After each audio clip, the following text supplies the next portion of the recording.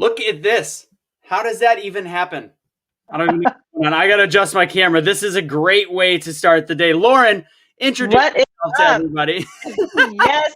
Hello, everybody. My name is Lauren Salon, based here in Los Angeles, California. Super excited to be here today and be part of this event. We've got like badass speakers coming up. We've got trivia, charities that we're involved with, like all sorts of awesome things for you all to tune into today. And yeah, I'm super stoked to be here with everybody.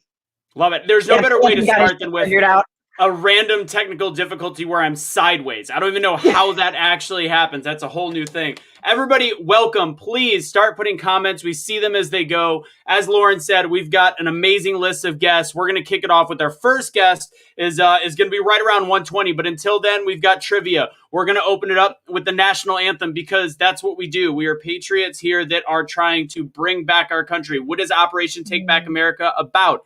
It's informing people, not about liberalism or conservatism. It's a lot of conservative speakers, but how to be an American again and get our country back. We see all your comments in the comment box. I want to remind you guys also, best comments of the day, we are going to be giving away free stuff from Prime Time Patriots and BeTheChange. So it's really good stuff. So we're watching those comments, but Lauren, what do they have to do in the comments in order to be eligible to win? You need to hashtag Operation TBA.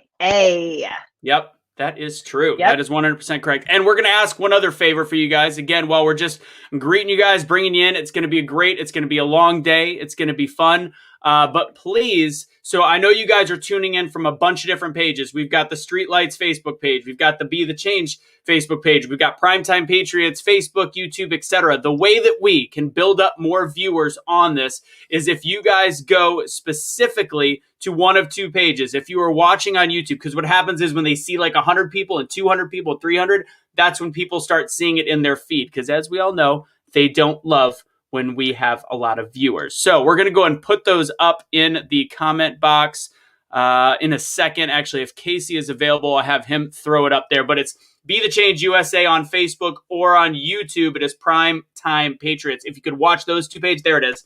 Thank you, Casey. Again, if you don't want to change, that's totally fine. You could stay exactly where you're at if you're concerned about losing or whatever. But if you could help us when we go to those pages, it will trick the algorithm. Lauren, what is going on tomorrow? What is going on tomorrow? Tomorrow, we've got a exclusive Q&A session for our Patreon crew. So that'll be a shorter session tomorrow with some exclusive Q&A time, which will be a really great time to connect with everybody and get some direct interaction going on. And if you guys want to be a part of that, it's pretty easy. It's pretty simple. And you're also helping two great causes. So you can donate $25 to our charitable organizations, which we've got an easy place to do that. We've got Operation-TBA on Venmo, and we've got cash symbol Operation TBA on Cash App. If you want to do PayPal, and I'm looking forward to telling people how much money we've already raised because we just got another big donation from Jack Shank. That was the last thing that just came in. You can also do it on PayPal as well. And I'm going to go ahead and put that in the comment box for you guys so you know exactly where to do that. Right now, go ahead. No, go ahead, Lauren. Oh, no, I was just going to say, so anyone that donates 25 or more or Patreons of Prime Time Patriots, BeTheChange, or if you're a syndicate member from the crew at American Snippets, you get access to that exclusive Q&A session at 2:30 Eastern time, that private Zoom meeting. That is correct. Yeah. And so, Patreons. And if you guys haven't got an email yet, there's a reason. You will be getting it tonight once we get as many people that have donated as possible. Thank you. See, Casey, you're the man back there, ready to go through the thing back up. See, I wasn't even using my hands. That's what we got. Casey right now, by the way, is backstage. He is our producer for this event. He's going to be helping me out so that I'm not doing 78 things at once. And so if anything goes wrong, it's probably Casey. Let's be honest. Well, in our private chat, Blake just said that it was him that did it. Well, so Blake thank you. Team effort. Team effort. Blake takes credit for everything. Let's be honest. Let's be totally honest. What was the thing? Oh yeah. So with those donations, one favor I have to ask: if you do a Cash App, if you do a Cash App, guys, please go ahead and also put your email in the Cash App, because it turns out we can't reply with the link in Cash App. We didn't realize that. So put your email so that we can email you the link for the Q&A. For everybody out there, you don't have to be in the Q&A in order to watch tomorrow. You're just going to be on a delay. And since we have trivia, you can't win on trivia unless you're in the Q&A. And we're going to be giving out stuff from Prime Time Patriots, Be the Change, etc. And that's what we're doing today as well, which our first trivia question comes up in about 10 minutes. So get ready. Pretty excited about it. And we have our first speaker backstage too. So that means the ball is officially rolling right now. I need everybody on the count of 3. We have 137 likes or emoji things, whatever they're called. I need everybody. We've got 4 times that people watching. I need everybody right now to help us trick this algorithm and hit like, heart. If you're on Facebook, what is it called, Lauren? But I don't know what you're trying to say. Like the thumbs up and the hearts. Yeah, so like it. So either like it, heart it, whatever. Just engage, comments, likes, all that kind of stuff. Keep it coming, because that will boost it in the algorithm and get this out to even more people. What are those called? That's what I'm drawing a blank on. I don't know. Like emojis? Sure. Emojis? The reactions. Reactions. There it is. Well done. Well done, Lauren. So yeah, give us a reaction. Everybody, Lauren, let's do a countdown from 5. Everybody's got to react in one way or another. Oh, wait. And if you're on YouTube, you have to sorry, I know, premature excitement there. If you're on YouTube, I need you guys to X out of the comments. That's where you actually find that ability to react. I learned that the other day because I'm like, I don't even know how to do this. All right, ready? 5. Everybody's going to hit a reaction. 5, 4, 3, 2, 1. React. There we go. That was literally that was like watching 2 white dudes high-fiving and bro hugging. It was super awkward. 4, 7, 3. I felt cool doing it, and I feel like we timed it actually quite well. So I don't know what you're talking about. Don't make me bring out the tiny microphone. All right, so I want to give you guys some good news, and I'm watching kind of some donations come in, which is amazing. We actually didn't set a team goal, but I'm going to go ahead and set it. Right now, we are at $1,000 entering the day, which was my goal going in. We just hit right around, I think we're around $900 or close, and I don't even know what's coming in from Cash App and Venmo. So I don't even know what's coming in there, but I can tell you right now, based on where we are, we're right around $850, $900. I think for the weekend, our goal is going to be, I'm going to set $5,000. Do you think 5,000 is a good goal, Lauren? Hell yeah. Okay, let's do 5,000. Yeah. 5,000 would be great, because half of it is going to continuing this ability for us to have multiple events like this, and then the rest is split between 2 charities. We've got 22 Kill, which is a phenomenal veterans charity. They're based actually in the Dallas area, but they do national work. They started out by addressing the 22 service members that die every day due to suicide, and now they're also working with first responders and frontline workers as well. Empower Me.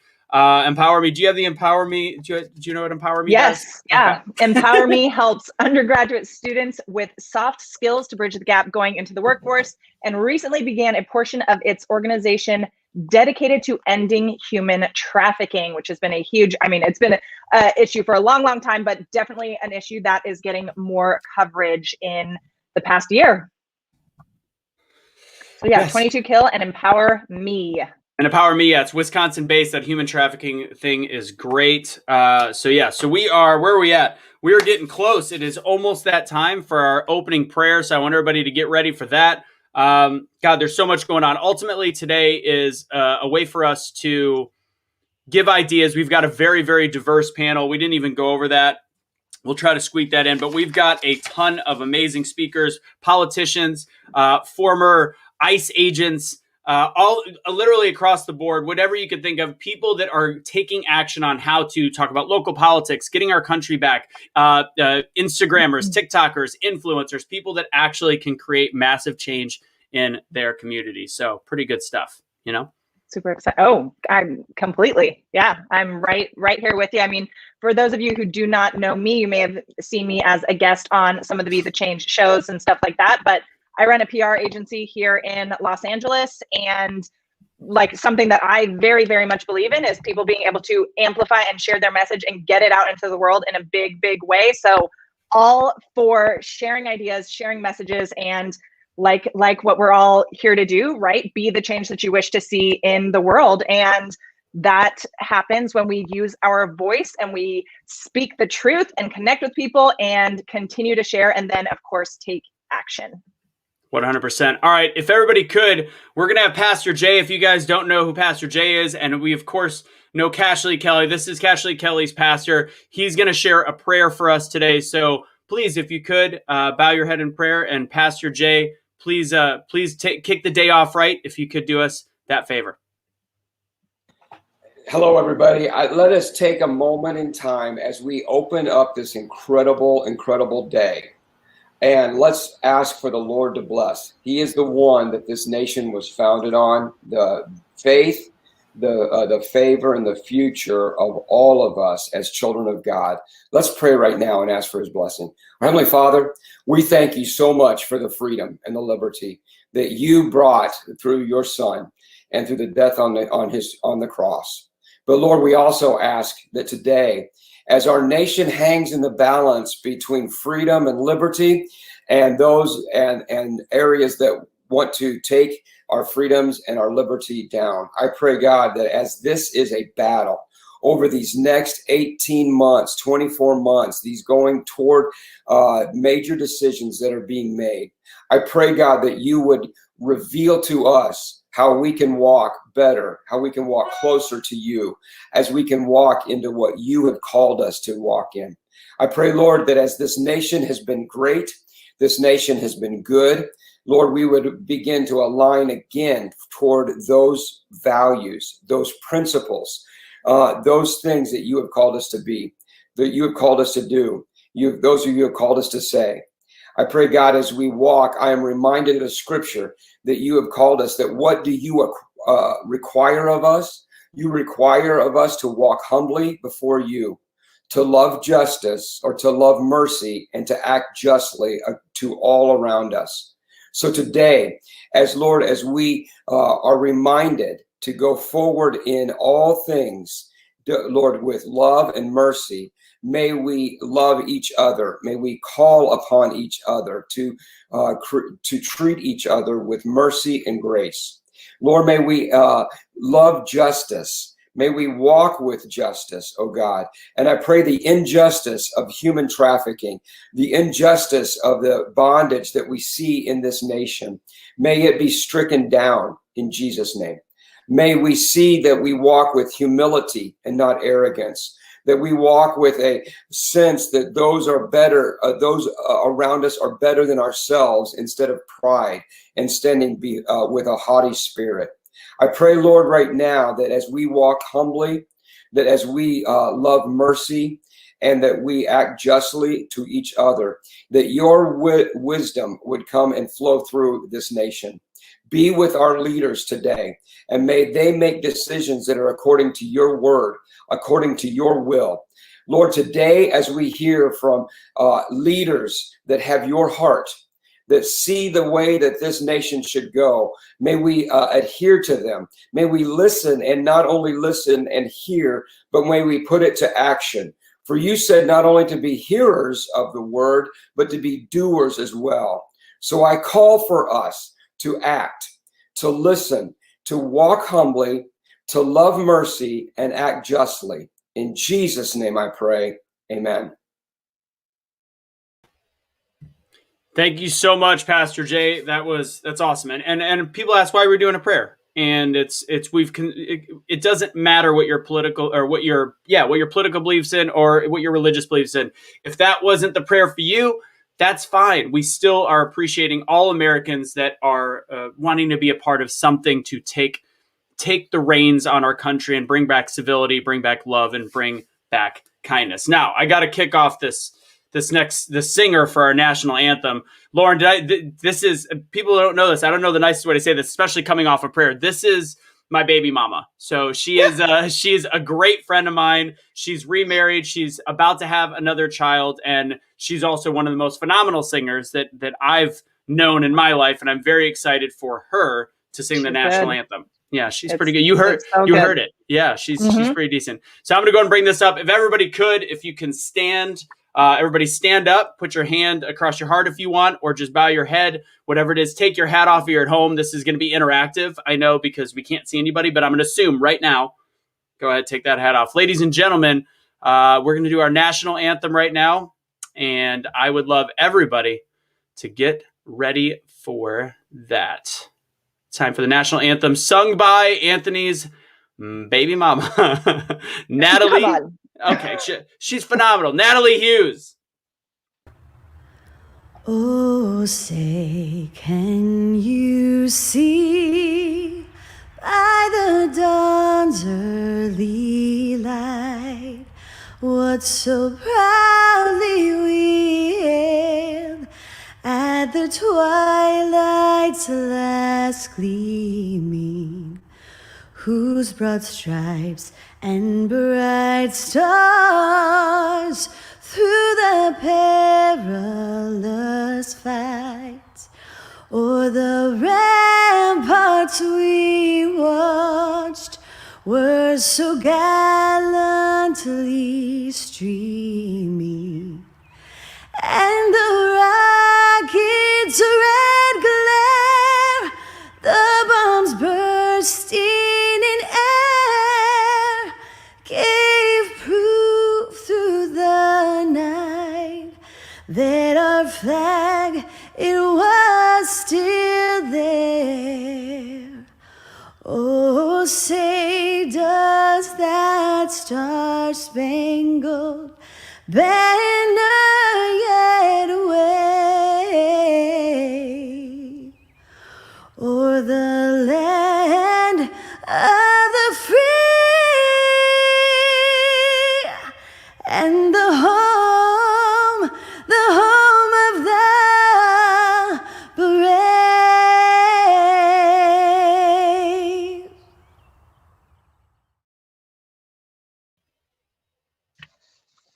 It's pretty good. Am I right? Woo!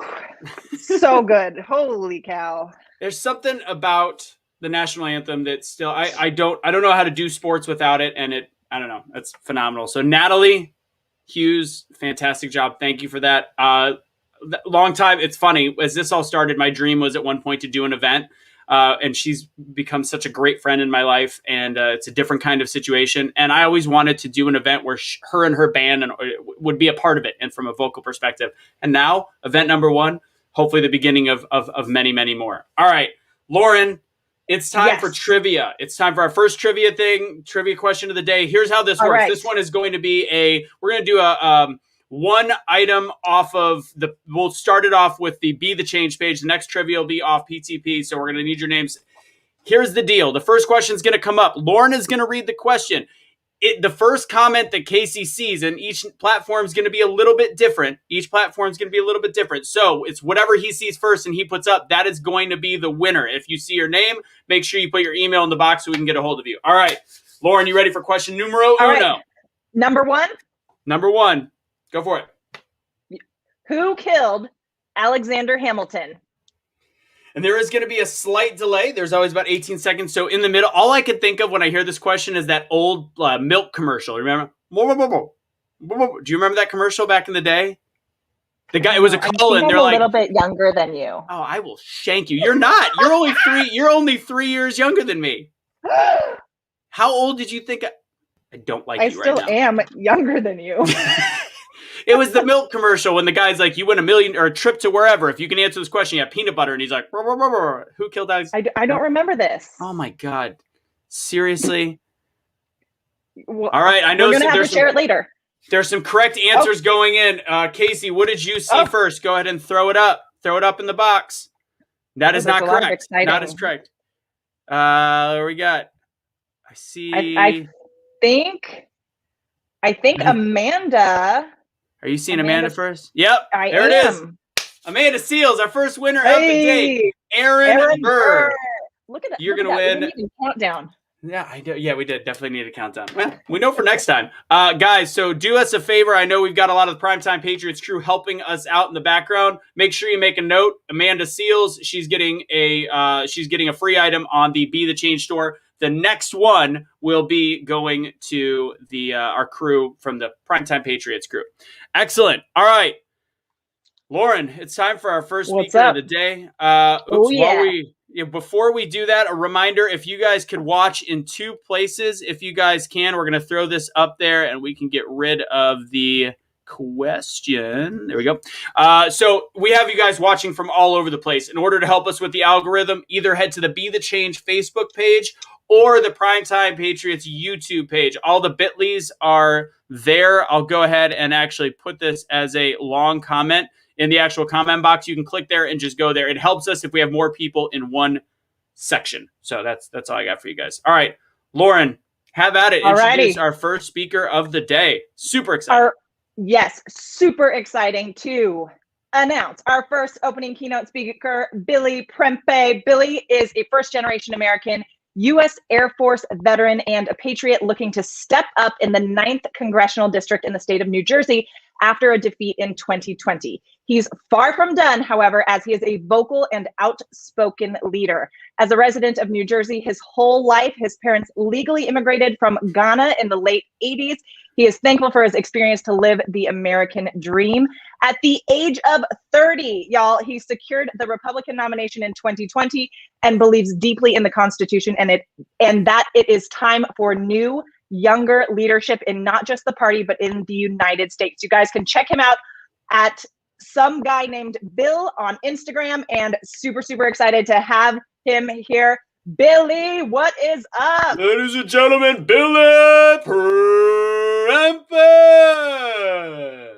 Hello, everybody. Well, that sounded like we were about to start a boxing match. I mean, that would be a little bit unfair for my opponent if we were going to get into a boxing match. So let's keep it a little bit civil and keep it political. So everybody, thank you for having me on. My name is Billy Prempeh. You guys gave a really great introduction. I want to say thank you so much. And I want to say thank you to everybody at Prime Time Patriots for having me on and giving me the opportunity to speak to a lot of you guys. So as the host, Anthony, and I'm sorry, ma'am, it's my first time meeting, and she said, Lauren. And Lauren said, all good, Billy. Thank you.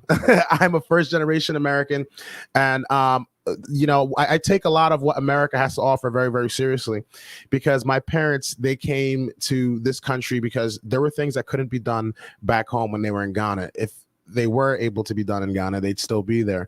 And I believe this country is a very great place. It's a place where there's things that can be done here that can't be done in Canada, can't be done in Australia or anywhere else in the world. We definitely have, hands down, the greatest country on the face of the earth, and I don't think there ever will be another America.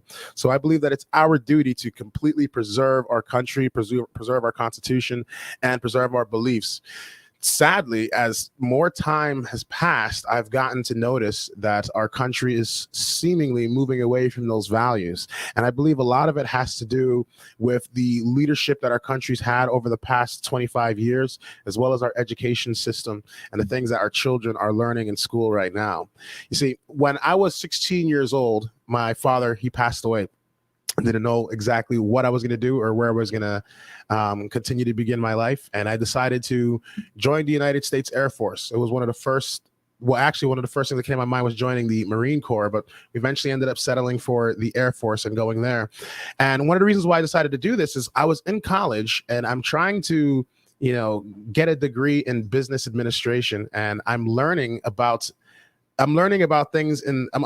business concepts from people that have never ran a business before. And I noticed myself kind of getting into debt. And I realized that this wasn't the direction that I felt myself going into. I just didn't really resonate with a lot of the things being taught in school. And I felt that the next best thing would be to join the military and fight for the country that's given my family so much. Like, we've gotten an opportunity to do things that no one else really can anywhere else. And I felt that this was the most appropriate way to give back. And I was able to serve in the United Kingdom at RAF Mildenhall in the United Kingdom. And while I was that's when a lot of my political opinions began to really, really take fold. I never really thought about politics. I never really considered voting, whether I was a Republican or a Democrat. I believed I was a Democrat because everyone in my community in Paterson, New Jersey was a Democrat. Everybody that I knew subscribed to liberal policies, and I did as well. In fact, Barack Obama getting elected was one of the most pivotal moments in my life that made me excited to fight under the first African-American president, someone who I believe represented our values at the time, someone I believed was going to give us hope and lead us in the appropriate direction. And instead, we ended up getting more war in the Middle East. We ended up getting more bombings. And it got me to really question, what it really means to be an American. Because up until that point, I thought being an American was just, waving the flag and, just reciting a couple of things that you hear. And over time, I started to notice that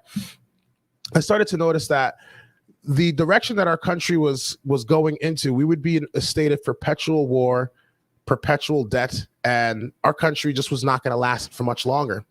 And when I came home in 2011, that's when I started to really dig into my political beliefs and look into them more. At this point, I'm living in New York City. I'm thinking that socialism is the way to go. This is what a lot of people were talking about during Occupy Wall Street. I had a roommate who was a socialist, and I started going around with this guy and hanging out with him and seeing most of what their ideology was and what their opinion was. And a lot of these guys were claiming to be Democrats. Now, the thing that scared me was I had a teacher in 7th grade who he grew up in Italy under Mussolini, under fascism. And he told us specifically about socialism, communism, and the negative governmental systems that they had in place, and how we should be very mindful of how if something like this ever came to the United States, it would start off as a cancer that we may not ever be able to get rid of unless we take action at the root very, very early on.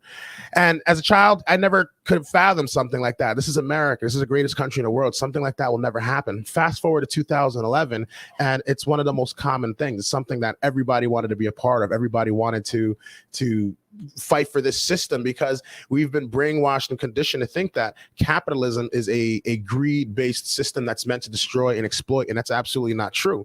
In reality, it's the opposite. It's what socialism has been doing to us. And socialism is what actually steals the wealth and the power and the dignity from the people and consolidates it into the government. And as I started to learn this, and I'm learning more and more and more about conservatism, and I'm learning more and more about the Constitution, and I'm understanding what this Constitution actually grants, it made a lot more sense to myself why my parents decided to come to this country, why they decided to fight and give us a better life. Yet we're being told otherwise. Right now in our schools, they're teaching things like critical race theory, where at the end of the day, what it's really doing is it's victimizing the African Americans in this country and getting them to believe that we mean little to nothing in terms of society other than slavery and being a victim and constantly being oppressed, when in reality, African Americans have made tremendous strides in the United States. For example, the former president of Harvard was once credited as saying that Booker T. Washington's all-black school was producing more millionaires in the United States than Harvard and Yale combined at one point. And a lot of people don't know this. The Republican Party itself was founded by over 23 African Americans back in the 1800s, along with several white Americans, to counteract the Democrats and what they've done to our country. Yet today, we are taught that the Democrats are the ones for the people. The Republicans are the ones that are for the rich, that are for the corporations. And that's not necessarily true. In my community of Paterson, New Jersey, we've been ran by Democrats for well over 40 years, almost 50 years. Almost 50 years, our city has been ran by Democrats. And bit by bit, it's slowly gone downhill. With all the history, with all the prestige, and all the great things that have happened here in Paterson, not just Paterson, but New Jersey as well, too. One of the original 13 colonies of the United States, where we set the foundation for the rest of the country. Places like Paterson, New Jersey, with the silk mills that were used to clothe most of the United States, the colt mills that were used to arm some of our troops to fight in the Civil War. A lot of these things that a lot of these things that New Jersey once had are gone now. And that's because of years and years and years of liberal policies. So what can we do to actually get out of this situation? We saw the way our election went in 2020, and we voted for President Trump unanimously. A lot of people chose the president over what we saw with Joe Biden. Yet despite this, our election process appears to have been hijacked. It appears to have been taken over and gone in a different direction. And I say to all of you guys, don't lose any hope, because in 2020, while I was running in this race, along with a lot of other really, really great candidates across the country, something really interesting happened. Despite the vote by mail, despite all the nonsense that happened, there were a lot of candidates and a lot of people all across the country who made significant waves inside of their districts all across the country. And the good thing about this is that it caused people to realize that we actually can make a difference. We actually can make a dent inside of our political process if we simply just go out and get involved. I myself did not know much about the political process. Although I knew about politics, I did not know much about the political process and what it took to actually get involved in it until I actually got involved and jumped in. And the truth is, there's a lot of vacancies all across our country, whether it be in your county committee, whether it's in Congress, it's in your state senate, or even your assembly. This is where the American people really need to be, because the truth is, our Constitution was designed for regular common folk, people like you and I. It wasn't designed for the elites, the aristocrats, the lawyers, the people in the suit and ties that make the decisions like we think of. It's us, the regular people, because at the end of the day, we're the ones who decide our fate. We're the ones who decide the direction that we get to go in. And that's one of the things that's also a detriment of the United States. We have such freedoms and such liberties that we have the ability to determine where our country gets to go, but we also have the liberty to not even participate. And unfortunately, that's where we are today. Because we have so many of us not participating and not getting involved in our political process, it has allowed career politicians to get involved and make decisions on our behalf. And it's created a situation that I like to call systemic political corruption. Because if you look at a lot of the things that are going on in our country, right, it's simple to say something like, I want term limits. I want to reduce the amount of time that people can be inside of Congress and make themselves into career politicians. It's got to be a lot more than that, because now we've got money in politics. We've got familial ties that get involved in politics, lobbyists that get involved in the decision-making process for our communities, and so much more. And a lot of these things create a situation where the people no longer have their voice, and it's become a system. It's become a very, very large machine. In fact, when we hear about political parties and the processes and the things that they have locked down, they talk about how this is a machine that is very difficult to go up against. And the truth is, it's because we are not involved in the process. So with me getting involved, I got involved in politics last year. I've been running for over 7 months, and within that 7-month period, we were able to inspire a lot of people to get involved and get into politics. And the truth is, I realized that no matter how strong the machine is, or no matter how much influence they have, at the end of the day, it's the people that make the decisions. It's the people that choose the candidates. It's the people that vote, and it's the people that actually keep the community together, despite what any party says or does. So the truth is, if you yourself have been thinking that our country is no longer in a position where, or better yet, not just our country, our states. In New Jersey, for example, a lot of people in the state of New Jersey want to leave New Jersey for places like Mississippi, Florida, Texas, and areas that are traditionally more red. And while I understand that, the truth is, if you leave these areas and you leave states like New Jersey vulnerable, or you leave blue states to get even bluer, it's only a matter of time before they start to come down to these red states. In fact, it's happening here in New Jersey. New Jersey is a pretty blue place. New York is even bluer. And as the people in our state start to leave and distance themselves from New Jersey, the people from New York come in and make our area even more liberal. They're going to do the same thing in Florida and all the other areas if we continue to do that. So this is why it's important for young leaders to get involved and get started in their political process. So myself, with that being said, one of the main things that I think is going to take to start this is limiting the amount of power and influence that our Congress people, our senators, and even our president have, where they can't be in Congress or in office for too long. In this case, I have a plan called the 8-10-12 plan, right? So the first is for the president. The president can only serve no more than 8 years. Anything past that is illegal. With Congress, I believe it should be the same thing. No congressman should be in office for more than 10 years. Yet we have some that have been in there for 40, almost 50 years, like Nancy Pelosi. We have senators that are in there for even just as long. And I believe as a senator, you shouldn't be able to do more than 2 terms, which is 12 years. And even within that 12-year period, a lot can be accomplished for our country. If you can't accomplish what our country needs within that time frame, then you shouldn't be in there. You're probably not doing your job to the best of your ability. A lot of the ideas that I bring to the table are very simple, very practical, and straightforward. And I want to take the politics that we have in our country from where it is now to the next level, a new level. And by this, I mean by taking. Oh, hang on, give me 1 second. Something's happening with my dog. Give me one.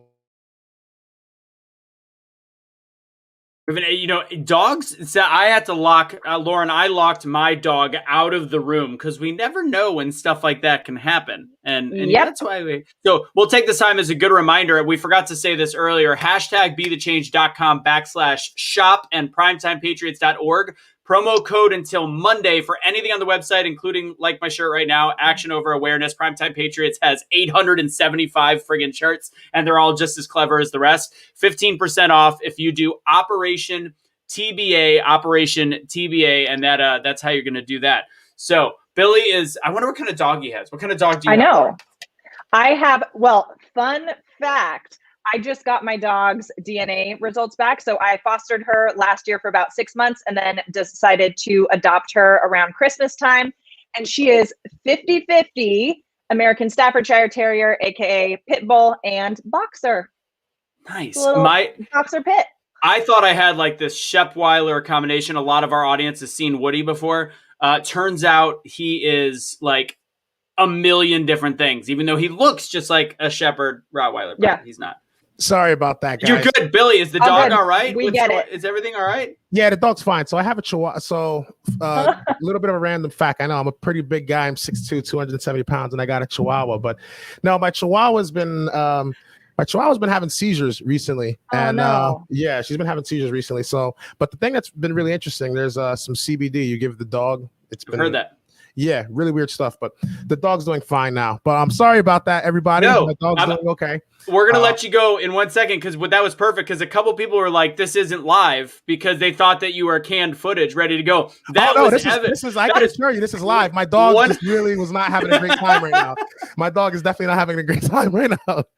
Well, Billy, we got about 10 more minutes with you. I'll let you go. Lauren and I will hop off stage. Glad the dog is okay. Yeah, the dog's doing all right. All right. Don't really remember exactly where I left off, but I just want to kind of say this. Listen, I believe that the true direction that we can take our country in to actually resolve it is doing things similar to what we've got going on here with Taking Back America project. And I think that people getting involved in the political process. My dog really just threw my mind off. I'm so sorry about this, guys.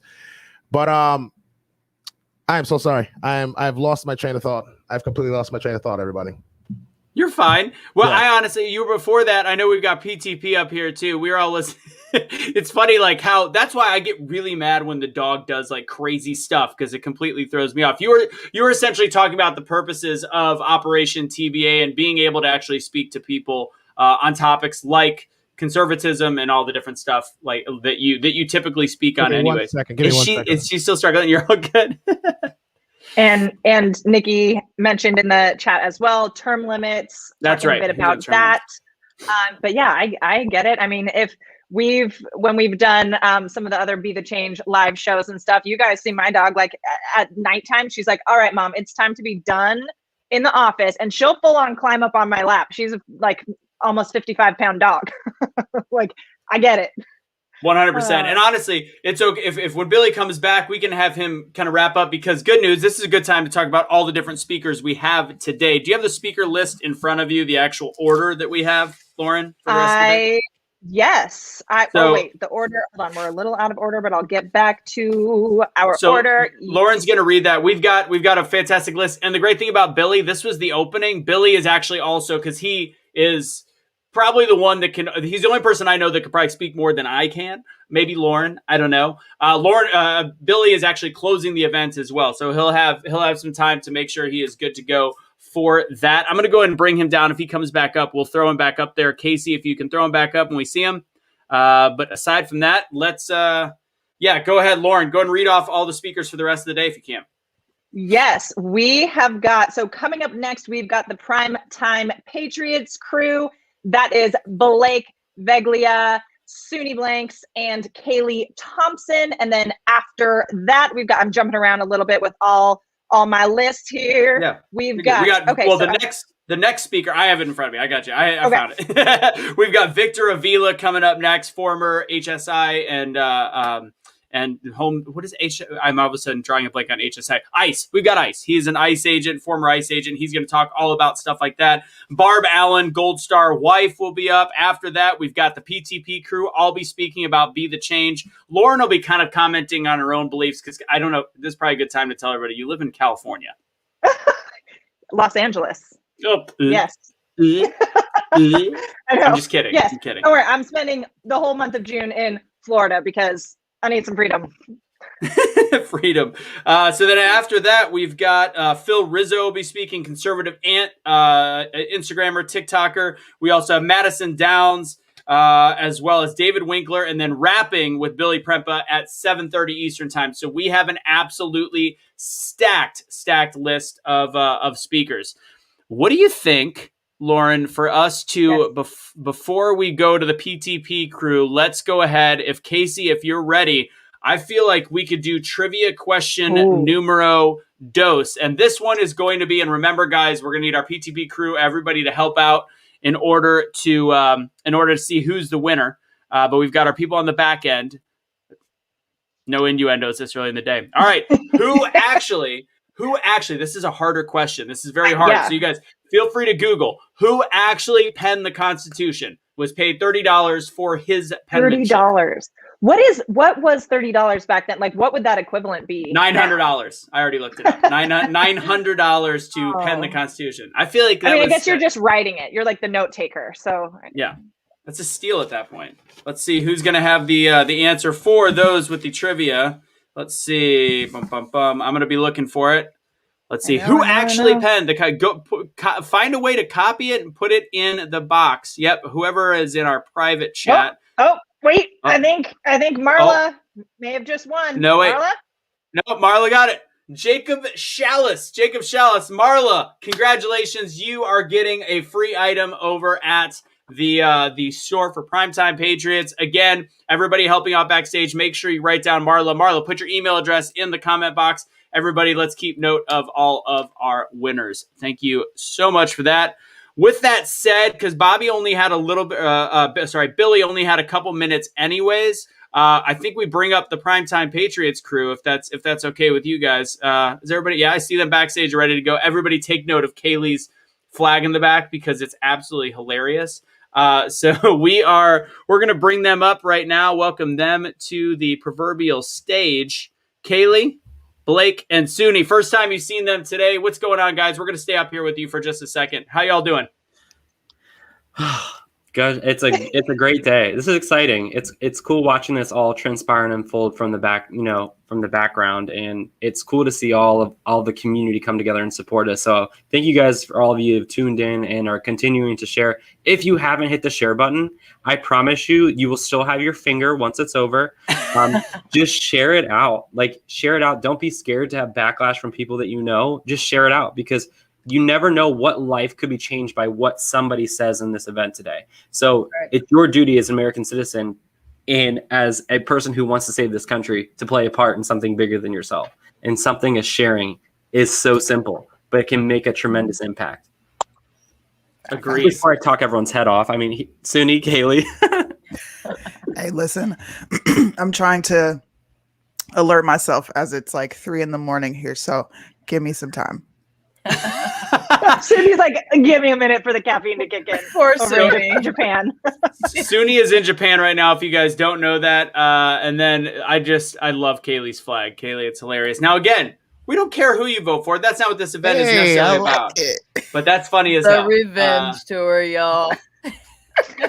So funny. All right, guys. So we're gonna let you guys take the stage. Billy is taking care of the dog. We've been talking off site. So guys, go ahead and recap. Introduce Primetime Patriots because this event was an idea between you and BeTheChange, and then we had a little help from obviously American Snippets as well. But this was an idea we all came up with. So please introduce yourself fully to everybody. Go ahead and talk and tell everybody what you thought of what Billy had to say. Sweet. All right, Kaylee, you take it off and whoa, I do not like that. Psych. That's why I put my camera that zooms back here. We're not doing that. I look like I'm not trying to have 12 chins today now. I look like a ripe potato. We shouldn't be having all that. But kind of, Kaylee, to just talk about for all of you who are tuning in who aren't familiar with Primetime Patriots, how it all started. I think that'd be a good thing to talk about. So it's kind of a funny story, you guys. Blake had done a post on the walkaway movement. I don't know if all of you are familiar with that. If you're not, I'm sorry, because it's really cool. But he'd done a post on the walkaway movement, and I had direct messaged him on Facebook and he'd gotten, hundreds of messages. And for some reason, I'm still telling you it was God. He decided to respond to my message, and it was like downhill from there. We were like, the mainstream media is downhill, uphill. What, dude? It's a saying. Like, I don't mean it in a bad way, but we're tired of the lies on the mainstream media. So we said, let's throw something together that talks about the truth. And then we got, Suni Blanks. You can't have a show without Suni Blanks. She's as real as it gets. Okay. What she says all the time: facts, big facts. Facts, big facts. No, our story's dope, man. Seriously, it really is. It really is. I mean, we're all around the country, and not even in this country. Sunni's in Japan. Yeah. But we're all making an impact, and I think it was great because we all kind of resonate. We all come from different backgrounds. None of us three here are the same. We didn't grow up the same. We didn't come from, it's just all different. We're all different. That's what makes America great. And I think that's what we're going to be talking about today. Later on in our segment, we're going to be talking about 3 key words, and it's courage, liberty, and perseverance. And that's kind of what our segment's going to be based off of. And we're going to truly dive in about what it means to be an American and how those 3 words we can take into our lives and make impacts. Not only, guys, I think a lot of you think that we're expecting all of you to go out and change the world. And I'm not saying that. And I think all of us together can change the world. But I think it's going to take each one of us making little impacts throughout the day. And I'm not talking about like going out and standing on the edge of a street by yourself holding a flag. I'm not talking about that. I'm talking about showing kindness, and what Rusa talks about every day is being the change you want to see in the world, holding the door open for someone, paying for someone's gas, paying for someone's drink behind you in the Dunkin' Drive, just making big, like little things that make a big impact on someone's day. And that's how we start the change in America. And that's how we get it back to what America that I knew and grew up and loved, back to where it started. So, but we want to recap what Billy was talking about. Love him. Guys, if you're not voting for him in New Jersey, he loves dogs. Like, what more do you need? Right. Man, it's hard to follow him. He did a great job. He had a great speech. I mean, everything he said was 30 years old. And people sit out and say, oh, I'm just one person. I'm just one person. One person creates a ripple in the pond and it creates a wave. So that's how it works. And that's why our movement at Prime Time Patriots is so big, because we're just 3 people. But now we have 250,000 strong patriots that have the same mission as we do. And when 250,000 people, 2 huge college football stadiums filled with people that share the same message, it goes a long way. It's big. Sunni, are you awake yet? You awake? I'm almost there. I have my monster. So I'm getting there. Don't worry. Promotional. Drink your monster. Somebody write them a bill. Somebody write Monster a bill for that. They have to make a donation for that. We sent Sunni's routing and checking information. They will be depositing the funds shortly. Give me my money. No, I'm kidding. Give me my money. Billy was dope. I love Billy. I got to do an interview with him on Make America Think Again.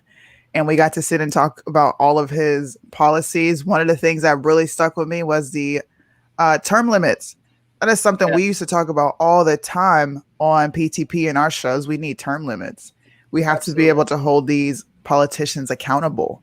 I'm going to save my speech for later, but I can't wait to talk to you guys. It's going to be fun. So good. So it's challenging, like doing these online conferences for 4th of July party. Guys, listen, unfortunately, I'm not having my 4th of July party because I will be in commune, Massachusetts.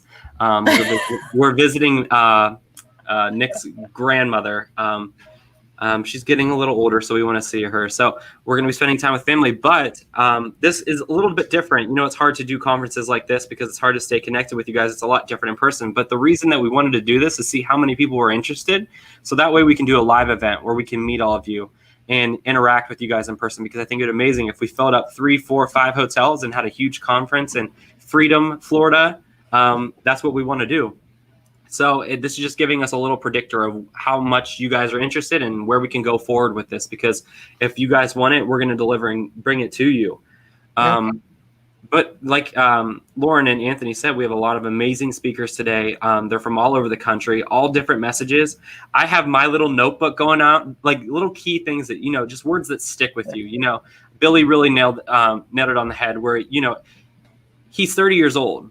Think about that, like 30 years old, and he's making such an impact on his community and his state, and he's making national waves where everyone resonates with what he's saying. So my question and challenging each one of you, what makes him different than you?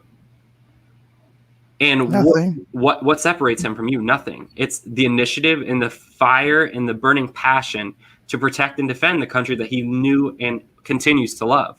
And that's what this whole Take Back America, not like take back the America that we're living in right now because it's already here, but like take back the America that we all grew up and loved, where, you know, we weren't enrooted in racism that exists and stuff like that. So I think our next speaker that is going to be coming on is Victor Avila. I know that you guys have seen him on Prime Time Patriots. Kaylee did got him on board. And Kaylee, if you want to kind of talk about a little bit about who he is. Well, I think Anthony and Lauren are actually going to do that, but I will tell you this. You guys, Victor Avila has a book, and I highly recommend all of you buying it. I read it in one night. I couldn't put it down. It talks about his experience as an ICE agent, the things that he went through. It's very detailed and it's very good. It's all, you know, like first person experience. So it's amazing. So I highly recommend that. He's a great speaker. You guys are going to get a lot from him. So definitely tune in to listen to what he has to say, because he's aces. Aces. Aces. He's aces. I like Victor. His interview was pretty solid. He's probably like my top 10 interview we got to do. Under that is Bob Hall. You might see Bob Hall tear it up. Yes, I love him. Senator. And Victor has been on several platforms. So Yeah, Victor's. I'm honestly, one of the most exciting things I have today is when I get to intro Victor, because he has got this like laundry list of awesome credentials. So I pretty much just said to Lauren, like, sorry, you're going to talk about his books. I'm doing the intro. But we'll catch you guys in a little bit. We're going to let Lauren and Russo take over, but we'll see you guys later on. Bye, guys. Bye, Patriots. Soon he got confused. I don't know. Japan, they had a double click in Japan. All right. So, Lauren, again, what did you think? I know you were listening to Billy backstage. What did you think of what Billy had to say? I love it. I mean, I am all for some term limits. I mean, Billy's opponent and everything is like, 90 years old or something. So definitely makes a good case for that. And as we're seeing, I think with politicians all over the place, like, yeah, like that would be a very effective thing, right? And so absolutely with term limits and just Billy in general. I mean, he brings that huge energy, right? And I think he's such a refreshing voice, as a young Black conservative. And yeah, it's really exciting to see more people like him stepping in and leading and using their voice. And like, shoot, 30 years old, let's go. Right. I love to see it. He was at a big Kim Klacik event, and I think it's so funny if we look at this country and we look at what people think of the conservative movement, and you're going to see the speakers today, we are very, very diverse. We are much more of a melting pot than the Democratic Party as what we have in our group today. And it's like, and I don't care what the Democrats or Republicans are really, what their actual diversity rates are. It doesn't matter. What I'm saying is I want to dispel the myth that conservatives are old white men. When we're looking at this, it's hilarious. Billy got unfortunately beat by an old white dude, and he is a young conservative with diversity, background, story, first generation, veteran, all these different things. Like, what are people, what causes people to go to the ballot box? And that's honestly one of the reasons why we had this event is I know how to talk about having the hard conversations. I'm learning from all of our speakers today on what we could do on a local level, how we could take action, how we can actually take back our country from a voting perspective. We still hold the power, no matter how you look at it. We still have the voting power, and I think that there's something to be said about where we can go from here. Absolutely. So we have so much going on today. Before we do the intro for Victor, we're gonna do a couple more trivia. Let's do 2 trivia questions on this one. But first, let's talk about all the different charities, because we need more charity stuff to come in. We've seen a few more donations. Casey said we've got a couple more on the Cash App. As well as the Venmo. If you do the Cash App, as a reminder, please put your email so we can email you instructions for what's going on tomorrow, Lauren. What's going on tomorrow? We've got our special exclusive Q&A session. So if you donate $25 or more, you get to be a part of the special Q&A. Or if you're a Patreon or a subscriber, hold on, let me get all my things together. Good. So we have a Q&A day tomorrow, private Zoom meeting, but we'll be broadcasting it to our pages as well. We start at 1 p.m. Eastern, that's 10 a.m. Pacific time. Casey is going to be giving a recap of everything that happened today. And then, like we said, at 2:30 Eastern, we've got a private Zoom for anyone who's donated 25 or more, or if you're a Patreon of Prime Time Patriots, Be the Change, or if you're a syndicate member of the crew at American Snippets. Yep, and the Snippets crew are going to come up later. We're excited to have them. They're going to talk a little bit more about the Great American Syndicate. We also have a very special offer for that as well, which I'll put in the comment box below. If you go to it, it's American Snippets / where is it? American Snippets / TBA. So they've got a really cool deal. You get a free T-shirt. You get the membership for free, and they actually have discounts and stuff just for being a part of that syndicate. So they're going to talk a little bit later today. So any of the syndicate members, Patreons of either of our pages, bam, you guys are going to go ahead and you're going to be getting in on the action for the Q&A. Everybody gets to watch. We'll be streaming it, but you're going to be way delayed and you're not going to be able to actually ask any questions. So we're just about 12 minutes away from our next speaker. So we've got some more fun stuff to do. We might bring him on a little bit early, give him a little extra time to talk. Cause as we all know, if you've seen him on any of the Primetime Patriot shows, Victor is a just myriad of great morsels of information. So we're going to probably have him come up early. So I think it's time we do another trivia. One more announcement for the charities before we do trivia. Let's see. So it's for 22 Kill. We're going to be playing videos of 22 Kill and Empower Me a little bit later, so you can learn a little bit more about these fantastic organizations we're part of. But I'm going to throw up this screen so you guys can find it. So we're doing great on donations. We are over $1,000 officially. The goal for the day is 5,000. We'll keep updating. So we've got the Venmo is Operation-TBA, and the Cash App is cash symbol Operation TBA, as well as I like to say as well as. It's like a weird trigger word for me. I'm going to go ahead and throw in the PayPal. We got a lot of PayPal donations coming in, so go ahead and do PayPal if you can for me as well. All right, guys, Lauren. I think 5,000 is pretty conservative. I think we can do way more than that. So Let's go. Yeah, PayPal is in the box right now. All right, Casey, if you are ready, I'm going to give you a little heads up. So if you're ready, it is time for question number 3. Lauren, go ahead whenever you see it on the screen. This is the way this works. Sorry, Casey, don't throw it up. Don't throw it up. Don't throw it up. I got to give the rules because some people are like, who was first? I don't know, because we have a lot of people. So whoever Casey sees first, because everything comes in quickly, that's what we put up on the screen. That's the winner. If you are the winner on this one, you're getting a free item from the Be the Change store, #BeTheChange.com/shop. So first person to put the answer on this next question in the comment box, you're the winner of this game of trivia. I feel like this one's an easier one. Right? Yeah. So get ready to type in those live comments real fast. Get ready. Which was the last state to ratify the Constitution? Ooh. It's a good one. Do you know what it is, Lauren? I mean, because I have the answer right in front of me. I don't know if I would have. I probably could have guessed it really effectively, but I don't know if I would have known that off the top of my head. I don't know if I would have either. I definitely would not have known the second to last. I thought the second to last was much earlier. Second to last was North Carolina. So if anybody's about to say North Carolina. Nobody is right yet. Pennsylvania? Who says Pennsylvania? Pennsylvania is colonies.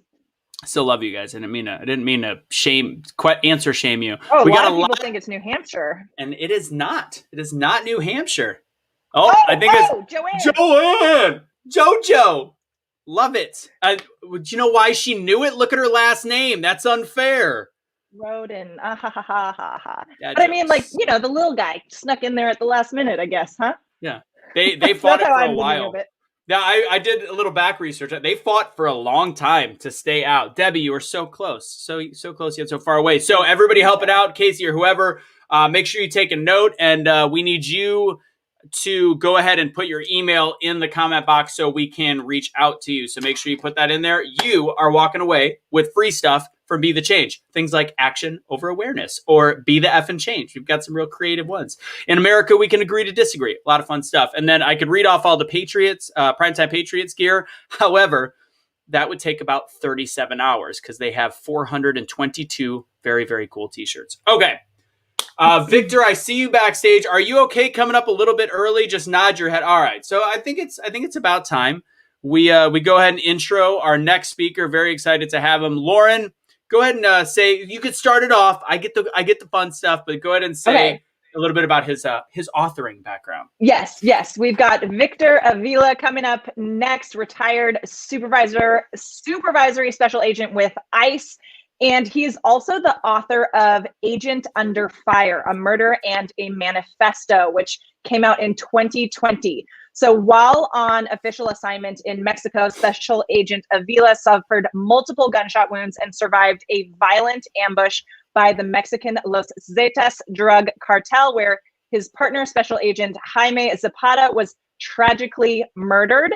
And so this book is all about that experience and seeking justice for the murder of his partner. And I will also say I've been seeing Victor come up in the news a lot lately because he's been exposing areas of the border, like at the Rio Grande, near El Paso, down in Texas, like all over the place, that are completely open, no fences, no one patrolling, all that kind of stuff. So seeing Victor all over about what's going on at the border these days.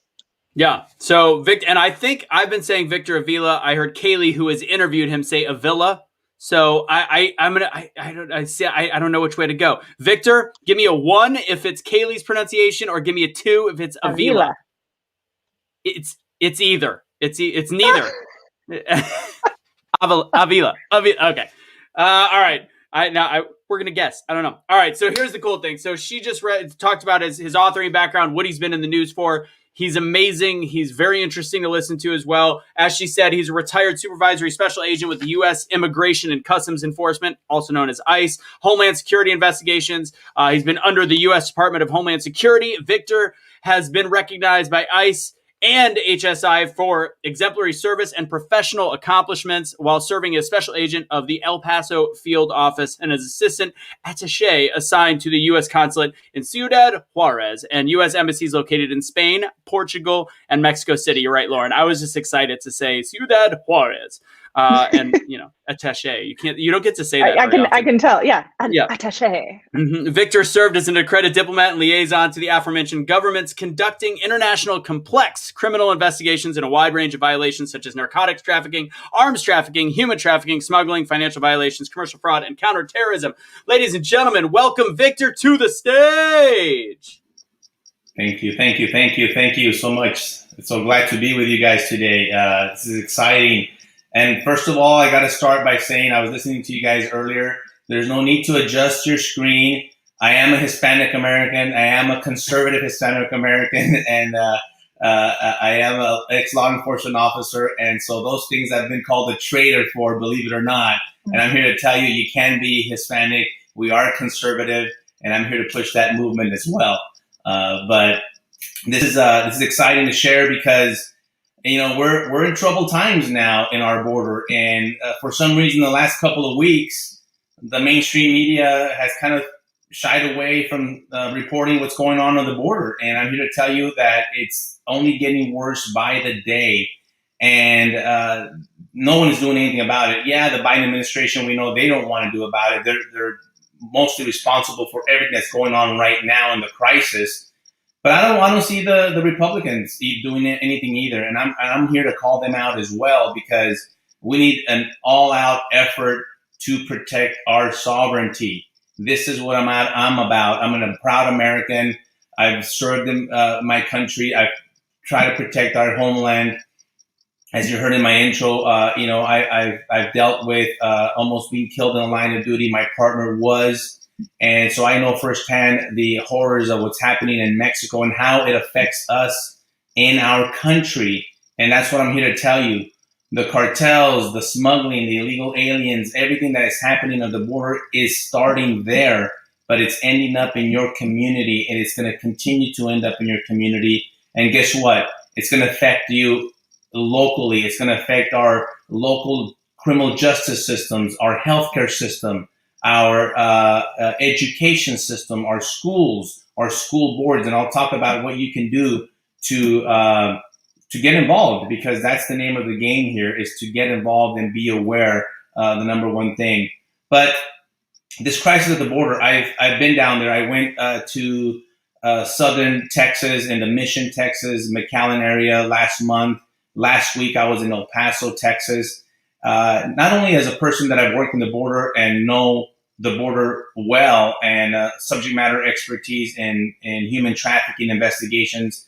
That's what I concentrated a lot in my career, rescued a lot of women and children from these horrific conditions. And I know the border, but I still wanted to go down there, and I wanted to see exactly what was going on right now.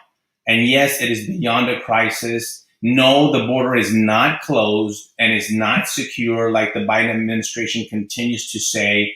And the Secretary of Health, the Secretary of Homeland Security continues to, for some reason, all of a sudden thinks that the border is secure and it's closed. I'll tell you who the border is closed for. It's closed for the legal visa holder that we should allow to come in and shop and conduct their visitations that we've been doing for decades. They can't come over. But if you're illegal, it's wide open. If you're an illegal coming from all parts of the world, this is not just Mexico and Central Americans that are coming over. These are individuals from all over the world coming through Mexico, through our southern border into our country, and no one's doing anything about it. And this is a national security crisis. This is a public safety crisis that a lot of people don't understand, because as compassionate as we are, as a person that is a very pro-legal immigration, I'm all for that. I'm for the legal immigration. I want people to come to this country legally, vet it. That's okay. This is not what's happening now.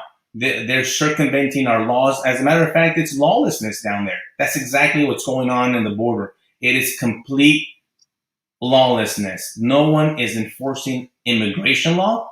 No one's enforcing even other violations of law that we see. And I'm going to give you some examples, like in child endangerment. And we see what's going on with the unaccompanied children.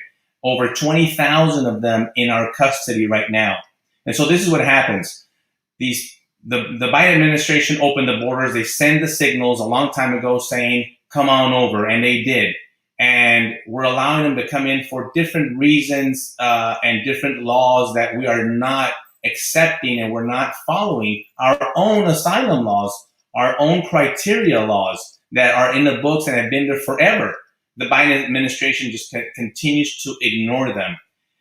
People from that are seeking asylum, first of all, you're supposed to go to a port of entry, an international port of entry to seek asylum, not at the river, not in between the ports of entry. You need to be persecuted by the government of the country that you're coming from because of your race, your religion, your origin, your political views, or association to any political group. And that's just not the case for the vast majority of these individuals. We know that they're migrants that want to come here because they know that now it's not about even working. They know that they're going to get free stuff. They know that the Biden administration is going to give them money, going to give them stimulus checks. And they're bringing their people over. They're bringing their family over. And we're just allowing them in. We are no longer detecting them and sending them back. Catch and release policy is back in full effect, meaning they're not even catching them. They're walking up to the Border Patrol. They're turning themselves in the southern portion of Texas. And then we process some of them. Some are processed and some are not. And I'll explain further. The ones that are processed go to a detention facility and then eventually get released. That's the release part. But they're not released back to their country or deported. They're released into the United States. We are facilitating that. This administration is facilitating that. So they spend a few weeks at the detention facility and then get released. Second, they're the ones, the other portion are the ones that are not turning themselves in, which is what I witnessed when I went to the El Paso, Texas, Hudspeth County region, New Mexico area. We've got individuals over there jumping the wall, the 30-foot Trump wall, with makeshift ladders. And these are the individuals that are in their late teens, early 20s that come with criminal histories, gang affiliation, cartel members themselves that do not want to be detected by Border Patrol, do not want to be detected as they come into the country because they're criminal elements. And guess what? They're coming all the way to your hometown. They're not staying in Texas, Arizona, New Mexico, and California. They're going to New Hampshire. They're going to Chicago. They're going to Missouri. They're going to Maryland. They're going to New Jersey. They're going to Colorado. Every part of our country is where they're going. And you're going to see the effects of this happening in the next few months as the record numbers of people continue to flow into our country illegally. This is not legal. Just because the Biden administration is allowing them and processing them through, they're coming illegally. And so what's happening? The cartels are taking full advantage of this. They're the ones that are benefiting at a rate of $14 million a day. That's the number that they're reporting that they're making. $14 million a day these cartels are making. Why are they making this money? Because the cartels have now, they continue to do the drug trafficking, by the way, the fentanyl, the methamphetamine that they continue to push, that poison into our communities. They still continue to do that. But now they've taken over the human smuggling and human trafficking as well. It used to be where that illicit activity was separate from the coyotes and other individuals. That's no longer the case. The cartels control Mexico. They control the borders, they control the police, and they control the politicians. This is the reality that because of what's happening in Mexico, it directly affects us here. And the corruption and the illegal activity and the human trafficking and the child trafficking. What's happening is they're taking advantage that the Border Patrol agents are overwhelmed in certain parts of our border, catering to the family units that are coming in, because they learn very quickly that our laws are very different. If you bring a child with you, you will be processed differently. You get treated as a family unit and be placed separately. And so that is the over 178,000 of them came in last month. And so what happens is all our Border Patrol resources, most of them are concentrated in those areas, which leaves the border open. I stood on the Rio Grande River, and people can follow me on Instagram at Victor Avila Jr., where they can see the videos that I post on there and even on my Facebook page. I stood on the river, which has very little water, and they drive SUVs full of drugs, full of illegal aliens. We're starting to see the stash houses being taken down in the border towns. In Texas last month, they took down a stash house in Houston with 92 plus individuals, illegal aliens in the stash house. Why were they there? Why were they caught? Because the cartel continued to exploit these individuals. They pay their $4,000 fee to get smuggled, but then the cartel holds them in a stash house in Houston and says, you're no longer free to go. You must now pay an additional $5,000 per head to be able to make it to your final destination. So now they become hostages. And we're starting to see a lot of that. They continue to rape the women. They continue to exploit every single aspect of these individuals. And here's the other part that I mentioned earlier. They're not just coming from Mexico and Central America. We have individuals coming from special interest country that ICE and Department of Homeland Security have identified as special interest aliens. We call them SIAs. These are individuals coming from Yemen, Bangladesh, Somalia. These are countries that are known and have ties to terrorism. In March, there was 2 individuals caught, Yemenis, caught by CBP Border Patrol, and they publicized it and made a great job in letting the public know. But then immediately the Biden administration told CBP to take that post down, where these Yemenis that were caught were on the no-fly list. They were on the terror watch list. These individuals are in Mexico.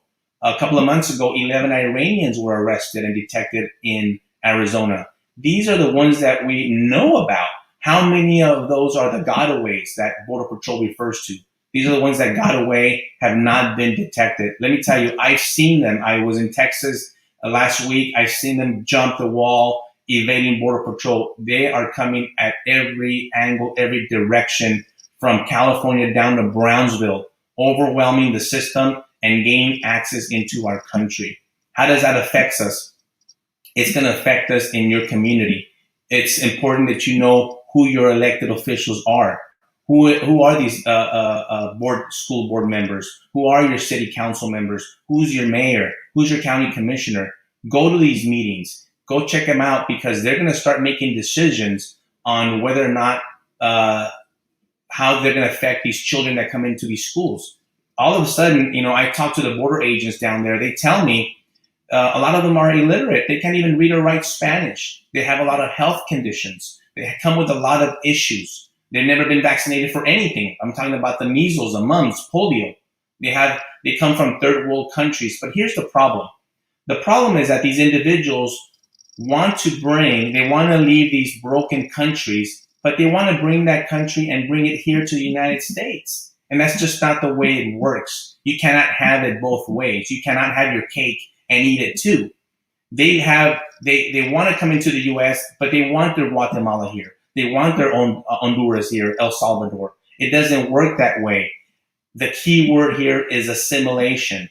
And I write this word in my book, and I write about it because as of a couple of weeks ago, the Biden administration, through the Department of Homeland Security, has forbidden the use of that word. It's now a bad word to assimilate to this country. I'm a product of my parents coming here legally. I was born in Texas, but my parents assimilated to this country. My parents were married in Mexico. They were married in California and married in Texas. If that's not assimilation, I don't know what is.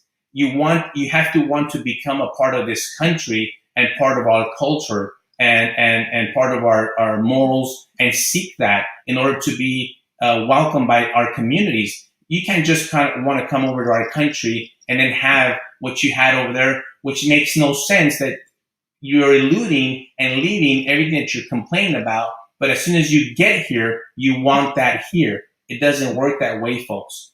It is a crisis. This border has gotten out of control, and I'm going to continue to tell you exactly what is happening down there, because as you know, our vice president won't even address it. She's going to visit through Zoom. She might even go visit down to Guatemala someday, one of these days. But we don't have any more time. I am calling out all our elected officials. I want our Republican elected officials, our state senators, our U.S. senators, our congresswomen and men to step up on both sides and look at this problem and the ripple effect that it's going to have on our country. The Democrats are destroying our country by allowing these people in without any vetting. And this is where the national security issue comes into place. How are we going to be able to defend our borders? How are we going to be able to deal with the same issues, our own issues that we have? A lot of the stories that I hear is that these people say that they're leaving their broken countries because they have a lot of violence in Guatemala. They have a lot of they have no job opportunities. They have no education opportunities. Well, guess what? We have a lot of those problems here in our own country. Go to Chicago. Go to South Side of Chicago. Go to St. Louis. Go to Baltimore. And I could name cities over and over and over where we have enough crime, enough violence in our own communities that we must take care of. And I've used this analogy before. It's time for us to put our oxygen mask on first, so we could rescue ourselves before we can help other people. I'm all for helping other countries, but we're at a point, but we must look at ourselves. We must control our borders and secure them and protect our sovereignty.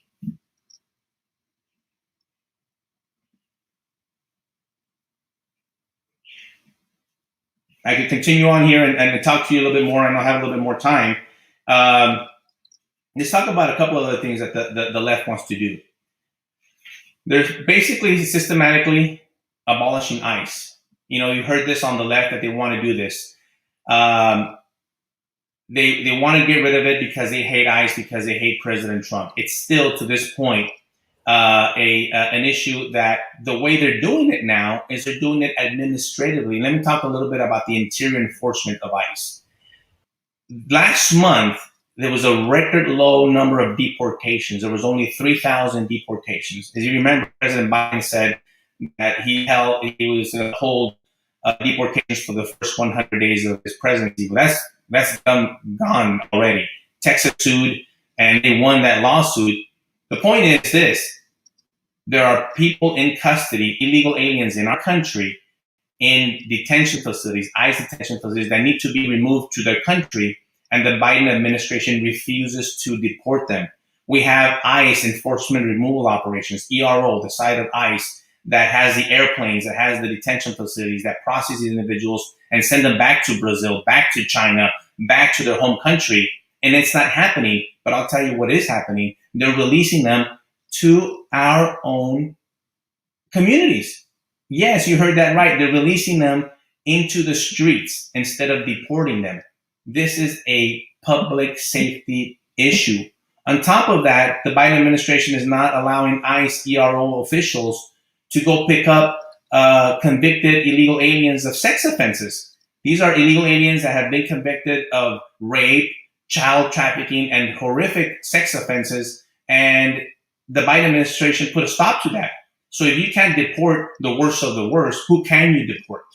This is the problem that we have with this administration, that it's not only just at the border, as I'm telling you now, it's also in the interior enforcement, because he's not allowing ICE to do their job. And so the morale with CBP, with ICE, and believe it or not, with DEA, FBI, HSI, other law enforcement agencies under the Department of Justice, the morale is very low, because the Biden administration has tied the hands of the law enforcement agents to do their jobs. The ICE officials have to ask permission for almost every single thing now, things that I didn't have to do when I was there in my career.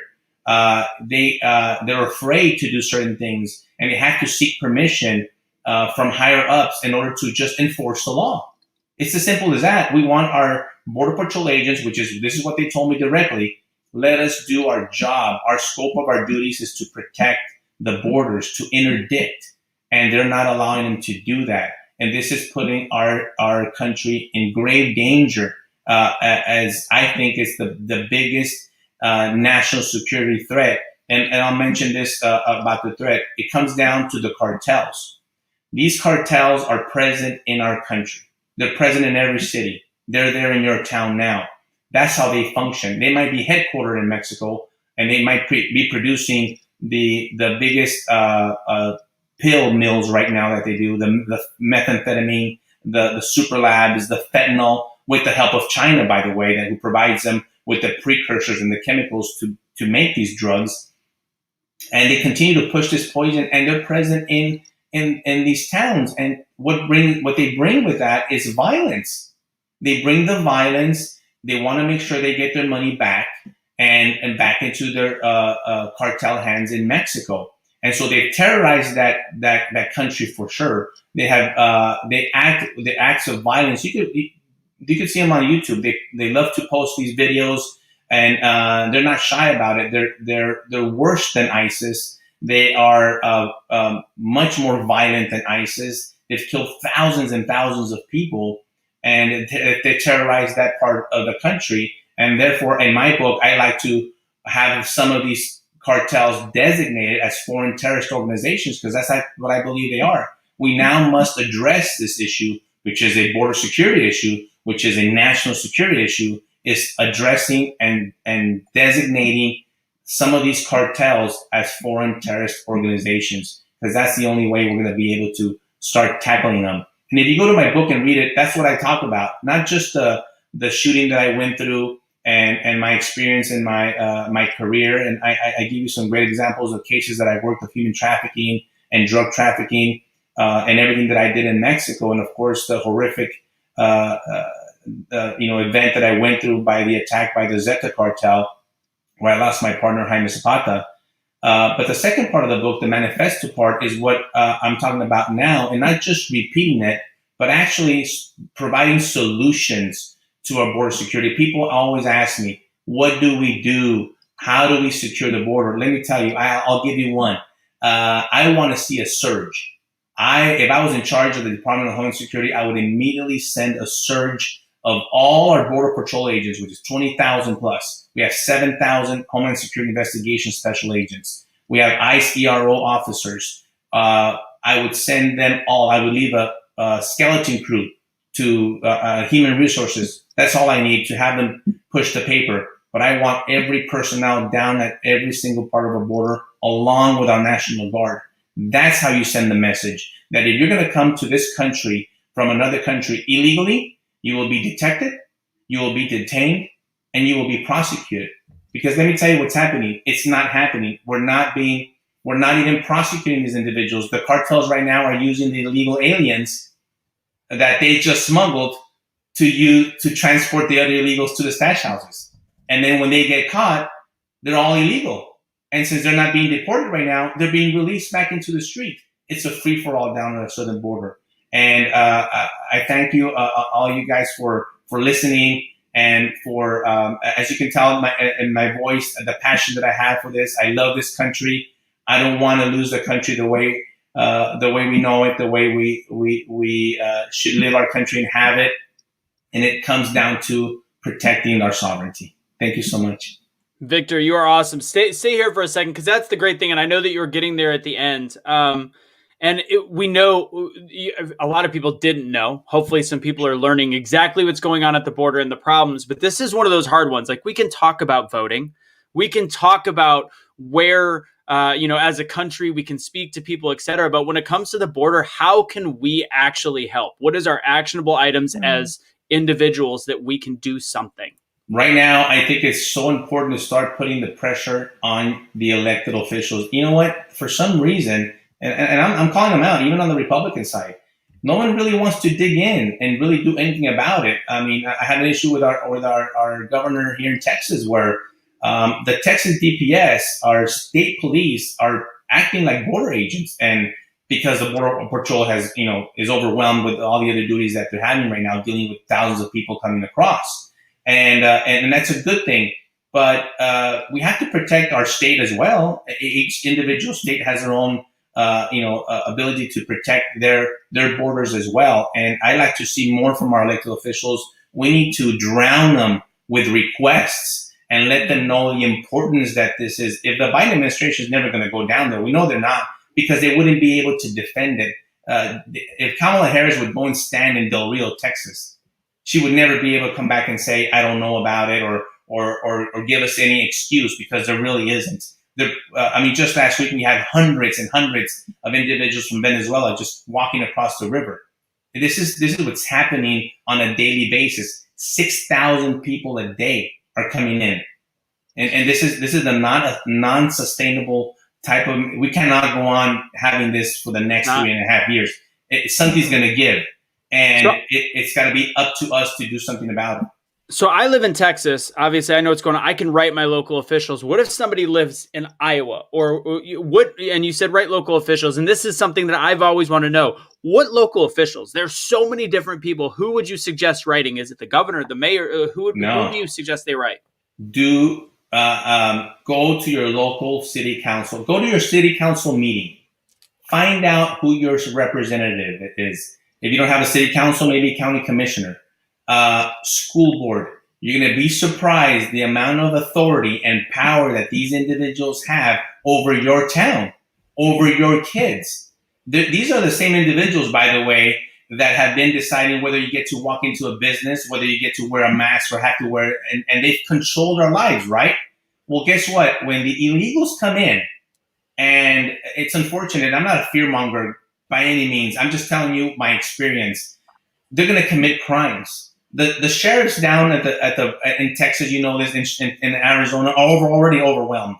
They can't sustain, their deputies cannot sustain the crimes that are occurring on the border. These crimes are going to happen in New Jersey, in Michigan, yes. And guess what? The local mayor, who oversees the chief of police, is going to have something to say about that. Who are they going to side with? Are they going to side with the U.S. citizen, or are they going to side with the illegal aliens? When 300 illegal alien kids come to your school, are they going to put your kid aside because they have to teach that kid Spanish and English and deal with all the health issues that they have?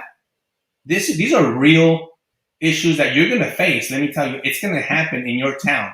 And all of a sudden, you're going to wonder, who are these people? Well, you elected these people, and they're going to have to make decisions. So seek them out now. See are they prepared for this to happen, because it's going to happen. 178,000 this past month, over 170,000 the month before. At this rate, we're going to close to 2 million people at the end of the year. Yeah. Virtue signaling can only go so far until it's on the doorstep. When it's on the actual community leader's doorstep, that's when things can create change. Lauren, before we let Victor go, do you have any questions for Victor before we bid him adieu? I don't know if I have any specific questions. I'm very excited to read your book, and my questions were going to be what Anthony asked, like what can we actually do? Because as someone who's lived in California my whole life, like and with a father who's a retired police officer, all this kind of stuff, like this is something that I've definitely been aware of for a long time. So thank you for your service, for sharing all of this with us, and for giving us some actionable steps, Victor. Thank you. The awareness is key. Wake up. That right there, if you woke up and are paying attention, that already is an advantage. So that's why I go around the country and have people wake up and learn, so they won't be caught off guard and be surprised. At least being aware is a step in the right direction. Excellent. Victor, thank you so much for taking the time. Thank you for being on our virtual stage here. Everybody, if you're at home, give a little round of applause for Victor. Victor, take it easy, my man. Thank you so much. Thanks. Cut him off. He's like, oh, thank you. I'm like, well, bye. See you later. Catch you later. Thanks for the time. I'll drop the book in the chat, you guys, right now. Excellent. Yeah, Shed, there's people asking. It is Agent Under Fire. Let's see. There it is. Agent Under Fire, A Murder and a Manifesto. So make sure you check out that book. Thank you again, Victor. That was phenomenal. We've got another speaker coming up real quick. Lauren, we are on time right now. How about that? It's like I probably jinxed like us. This before, maybe. I don't know. Completely jinxed us. I've never done an event perfectly on time digital. It always goes awry. Minus me being sideways when we started. I think we're doing quite well. You know what I mean? I think so too. I'm having a great time. I see Suni in the backstage. She's finally waking up. It's 2 a.m. Japanese time. So, yeah. So we're those good. Rockstar drinks. Get it soon. So we are seeing donations come in, but not quite enough. We have a goal of 5,000 by the end of the weekend. $25 or more and $25 or more gets you into the private Q&A tomorrow, where you can actually ask questions. Everybody will be able to view, but the Q&A is where you can actually, if you want to have your voice heard and ask questions, we've got lawyers, we've got politicians, we've got the PTP crew. We'll be in there, answer. We'll even look up stuff as we go, and that'll be where we can really engage. It's also going to be a lot easier to win free stuff in the Zoom. So that's if you do $25 or more. I'm going to go ahead and throw up that banner for you guys if you can. If you would like to donate, here's how you do it. We've got Operation-TBA on Venmo, and we've got cash symbol Operation TBA on Cash App. If you prefer PayPal, we're going to go ahead and throw that link in as well. And it is now in the comment box. Click on it. We are seeing donations come in slowly, and that is phenomenal. And if you can't afford $25, obviously, if you can do on Venmo, whatever, $3, every little bit counts. We've got over 300 people watching right now. If everybody donated $5, that's $1,500. So it's amazing. So last thing I'm going to also ask in terms of housekeeping, we threw this up there a couple times, and I know that people are coming in and out throughout the day. I know you guys are watching from all over the place. Do us a favor and switch over, if you could, to these pages. So that helps us with the algorithm. We're kind of stagnant right around 300 people. We want 1,000. I would love 1,000 people to be here. So go to the Be The Change USA Facebook page or YouTube. Go to Prime Time Patriots. Those bit.lys are right in the link there. And we will also copy paste that and put that in the chat. If you don't want to switch, don't switch. You don't want to lose where you're. That's fine. That's all good. Our next speaker is going to be Barb. We're excited about it. But before that, Lauren, what time is it? What time is it? It's 11:30. Wait, what time is it? Is it time for more trivia? Trivia time! Woo! We clearly know who the goofy. No, we clearly know who the goofy one is between us. I'm like, I'm just this guy going around talking like an you idiot. know what? I can be goofy too. You know what's on my desk? All the props and shit. Yeah, and we've all seen. Most of us have seen your Instagram stories. We never know if you're going to be randomly dancing in the middle of the room. We don't know. I'm keeping it together. Keeping it together for all of us. I haven't dropped any F-bombs, and I'm very aware of my language today. Very good. Very good. Good girl. Do you want a little hand clap with your little mini hands? No, I'll bring the mini hands out later. I feel like that should be a reward if we hit the goal early, right? Here we go. So we're at trivia number 4. Trivia number 4, and you've heard me say it enough. Explain how trivia works. Oh, what do you mean? We throw up the trivia question, and you guys tuning in need to type in on whatever platform you are streaming in, whether it's YouTube, Facebook, type in the answer as fast as possible, because then whoever does it first, whoever we see first, you will be the winner. That is correct. See, I used to do game show type stuff, live audiences. People love instructions. You have to say it over and over just so they know. So, all right. Question number 4. Lauren, go ahead and read it. Casey, throw it up. Question number 4. What is the percentage of amendments that have passed? What is the percentage? People might think this is Lauren, you're looking at it funny. It's actually a very interesting question. It's not a trick question. What is the percentage? Well, I mean, it kind of is a trick question because our answer should be, I think, more specific than I'm giving 2 options. Cody said 3. Percentage. 3% is not 60. What percent of amendments since the very beginning of the Constitution and yes. America? Since all the very amendments beginning. that have been proposed, how many? What is the percentage that have actually passed? Oh! Barbara, make love, not Warmack. What is a Warmack? Oh, got it. Okay, that's her last name. All right, so it is 0%. We would have Barbara, make sure you put your email in the comment box. That was a kind of a hard, tricky question. I have a. Oh, sorry. Keep going. I'm interrupting. Go ahead. It's not exactly 0%. It's like 0.0 because it's actually something. Because it's 27 out of 11,600. So less than 1%. So yeah. Yep. That is correct. So that's why I would have accepted anything under 1% also. 1% or less, that would have worked as well. So make sure you put your email in the comment box. I think we were on, was that question number 4? 4. So that is Prime Time Patriots gear right there, ladies and gentlemen. You're getting a free item. So make sure we write that down, Prime Time Patriots people. I'm seeing donations come in right now, so we're going to keep that scrolling on the bottom. Yes. But without further ado, it is time for our next speaker. Pretty excited about this one. Barb Allen, if you've seen her on American Snippets, I'm sure. I'm going to let Lauren tell you about her, but I want to tell you about her books first. She's the author of Front Toward Enemy, A Slain Soldier's Widow details her husband's murder and how military courts allowed the killer to escape justice. And she always has inspirational stuff that she puts up. She just had a post that says, the climb is the reward, focus on gratitude, the journey, etc., which is really what we are doing right here with Operation Take Back America. And as proud Americans, that's what we do on a daily basis. Lauren, tell everybody about Barbara.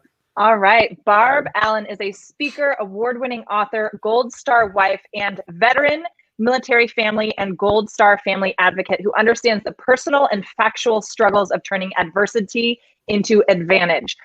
But this lesson did not come easily. As you know, if you know Barb's story, she has such a heartbreaking and very, very powerful story, which I'm sure she will speak into a bit today. And that upper hand must be diligently maintained. Now, Barb brings her life lessons to her audiences in her podcast, American Snippets, her keynote speeches, and custom programs. She relates to her audience's lives and challenges and teaches them to become gladiators in their own life's arena. Yes, I love it. Woo! Ladies and gentlemen, introducing to the proverbial stage right here at Operation Take Back America, Barb Allen. Oh, what a dork you are, but in the best of ways, Anthony. Thank you. The stage is yours, Barb.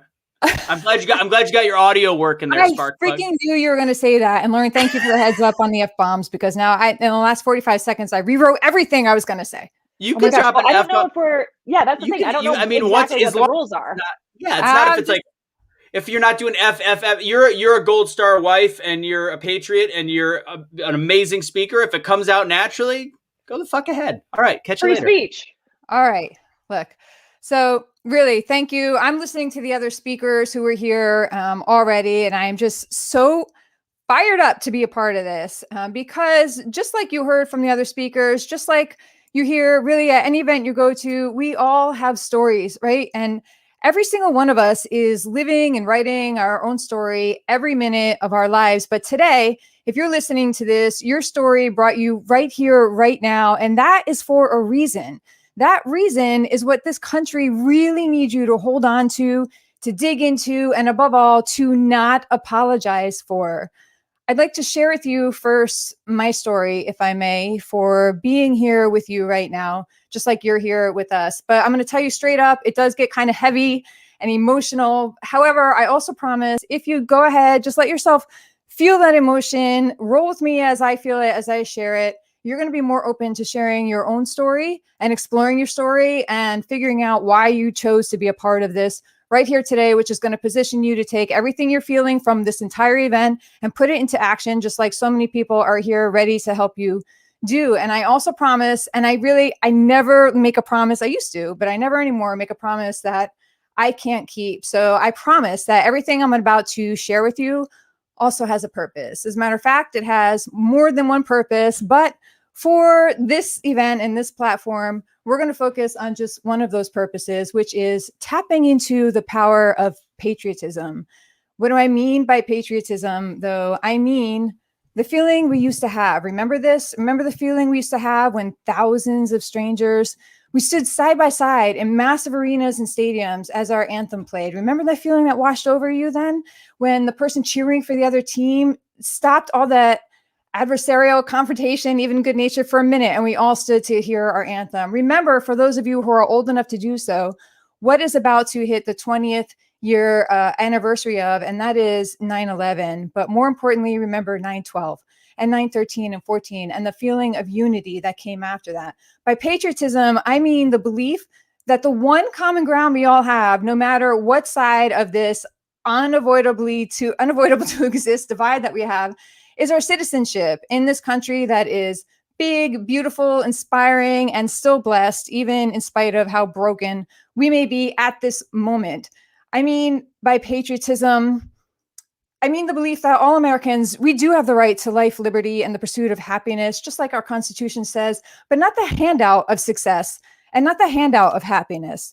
Right? I mean the belief that Americans, we have a duty to maximize the opportunities we have because of the service and sacrifice of so many others, and that we also have a duty to use our gifts to our fellow Americans and to help our fellow human beings across the world tap into our full potential and live these fulfilling lives that we are all born to live. Why do I believe this, though? And this is where it does get a little personal for me, because the timing of this event, when Anthony asked me to do it, I was like, whew, okay, all right, I got this, right? Because it's perfect. It is perfect, but it's also a little bit hard for me.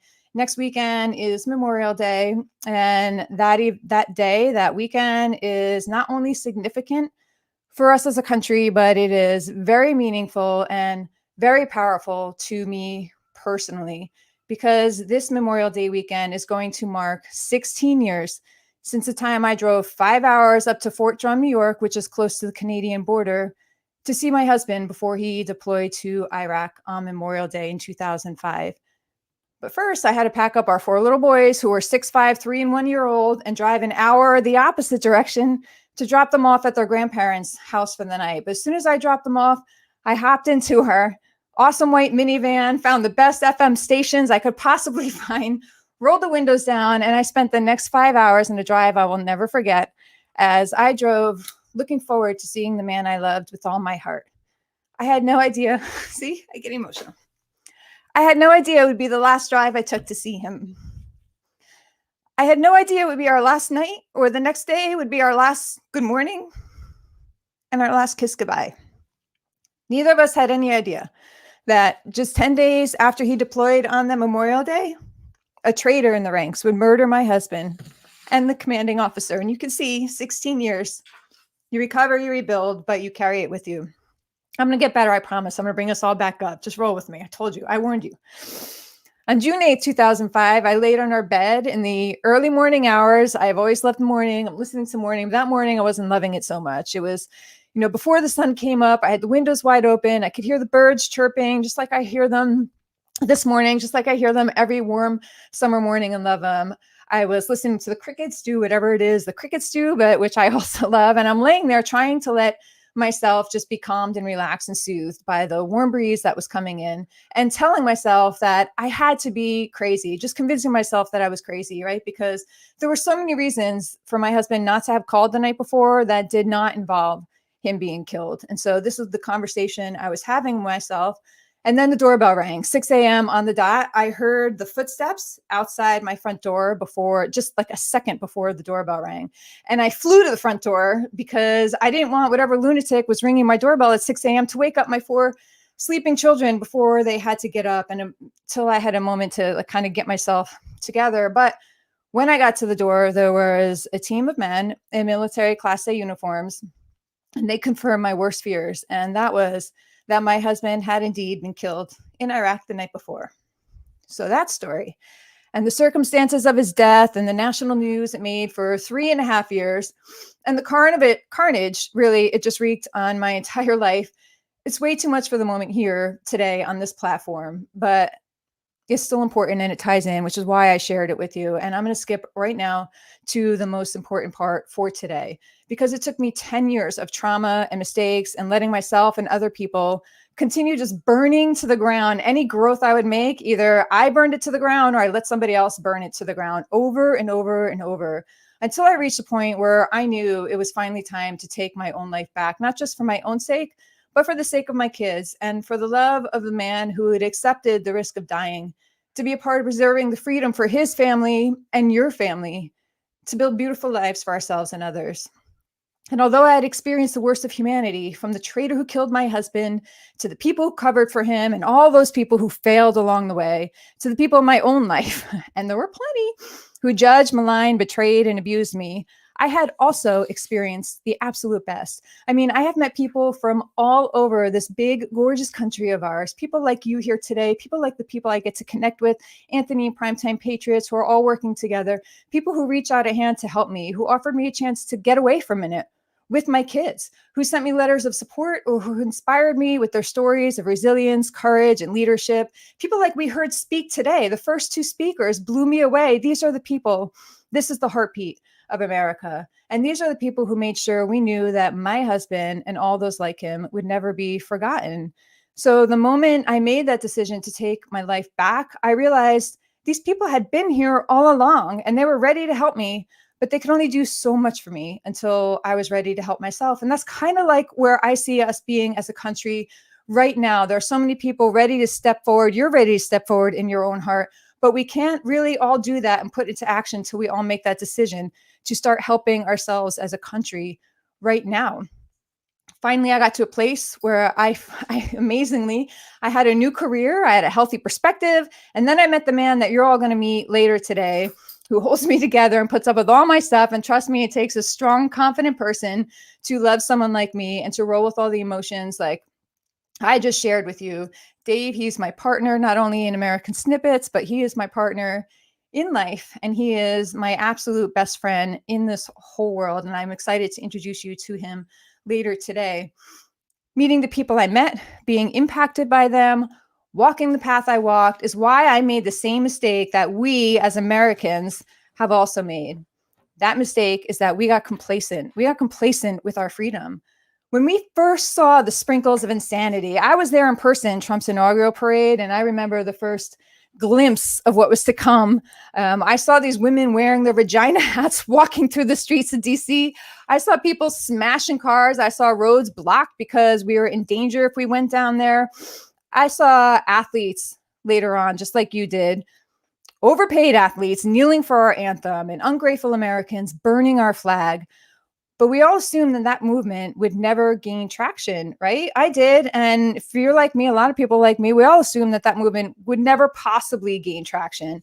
We assumed that other people would make sure that that ideology was quickly squashed and we could go about our business. We just trusted in the process. We trusted that those were the fringe and they were going to stay out there on the fringe, and America was going to remain America and our core values were going to remain intact. We're paying the price for that complacency now, aren't we? Have you seen what's happening lately? Have you seen it? Even you pick up the news any day. Oregon is requiring passports, vaccination passport IDs. A business must verify if you are not wearing a mask when you go into the business, that business has been told that they must verify that you've been vaccinated. Did you hear about Ian Smith? This is in New Jersey, the gym owner who from the get-go of all this refused to back down, refused to close his doors. He and his partner have been fined up into the 6 figures for their refusal to submit, the refusal to surrender their business and their livelihood to unconstitutional mandates. And now New Jersey has pierced the LLC that is supposed to protect them. And New Jersey, the state of New Jersey, is holding him and his partner personally responsible for those fines up in the 6 figures. Then, just to throw a little bit more icing on that cake, they're adding criminal charges to it. Have you heard politicians saying that conservatives need to be reprogrammed or shunned? Have you noticed how the rioters who attempted to breach the White House last summer, they burned buildings in our Capitol, they're burning buildings still today. They're being hailed as courageous and patriotic. We have politicians saying they should continue taking the streets and get louder. Have you seen Pelosi and her minions using the incident on January 6th in stark contrast to what happened last summer and how they treated all those other things? This incident on January 6th is what Pelosi used to conduct a second sham impeachment of a man who wasn't even president anymore. To what point? She knows, we know really, but they'll refuse it up and down. Has your livelihood been impacted by mandated lockdowns, your relationships? What about your mental health? We can get as angry as we want at the government, but truth be told, we're only treated the way we allow ourselves to be treated. If you didn't catch Cuomo yesterday, Dave and I live in New York, so we have the pleasure of feeling Cuomo's ripple effect very deeply and personally, right? Cuomo yesterday, I had to write this down. He just said, it wasn't the rules that made people wear a mask. He said the government can't make you wear a mask. Now Cuomo is saying that he never mandated masks, that he had no authority to make us wear the masks and shut down.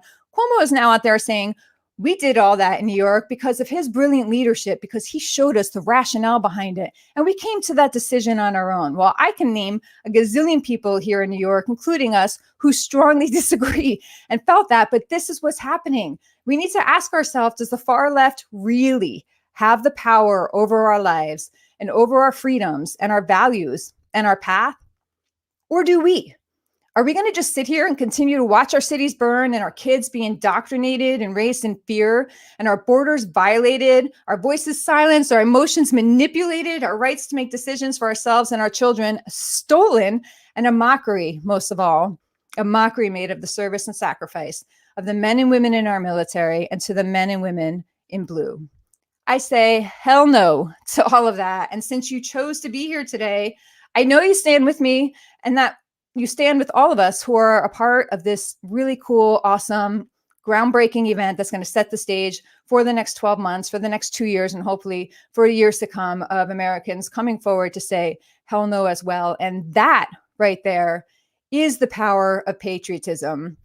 I believe with all my heart that if we lead by example, by refusing to become what we stand against, by being accountable for our own success and happiness, imagine that, by finding ways to serve others and by standing up for our core values and never, ever again allowing our rights to be taken away from us the way we've allowed in this past year and a half, we will take America back. We have all experienced the absolute worst of this country could become, or so we think, right? But I believe the truth is that's just a taste of what's to come. If we continue to allow the far left, the career politicians, the media, and giant corporations to rule over us and destroy our lives and our country. I want to thank Anthony and Prime Time Patriots, everybody involved in this event, for allowing Dave and I to be a part of this event today, for trusting us to work together, even though you're a dork sometimes, Anthony. Hey, Suni. It's moments like this and people like you that remind me that my family's sacrifice matters and that the work Dave and I do is actually so important. So I hope you all stay connected with us and each other. And I hope that you make today the day that you double down on yourselves and your families and your community, because that is how we will take America back. Thank you. You're muted, sir. Blake, you had one job to unmute your mic, and Barb, one job, man. I heard that. Who muted me? Who muted me? Not me. You muted your. No. Anyways, how are we supposed to follow that up? I know, That's right? not even fair. She should have went after us. So, guys, if you're tuning in, you're still connected with us. Share some hearts and likes for Barb. Share this out. Anybody who's rewatching this later, I'm at when you started talking, Barb, I was like, I was not good, and I'm sure everyone else out there in the comments felt the exact same way. But Barb, I'm supposed to ask you about auctionable items through American Snippets. So what am I'm not sure what this is, but I'm supposed to ask. Blake has a little trouble. Actionable items, Blake. Oh, actionable. It's almost the same thing. Actionable, tomato, potato. Through American Snippets? Look, no, through life. Blake's no longer allowed to read. Like, I don't know, in terms of the whole nursing profession, apparently. No, because you were talking about Ian Smith, so I was just saying, and I was talking to Smitty about it. Like, what can people do to support people like Ian Smith, and what your thought process is? I'll go away now. Sorry. Okay. I think part of what we can do is exactly what's happening here. And it's easy and it's free. You know, hop online and find other people and connect with people. I know that it's like scary and it's nerve-wracking to put yourself out there and take that risk of losing relationships, burning bridges, losing clients and all that. But I promise, like, we can't leave people like Ian out there flapping in the wing, because he's not just standing up for himself. He's standing up for all of us. And he's doing so in a peaceful way that is setting an example for the rest of us. No matter how much he's poked and prodded and pushed, he does not lose it. He does not cross that line. He does not become what we stand against, right? And I think he's a great example of that. I think everybody here is a great example of that. We need to spread the word. I know you guys, just like us, are feeling the pinch. We're being squashed. We're being our numbers, are way down. Our voices are being muted. I have people like secretly messaging me. Oh my God, thank you so much for doing what you do. But, I can't do that myself. And Anthony helped me realize that, like, I shouldn't just call them out like in the way that I call people out normally, but I should listen and really kind of encourage them to just stay the course and continue listening to the content we're putting out. And eventually they're going to reach a point where they step up too, but not if we push them away and judge them and malign them. But we got to pay attention. We got to get involved. We got to join our local committees, but we got to pay attention. We got to look at more than one news source. We got to listen to the people who disagree with us. We got to let them rant and tell us that we're racist, piece of shit, and we're the reason for all these things and we should die. We got to let them just like run out of steam and get all that crap out of their system, because at some point they're not going to have anywhere else to scream or anywhere else to go. And then they're going to want to turn around and listen. And that's where we need to be there, ready to go. That's what I think. Awesome. Well, thank you for coming on. This was awesome. I can relate to you so much. Being a military spouse, I know that fear, especially nowadays. I have that thought in the back of my mind all the time. When is the deployment coming? When is all this stuff coming? So honestly, thank you for sharing your service, and thank you for sharing your story, and thank you and your husband for his service, because it means something. It's especially to military spouses. Like, it means something, honestly. Awesome. Excellent. Thank you. And I'm looking forward to catching the rest of this. All right. We'll connect with you later, Barb. All right. Out first. There you go. Oh my gosh. Hot Mess Express. All aboard. Everybody get on the train. So just to recap, like what Barb was talking about, like her story and what she said, what really stuck with me, like I said, I'm taking notes this whole time, is it's elaborating on your story. So not all of us have a story like Barb's, but there are your stories out there that can relate to so many other millions of Americans. It's just taking it, and it's kind of preluding into the topic of our words of that we're going to be talking about in our segment today, is how our words can be put into action, and courage, perseverance, and liberty. Those three words alone just have such a big meaning and can make such an impact. But she really truly said it. It's more than, she wants you to elaborate on your story. What are you going to tell your kids? What are you going to tell your story to the world? And, it takes a lot of courage for someone like that to come up here and tell your story. You know how hard it is. It's a hard time for her. And to be able, but here's the thing, even though a lot of us haven't been in the same situation as Barb, her message resonates with every single one of us out there watching. That's the thing. Think about that. The heartstrings that she just pulled is we can relate to that, and we can apply what she went through to some aspect of our lives. And I think it's a beautiful thing that she's able to connect with everybody on such a spiritual level that, it really, really is a true thing of how her patriotism to this country. And, if anybody and everybody could be just a little inkling of Barb, this world would be a whole lot better of a place. I can guarantee that. Amen, my friend. I don't know what to say. I'm like, I was crying. I'm not a crier. No. But My heart is huge for military members, for military families. I know that it's not just a military member. It is the entire family. You all endure that together. That soldier, that military member is not the only one. It's your family, it's your children, it's all of you. You endure that together. And that's why I have so much respect for people who choose to be in the military, for police officers. I loved her story. I loved it. And like Suni, for you, like I know like how hard it is, and you know that worry, that constant fear. But here's the thing that she said is that what makes her sick is that there's people that disrespect the country that her husband lost his life for. That's the biggest thing, is like you have to show a level of respect. Yes, you can agree that America needs to fix and there's things that needs to change, but you don't need to disrespect those who serve every day and those that have lost pay the ultimate price for your freedoms, for life, liberty, pursuit of happiness, freedom of speech, your Second Amendment, all of those beautiful things that make America great. It's just kind of a slap in the face when you approach it like that. And it's really, really a slap in the face to people who've lost their family members. And it's just sad to think that people will literally dog on people. And there's people like that are, living in our country. Well, this is the political environment and atmosphere we're in. But us doing shows like this and us talking about the truth and what needs to be said can curb that. Just like she said, we need to keep doing what we're doing. So thank you for all the service members. It is Military Appreciation Month. I've been doing this all week. Thank you for your service. Thank you for your sacrifice, and the spouses and the kids as well, because we all serve. We all serve. Mm-hmm.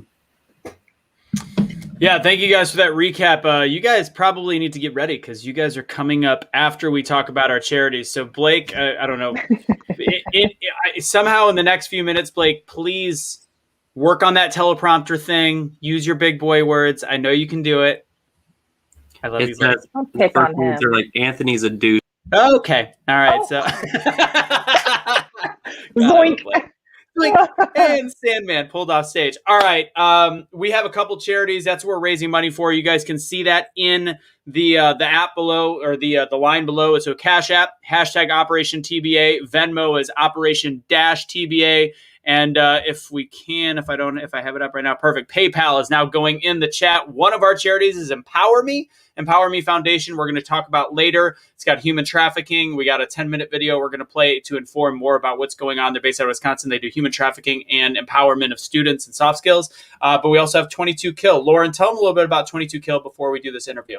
Yeah, absolutely. So 22 Kill started as a veterans charity addressing the 22 service members and ex-service members that commit suicide every day. And now they've expanded and they serve first responders and frontline medical professionals as well. And I know you've got a bit of a personal story to share about them. So yeah, let's hear it. Yeah, so the great part about 22 Kill is they were a smaller charity about 5 years ago, and this is when there was a lot of questions. People started questioning charities. I wish people would question like medical professionals in the country and the government the same way we do with charities. We're like, where's the money going? Whereas the government's like, do whatever you want, take me. But 22 Kill was an up-and-coming veterans charity that started out about, the 22 veterans commit suicide a day. And I knew about them through a good friend of mine. They're Dallas based. And they did this thing called the 22 push-up challenge. And we did this when I was working an event at Texas State Fair. Every day we would start out our event with the 22 push-ups. And we had the people from the organization, Dan Lombardo, Jacob Schick, all the main people. Jacob Schick, you've probably seen in some movies with Bradley Cooper. He's been in a couple, including American Sniper. They're an amazing crew of people with a huge heart to help veterans and actually meet them where they are, and not just collect money and create programs, but collect money and actually make real change. And I did an interview actually yesterday. I wanted to make sure we had that all set up and ready to go. I did an interview with their legal team, or their attorney, and she was phenomenal, Sarah Compton. She's also a Gold Star wife. So without further ado, I want you guys to learn a little bit more, and make sure while you're watching this, please donate. We're going to keep those Cash App and Operation TBA stuff below. So please donate. Again, we are somewhere at, I just did the math, we're just over $1,300 with a goal of 5,000. So every little bit counts. So please help us out with that. And here's that interview with Sarah Compton from 22 Kill. What's going on, everybody? This is a very special interview. As you guys know, we have several initiatives that we do here with Operation TBA. We're informing people, and we're also doing things for charity. We've got two great charities a part of this event. One of those being 22 Kill, one of the fastest on the move veteran charities in the country. And we have a very special guest from 22 Kill, Sarah Compton. Sarah, thank you so much for being here. Thank 22 Kill for being a part of this. I would love to know a little bit more about you. Sarah, tell the audience who you are and what you're all about. Thank you so much for having me. Yes, my name is Sarah. I work for 22 Kill. I serve as general counsel there. And 22 Kill, for those of you who aren't familiar with our organization, we are a nonprofit 501c3 based in Dallas, Texas, and we provide mental health services for veterans, first responders, and family members. And we also really do this in the form of traditional clinical therapy, as well as non-traditional peer support therapies, and really all in the name of suicide prevention and breaking the stigma behind suicide. So how did you, you're a lawyer, obviously, how did you get involved with 22 Kill?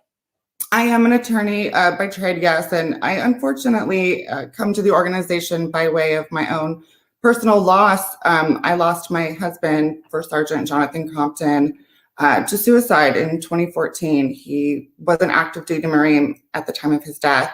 And that's his picture behind me there. And, you know, when he died, a part of me died as well. And, you know, I just didn't really realize the severe impacts of mental health, suicide, and how that really has had such a tremendous impact on all of our lives. Yeah, and I'm sure the audience and me, I would love to thank you for your service, and I'm very, very sorry for your loss and your family's service, obviously. So with 22 Kill and what they're all about, I would love to know more. I know a little bit about 22 Kill. I've been working with you guys for a few years now. So how did the name of 22 Kill come about? What does 22 Kill mean? And I know you said you've opened it up for more than just military. But yeah, give us a little background on 22 Kill as the organization.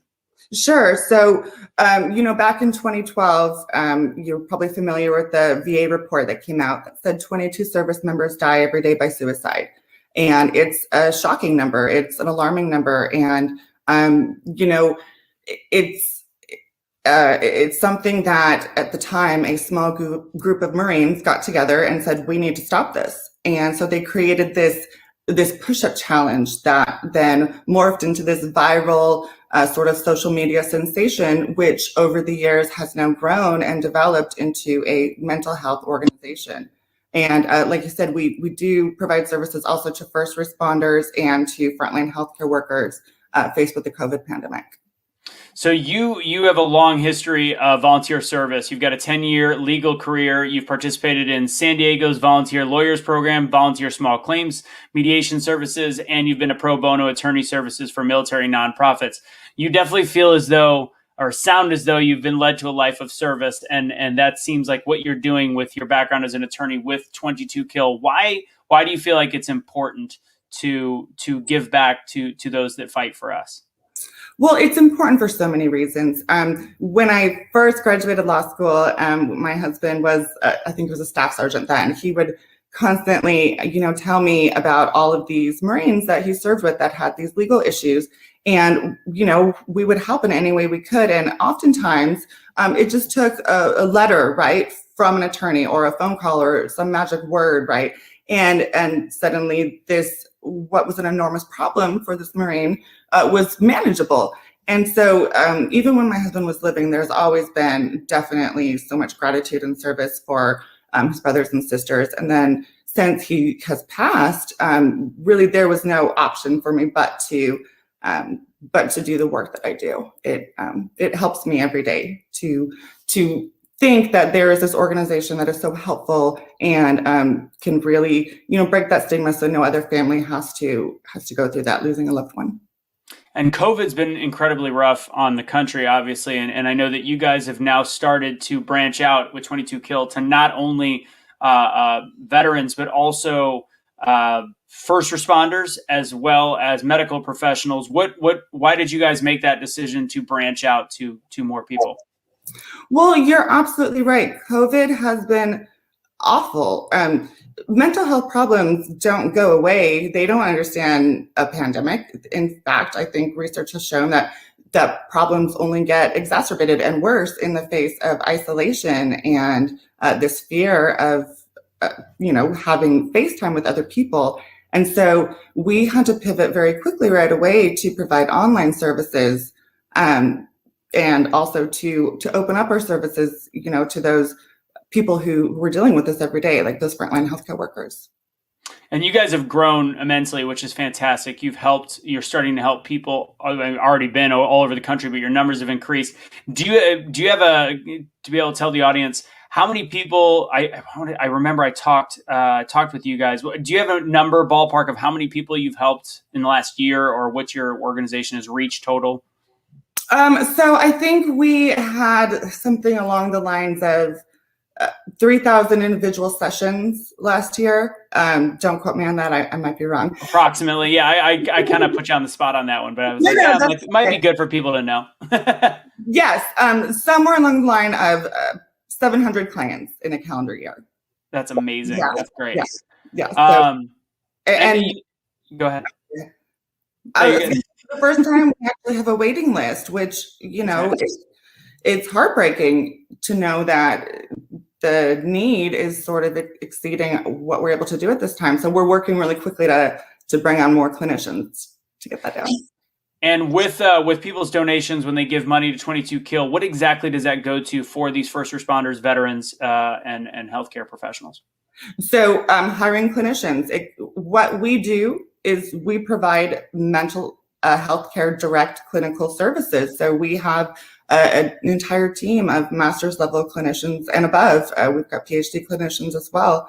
And that's really the heart and soul of what we do is we provide those services. And then in addition, we provide our non-traditional peer support services. So we have a whole host of options and varieties for veterans and first responders to bond together doing outdoor activities like hunting, fishing, hiking, or doing motorcycle rides through our wind therapy program. We have a whole, array of options that the client is comfortable with, and these holistic services.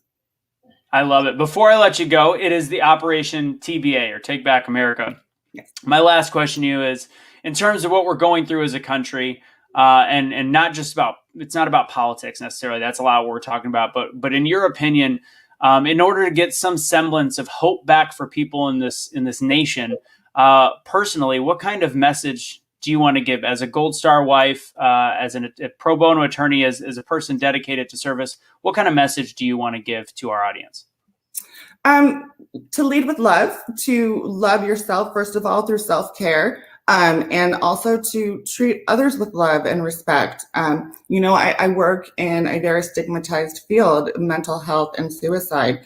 And, like you said, it's not a political thing. Mental health and suicide doesn't discriminate. It doesn't know who you vote for, who you love, who you pray to. It doesn't matter, right? Loss is loss, and mental health issues need to be addressed, and we are here to help. Sarah, thank you so much. And I believe as though your guys' website for 22 Kill is 22kill.com, correct? Or is it .org? .com. So if you want to learn more, go to 22kill.com. I'm going to put this on the screen. I'm sure this has been playing below the whole time we've had this.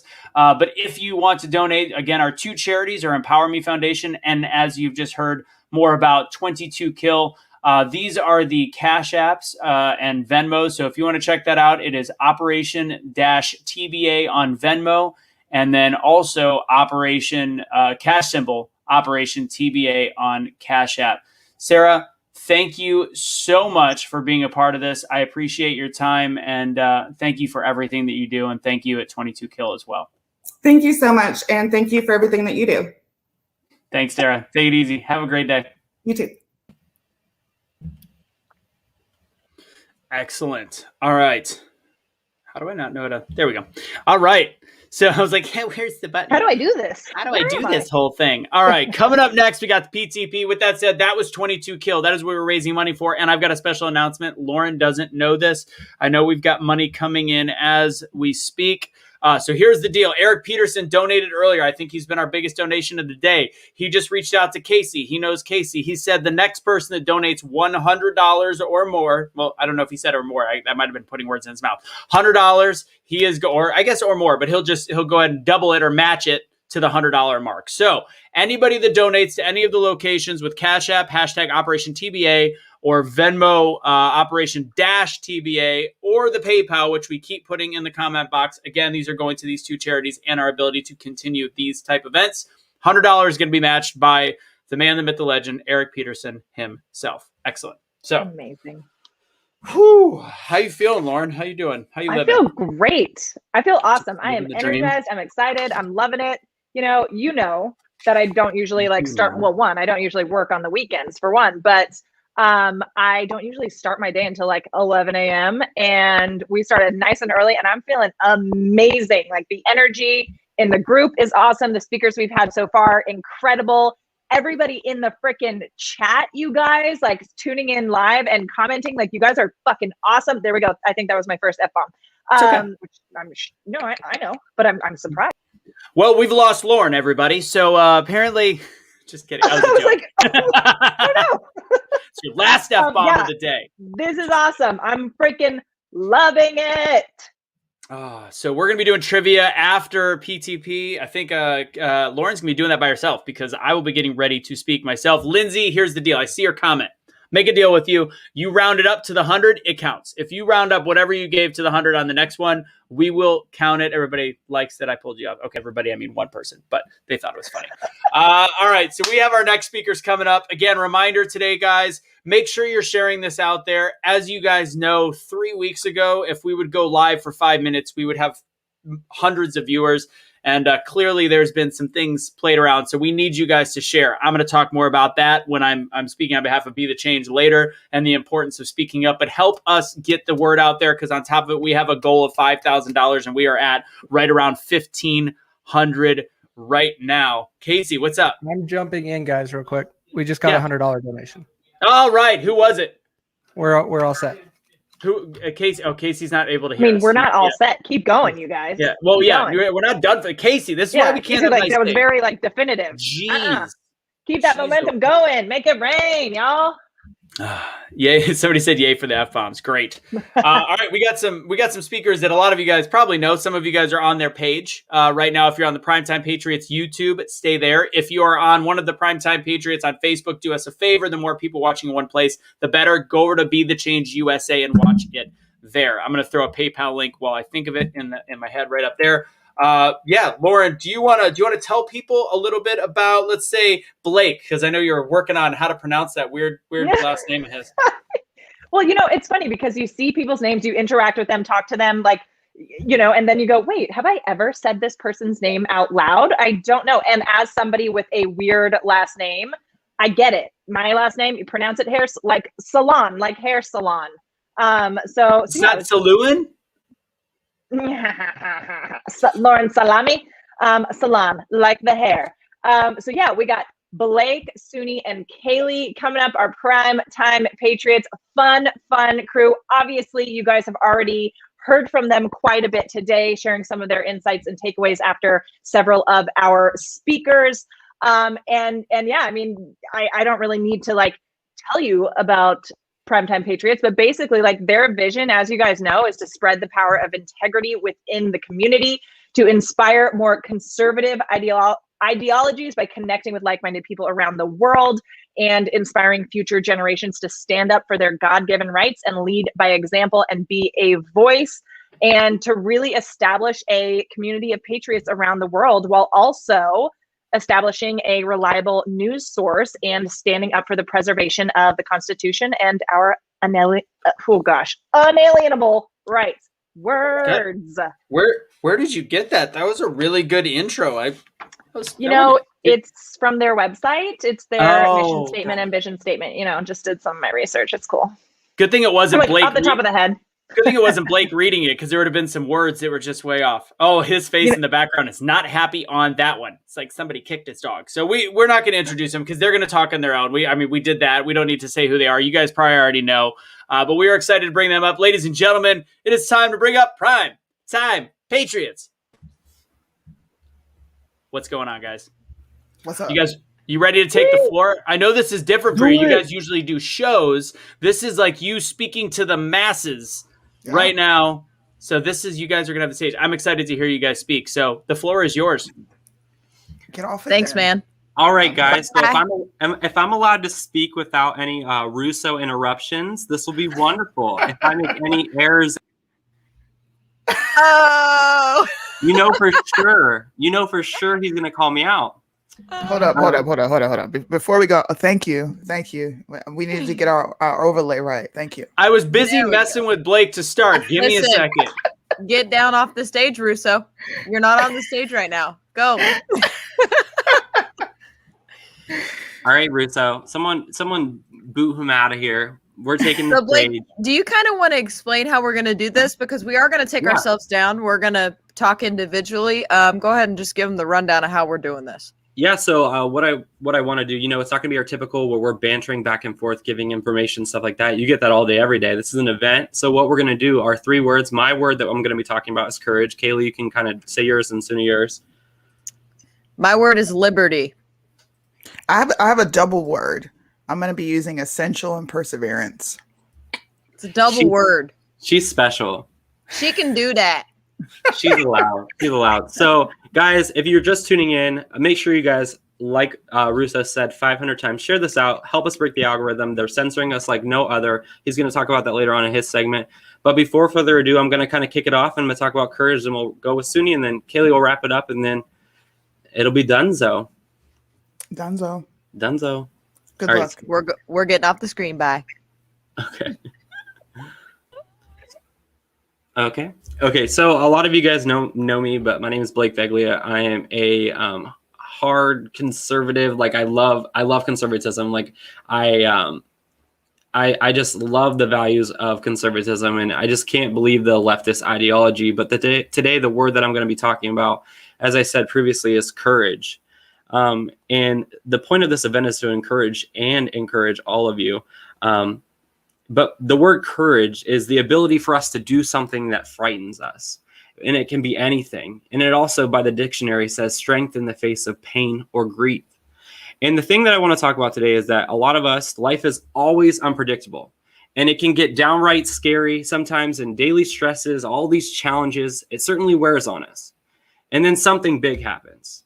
With what's going on in this world today, and everything around us, Joe Biden, we know how that's a crap show. It's hard for us not to want to scurry away and hide. The reason for this is because times such as this are tough. It's not easy. We're seeing a border crisis, financial crisis for millions of Americans. Our rights are slowly being stripped away, and the list goes on and on. But what do we do in these times of peril? That's the question that I have for all of you out there today. What do we do? As an American and as a Christian, we have to rise to the occasion. We're alive in such a time as this. God placed us here for an exact reason. He created this event with all these amazing patriots for a reason.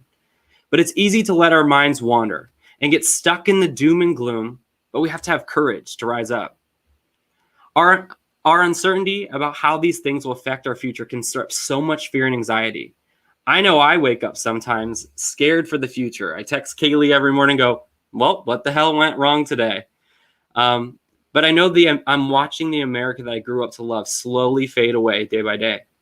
It's not fun to feel powerless, and that's where faith comes in. And you know what? God tells us, be strong and courageous and do not be afraid or terrified because of them. For the Lord your God goes with you. Wherever you go, he'll never leave you or forsake you.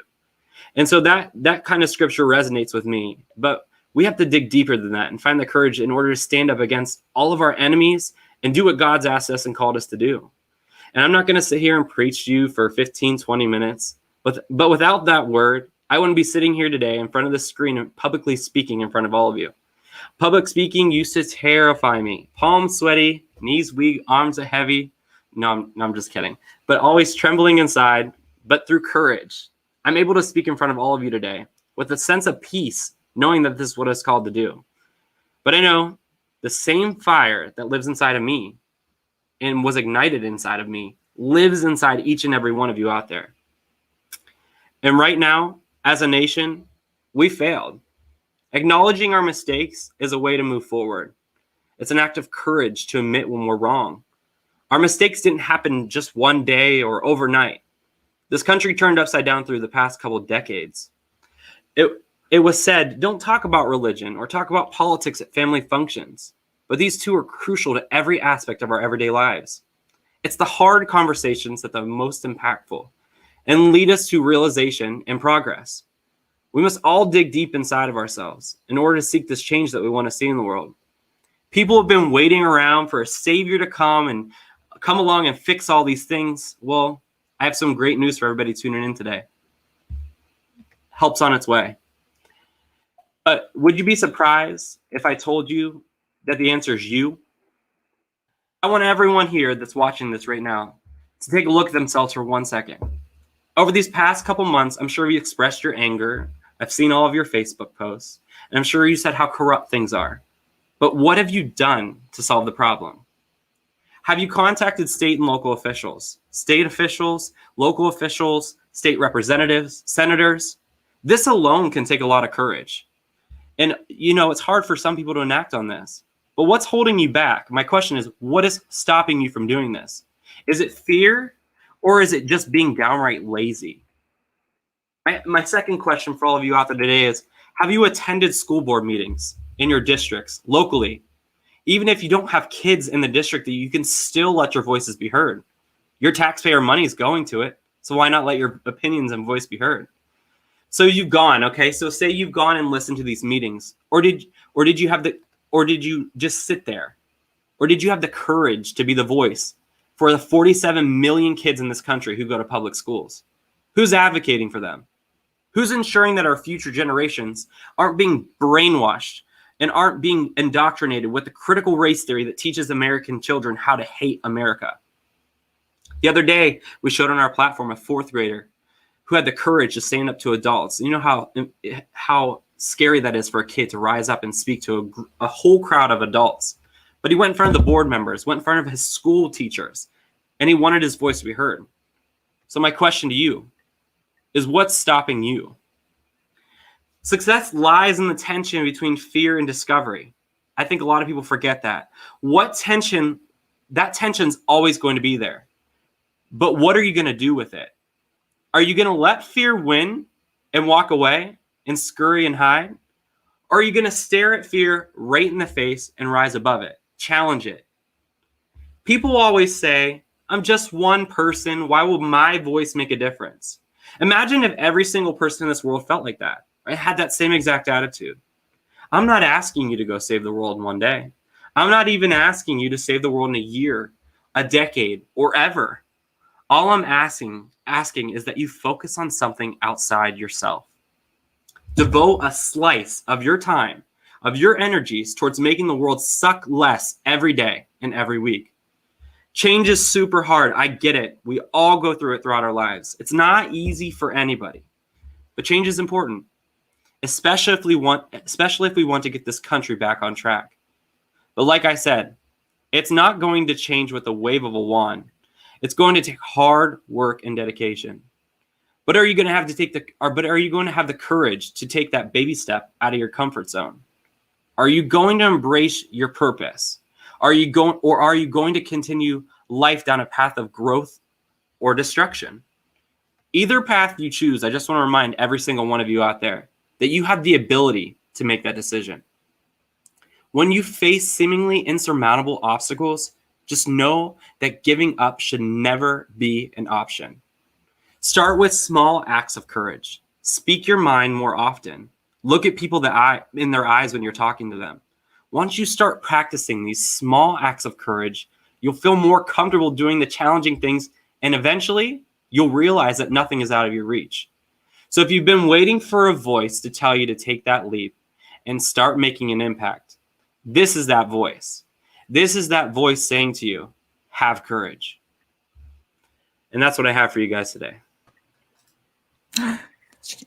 You inspired me, and I'm not easily inspired. You got me hyped to do the next part of this because courage is important.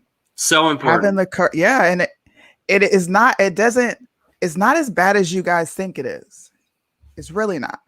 once you get over the hump and you have the courage to finally say something, you can't shut people. You can't shut anybody up. Ask me how I know. When is the last time I shut up? Doesn't happen. Doesn't. But it's courage, and I just want to ignite.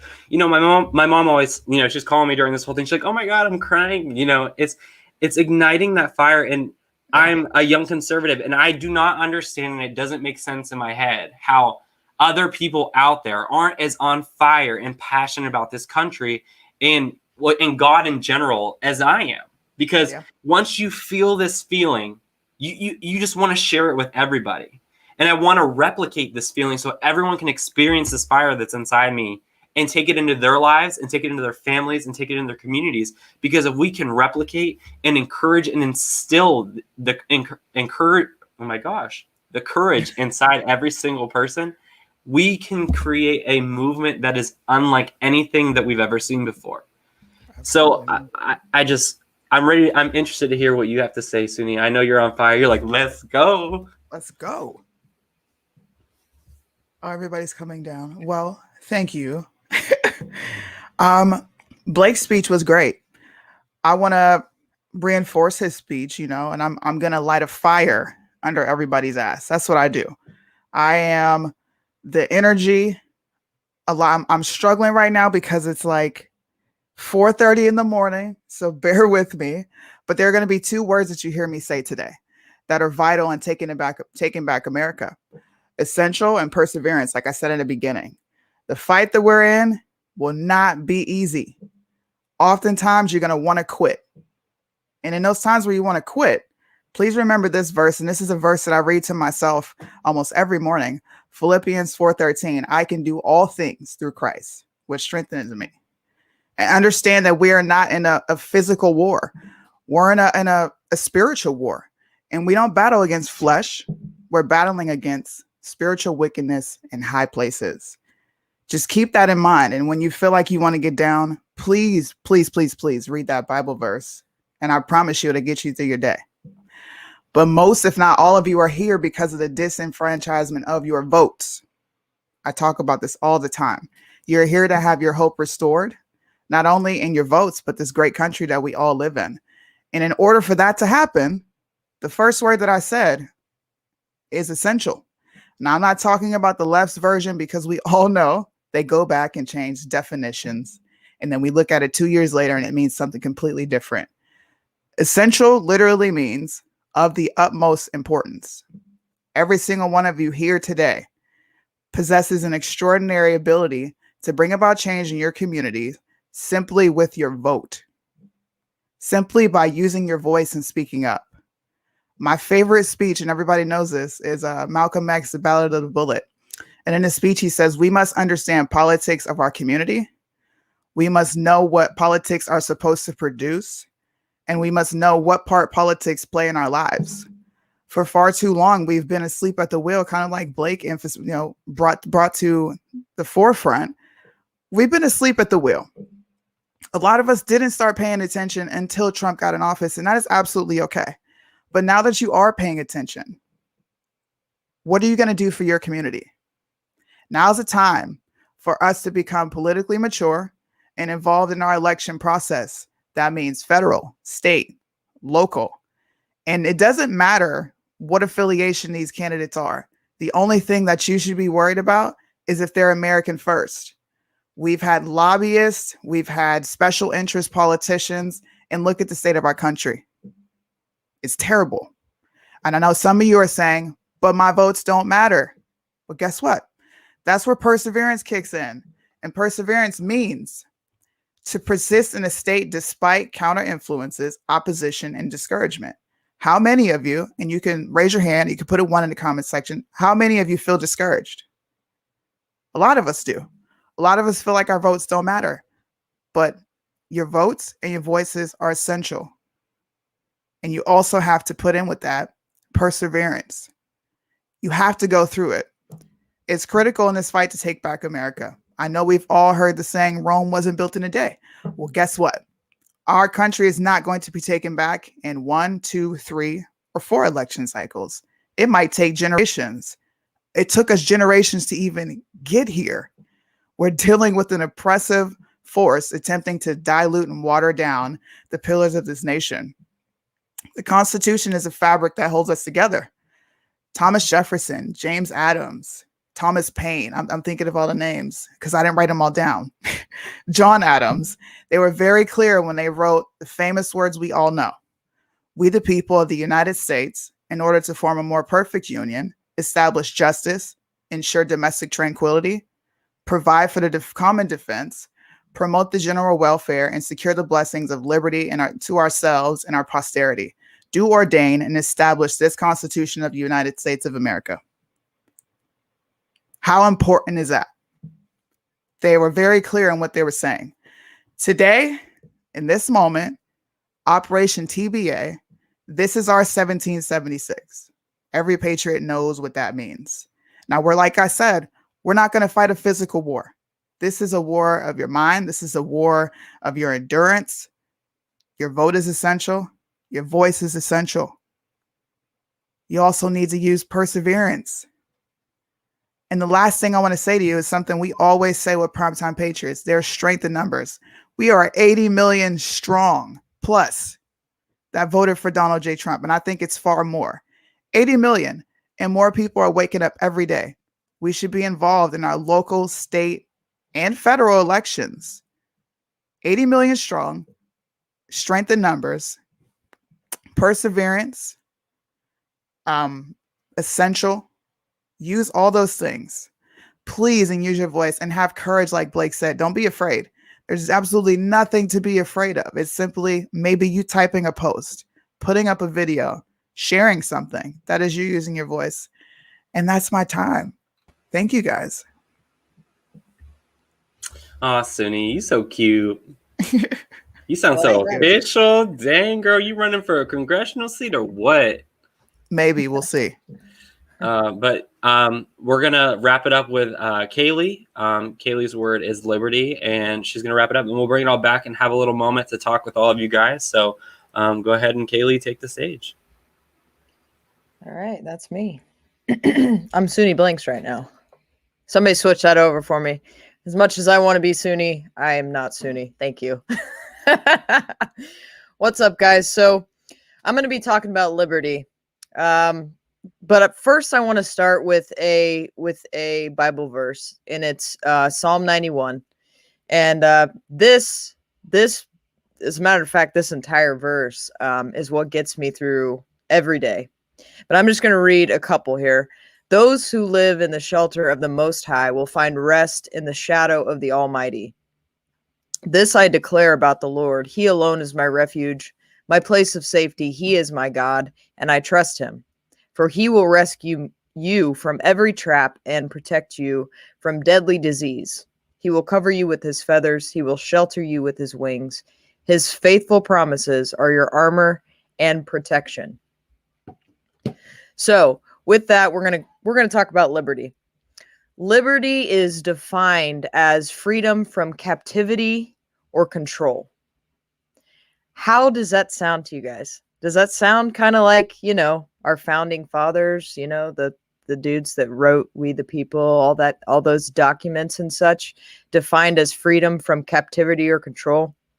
Liberty is the foundation of a political worldview that is relatively new but everlasting. It's the fundamental principle that began the grand experiment that is the United States of America. Liberty is the reason our Constitution was created, to be the first binding charter for a new nation, which wouldn't have all supreme power in the hands of one person or even a few people, but in all of its citizens. We the people, right? It's the reason free white men refused to place the word slavery or subordination in our founding document. Our founders even identified a compromise that would ensure an end to the remaining evils of all forms of tyranny, including inequality and slavery. That's fact. Don't listen to the mainstream media. They're trying to tell you lies. That's fact right there. Though the arc of equality has been long, it has been true. While it does not ensure equal outcomes, it ensures equal opportunity. That is what makes America unique and exceptional. Liberty is what we have in mind when we say make America great again. We want to return this country to its principles of fairness, of opportunity, justice, peace through strength, and a limited role of government in our lives. There is a balance point between less government intrusion and ensuring equality of opportunity. The light of liberty shines the way to that true path. No person should gain his or her opportunity through government intervention at the expense of someone else's opportunity. So my keys to making America great again are simple. Winning economies keep the American dream alive. That means low taxes and strong, balanced trade deals that keep American jobs strong, competitive, and plentiful. Constitutional governance keeps Americans' hope alive. We need to defend, retain, and exercise our constitutional rights to vote, speak, and petition the government. Judicial tyranny is anti-American. Elections must be secure and transparent, and our right to keep and bear arms shall never be infringed. Energy independence is critical. America's energy producers are fundamental to our sovereignty. We cannot continue down a path that threatens our ability to provide for our own energy needs. Renewables are a wonderful accessory, but cannot keep this country alive. The federal bureaucracy must be overhauled. The swamp is a danger to our liberty. It must be downsized and overhauled, starting with the career power seekers who fancy themselves politicians. Hashtag Fire Fauci. History and tradition should not be traded for wokeness and constant virtue signaling nonsense. Period. We are the people.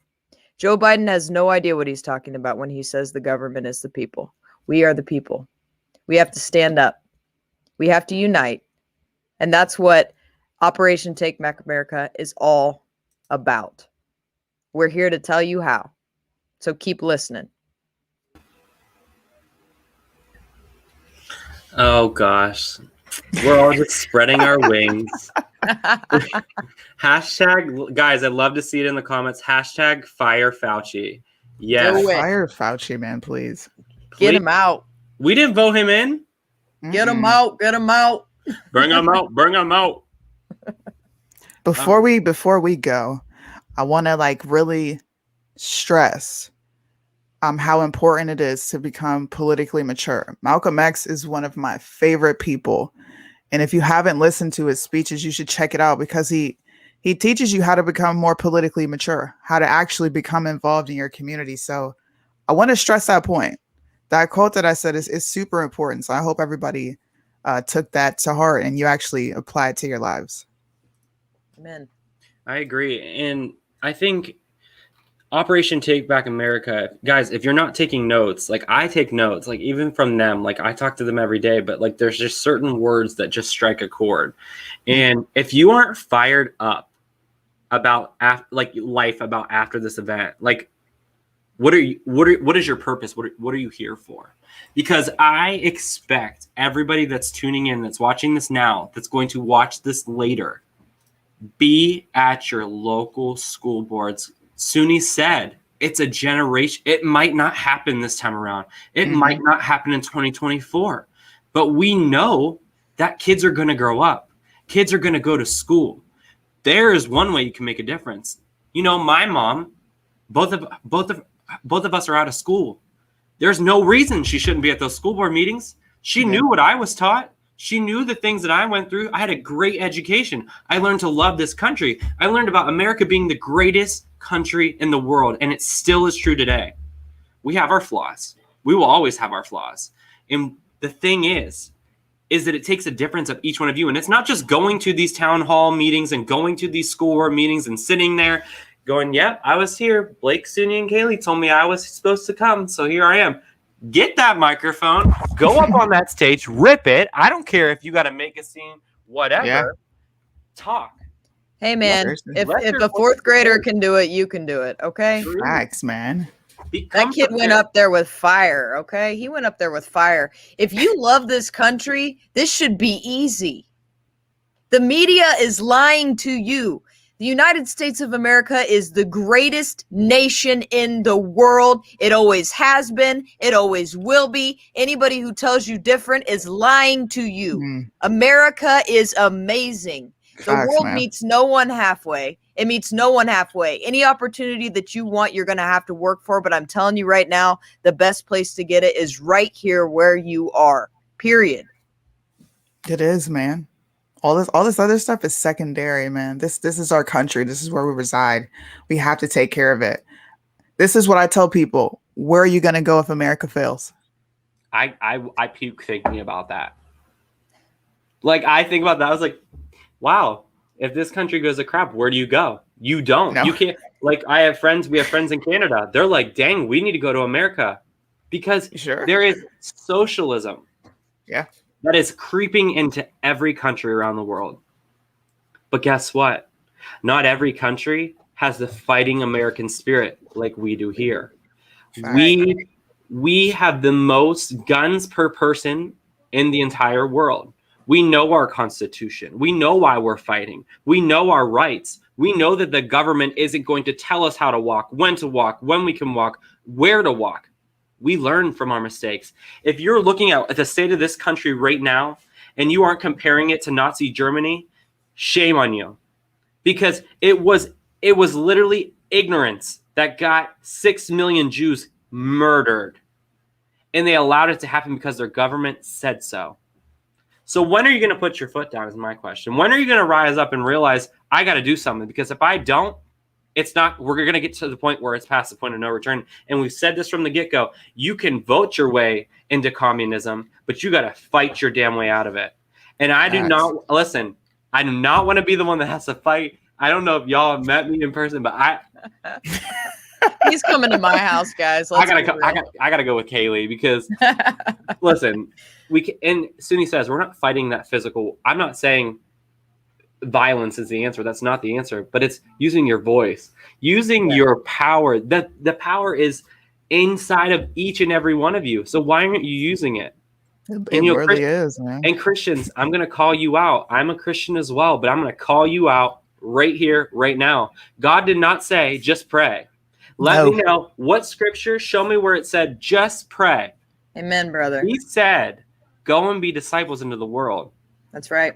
He didn't say, go and be disciples in your living room on your couch and pray. He did not say that. He said, go and be disciples in the world and have courage, perseverance, and know that you need to fight for your liberty.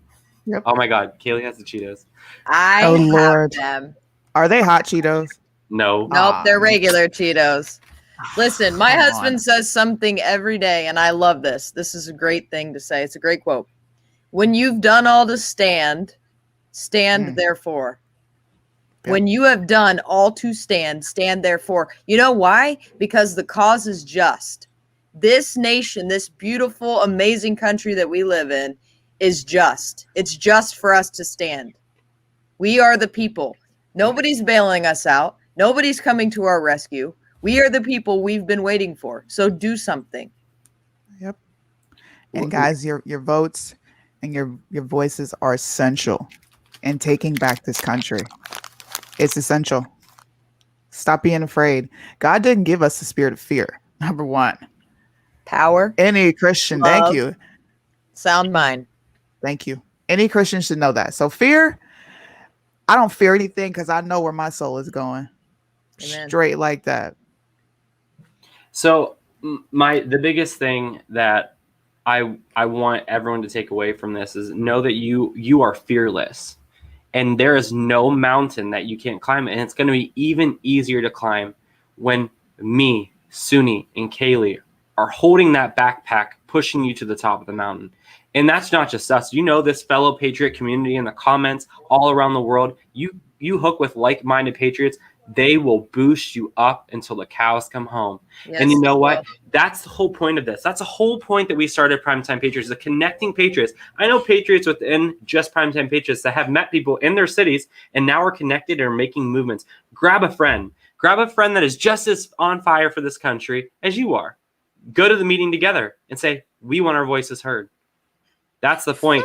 And Lydia said it best. I got to find it. She said, peacefully and patriotically make your voices heard. And that's what you need to do. Stop wavering in fear. Fear will always win if you let it. If you let it. Be strong and courageous, for he will be with you wherever you go. And that's just like the biggest thing. And, you know, I don't know. This just listen, I got a wedding tonight, but, you know, I'm about to be going up there like, hey, do you want to make America great again? Like, the only way be like, you can get married is if you're ready to make America great again. Like, you know, I'm going in there. Hey, have you heard about this? You know, it's just going out and just being, like I said, it's the little acts of kindness that are going to go a long way. And it's restoring the greatness of this nation. Because, guys, I do not want the America I grew up and loved to just wither away because people stop fighting for it. Yes. Amen. One more thing before we get off. Operation Take Back America is not prosperous unless patriots all over the U.S. start answering the nation's call. Every service member, every police officer takes this oath. And I think everybody knows what I'm going to say. We are to stand and fight against tyranny and defend the Constitution, not the country, not the White House, not the Capitol, the Constitution against foreign and domestic. Amen. It's just so true. But guys, Russo wanted me to shout out, if you guys want to listen, praise to Kaylee Thompson. I'm giving you a shout out right now. All of these beautiful shirts, all of these amazing patriotic things. Guys, people talk about what I wear on my shirt. I either get really nasty looks or I get the subtle. Yeah. Like, you know, like, but quit. I want the people that go, like the obvious, I want this to be just as loud as that. And why isn't it? Do not be afraid to speak up. You are entitled to your freedom of speech, and do not let the mainstream media tell you any differently. You can feel whatever you want to feel, and you can say whatever you want to say. And you are entitled to that in the Constitution of the United States of America. And if you let that slip away, it's your fault, and you have only one person to blame, and that's you. Yeah, guys, go to our website, primetimepatriots.org. Go get your merch. You can use the special promo code TBA. You get 15% off of your order. All the great charities, Kill 22, Empower Me. I'm excited. I'm super amped up. I really am. I think I'm not even gonna go to sleep. I'm gonna go do a show after this. Watch. I bet you'll see me online. I bet I'll come with you. So, guys, I want to really quick before they come in, you know, Russo comes and interrupts us in a little bit. Rude. Rude. So, in the comments, tell me really quick something that you've learned from all the speakers, or something that really struck a chord with you that is inspiring you to go and make change in your community. Drop it in the comments. Drop it in there. Drop some hearts. Whatever you need to do. We got to get the message out there. Welcome, Lauren. You're nice, so you can come and hang out with us. We love Lauren. Thank you. Lauren, Thanks, you're sweet.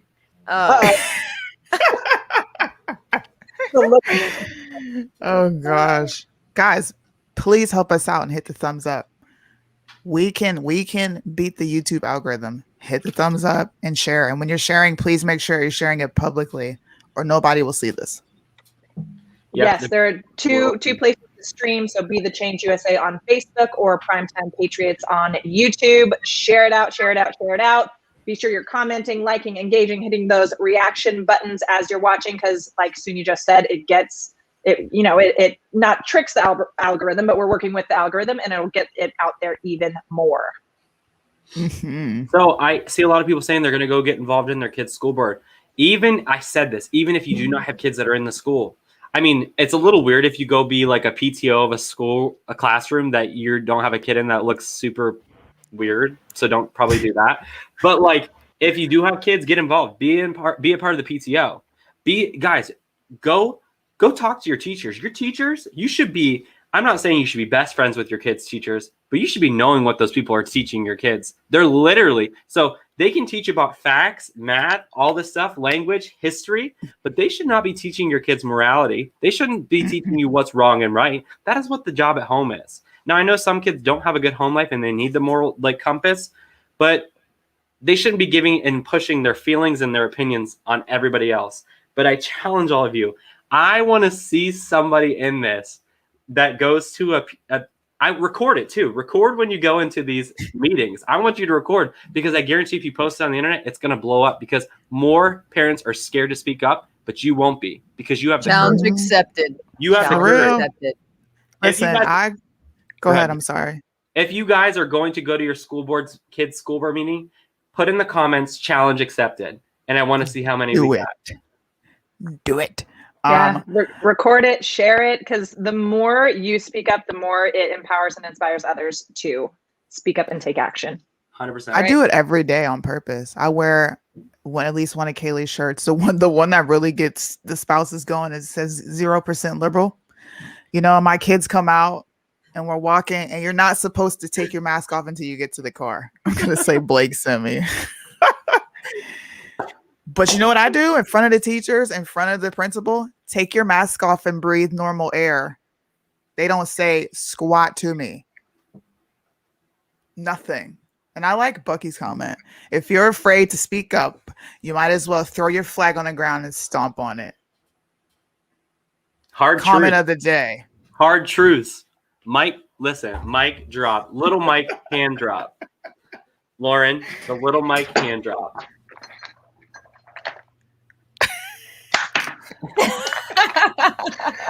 I love it. Sorry, I was yelling at my dog on the backyard cam because she's barking at squirrels. Oh, don't say that word. My dogs are in the bedroom. Oh yeah, sorry. I'm like, want to go for a walk? Okay, I love seeing all this. Challenge accepted. Challenge accepted. I have a granddaughter in perfect. You guys, and guess what? Don't be afraid to go talk to your friends and neighbors and say, hey, do you want to come with me? Yep. Because guess what? Hashtag strength in numbers. They might be able to all walk all over you, but listen, have the courage to say whatever they're going to say to me in this event or in this meeting. I'm ready, because the good Lord's sending you, but do not tell them Blake sent you, because I'll be getting emails. No. Tell them Blake did it. Okay, you can and tell then them. Mention Prime Time Patriots. It's free promo, man. Come on. Yeah, mention there you Prime go. Time Patriots, primetimepatriots.org. If they have any questions, concerns, or grievances, send them my way. It'll go right to Kaylee. Yes, it will. Thank you, Blake. That's so funny. This cracks me up.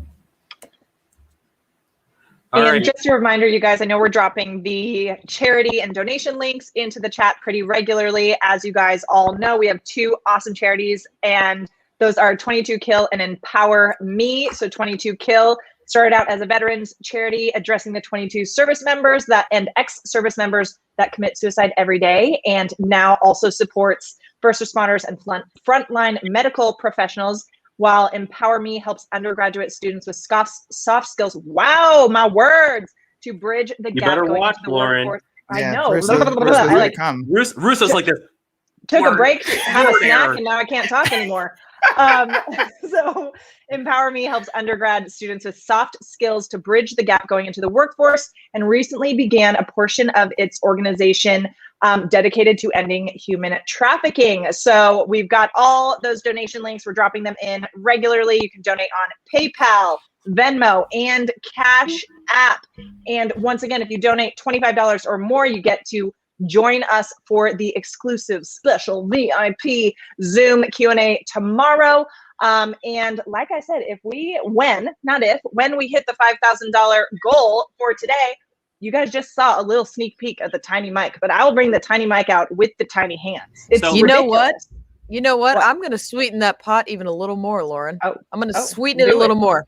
So, for everybody who donates, if we hit that $5,000 goal, I'm going to select 5 winners of free PTP merch. So get on it. Okay, So guys, okay. If all Second. 300, he seconds that. So guys, Oh! listen. If all 300 of you watching live right now on our various platforms all donated $25 to help go to these great, amazing causes, $7,500 is what it would be at. And that's just a bare minimum of 25. If you feel like God's laying on your heart to donate more, do it. Do it now. Yes, and I know we've got some several speakers coming up for the rest of the day. A lot of awesome stuff. We're loving hanging out with you guys, chatting with you guys in the chat and everything.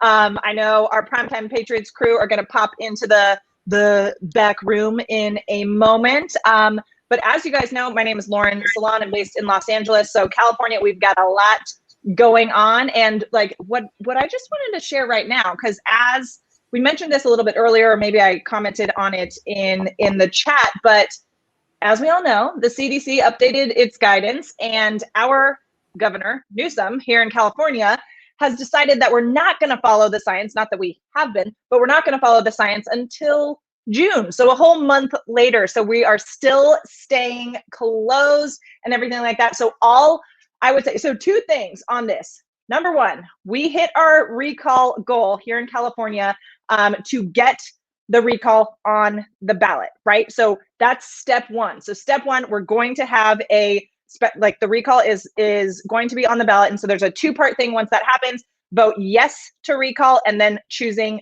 who we want to replace Gavin Newsom with. But then also y'all, number one, I'm going to be in Florida the entire month of June. But when I get back, I am hoping and praying and looking forward to a very opened up Los Angeles and California. And I hope, especially if you are here in California, I hope that come June 15th, you are not wearing that motherfucking mask anymore and supporting businesses and just getting out there and living life, which I'm sure, because I know our crew and our crowd here tuning in, you guys are freedom loving patriots. You're probably already doing that kind of stuff anyhow. But yeah, just so excited to see everyone's freaking faces, because so much of the time when I'm like going out and living my life and doing things here in LA, like I'm often one of the very few people who's not wearing a mask outside. It's ridiculous. So excited to see that here in California. So much going on. Shout out to anyone else who is in California as well. Throw it into the comments. And before I'm going to intro our next speaker in a moment, but before I get to that, a little bit more about me. As you guys know, already mentioned, based here in Los Angeles. My name is Lauren Salon. Sounds like hair salon. I run a PR agency for entrepreneurs. So I work with a lot of thought leaders really in the world of personal development and entrepreneurship. And part of my mission and what I believe in is, one, I think that everybody has a freaking unique message and magic to share with the world. And what I love to do is help people amplify that, whether that's through my business, whether that's through inspiring people to own their truth, use their voice, and make a positive impact in the world, which I know if you are tuning in and watching this, you probably agree with that a little bit. So we are aligned in that. And well, Anthony, what you say? Hit this real quick. Hit what real quick, Anth? And I know we've got a little, Stevie Marley just said, I'll match the first $250 donation. Russo, let me know when someone donates the $250. Get in there and someone throw down $250 because Stevie is going to match that. So that's $500 coming in, right? Let's get there, because you guys, like, I have so much fun with the tiny hands and the tiny microphone. Please do not rob me of sharing that experience with you. So I think should we do another trivia? Are we ready in the production team? Should I hit our next trivia question number 5? Are we ready to throw that onto the screen? Let me know in the back there. And as we mentioned many times before, you guys, one, thank you for tuning in live. Thank you for all your comments, donations, everything like that. Please share this out publicly so more people can see this and hear this message. Yep. Okay. Trivia time.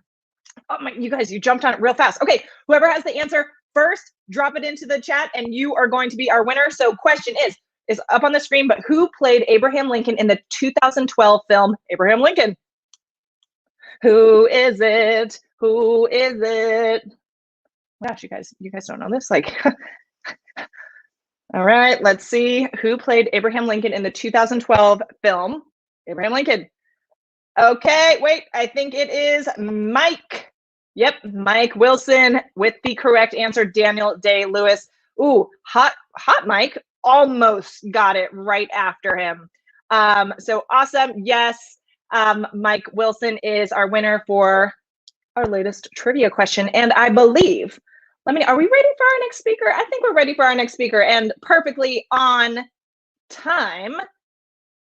I'm gonna share our next speaker with you. You guys might recognize him. So we've got Mr. Anthony Russo coming on up with us. Anthony, as you guys all know, is the founder of #BeTheChange. He is a motivational speaker, jokester, as we're seeing often, like inappropriate jokes getting thrown around, just the clown and all the things. He is the man who is so much behind this whole event this weekend and so much other just powerful content and powerful conversations that I think the world really needs to hear during these times. He speaks all the time about the power of overcoming failure and creating an impenetrable mindset. Anthony's mission is to create conversation, debate, and to bring back a healthy dialogue in this country where we can flourish in our differences. And as you all know, #BeTheChange is all about being the change that you want to see in the world, whatever that means to you. And it can be small, it can be big, like just be that change that you want to see, whether it is smiling to somebody on the street, like, doing somebody a favor, or on the big scale. And Anthony is doing a lot to bring that to life and to help people take inspired action to make our world and country a even better place. And I have been blessed to get to know Anthony over the past year, do business together, all that kind of stuff. So I am so excited to bring Anthony up to the stage. Come on. Who's doing it? Let's get him in here. Woo! I was waiting for Casey. I was like this. I'm like, nothing's moving. I think Casey's got 8 million things going on. Again, this is the first time we've done events like this, which is just absolutely badass that it's actually going incredibly smooth. Lauren, before you go, I had to say something. I don't know if you know this, but the current Netflix CEO donated to Gavin Newsom's like $3 million to his staying in office campaign. I'm like, what in the baker's F? Seriously? Yeah. I don't know. I don't get I don't pay for my Netflix account, so I can't cancel it. But you would if you could. Yeah. Exactly. Okay. Suni, stop with the massa. All right. Lauren, thank you for that great introduction. Suni, get back over there. I sound like Joe Biden, just bossing her. Okay. Anyways, I'm out. All right, Lauren, thank you so much for that intro. Much appreciated. All right. I'm going to be like Kaylee. Switch it to just Anthony. There we go. All right, perfect. You guys, first off, thank you guys for being a part of this event. This is something that I've wanted to do since I started Be The Change. I'm going to tell you guys a little bit about where Be The Change came from and why and where we are today because of it. And this is going to be, I was learning today. I was learning about all the different things that we could do to take action. I'm continuing to learn. We've got more great speakers coming up. But personally, what I know how to do and what I've been able to instruct people, and I think that's part of the following that we've gotten with Cashley, Kelly, and me, and then Suni and the whole PTP group, is the ability to have a conversation and the ability to start using our voice. So I'm gonna make this kind of a motivational 15 minutes on how to get our country back by being you and actually embracing what you have. So I encourage you guys, as we've all done all day, to share this out there, to continue to donate, but most importantly, start speaking up. So I'm going to tell you where Be The Change came from. If some of you guys don't know, I started Be The Change in 2016 when there was the police shooting in Dallas in July. And I knew something was up, something was different. I started looking at our country from a different angle. And forever my life was changed, as I think a lot of you guys have probably know, that once you start being vocal as a conservative, you can never get your previous life back. But I can tell you, based on events like this and based on the people and the friends that I have, that I've made since, it's worth it. And I encourage you guys to realize that if you're wondering if it's time to step up and speak, now is that time, because there is a point where we can't get things back anymore. So in 2016, there was the police shooting in Dallas, Texas, and I was about a mile away from there. And I started thinking to myself, what is going on in this country? And I was a lifelong Democrat. I had been a liberal to up until about 2012, 2013, when I started my own business and I started looking at things more sensibly. And I was like, from an economic standpoint, and I said, something is up, something is wrong with this country, and it's the way that we activate our voice. So this is 2016, and I said, we have an event where there's an anti-police protest where police officers are required to protect those that are protesting and yelling at them in these public settings. So it's like you've got people yelling, and you've got the people they're yelling against protecting them. And I'm like, that's odd as is. And then you had 5 police officers slain in the line of duty that day. And that's where I couldn't take it anymore. And I realized that there is such a lack of support for police and civility in this country that I decided, you know what? I want to start a company called #BeTheChange, because hashtags, all the rage. So I start looking at trademarks, and I start going through the process, and I had no idea what I was going to do with it. But I knew that something had to change, and I wanted to use my voice for something positive, something good, something to actually create massive change in this country. I wrote a dossier, or I guess you can call it, that night, and I wrote about I was angry with Barack Obama at the time. I almost said Joe Biden. Same difference at this point, right? So I looked at things from a different angle, and I wrote this very long, drawn-out thing about responsibility in the white community, the black community, all Americans, politicians, what we could do. But I started it off wrong. I started off with, and I very rarely at that time ever swore on social media, and I said, F Barack Obama. And I was mad that he didn't attend the funerals of the police officers, yet he was constantly speaking on behalf of the Michael Browns of this world and the Trayvon Martins that didn't deserve to die, but were not heroes in their own right. And I was so confused. I was so angry. So what happened? I owned a staffing firm at that time, and I owned it for another 2.5 years after it. But all of a sudden, the black workers, the employees that I had, or independent contractors that work for me, turned very fast. So in a very short period of time, all of a sudden there was hate groups made, legitimate hate groups made, because I felt as though we needed to come together as a country and start taking responsibility for our actions. So that was the beginning of me sacrificing, I guess, business life for what I firmly believed in. And I started looking at things differently. I wanted to start using my voice and saying, why are we creating so much awareness without actually taking action? And that's what you saw the shirt probably I was wearing earlier. It said action over awareness. And I'm like, why are we...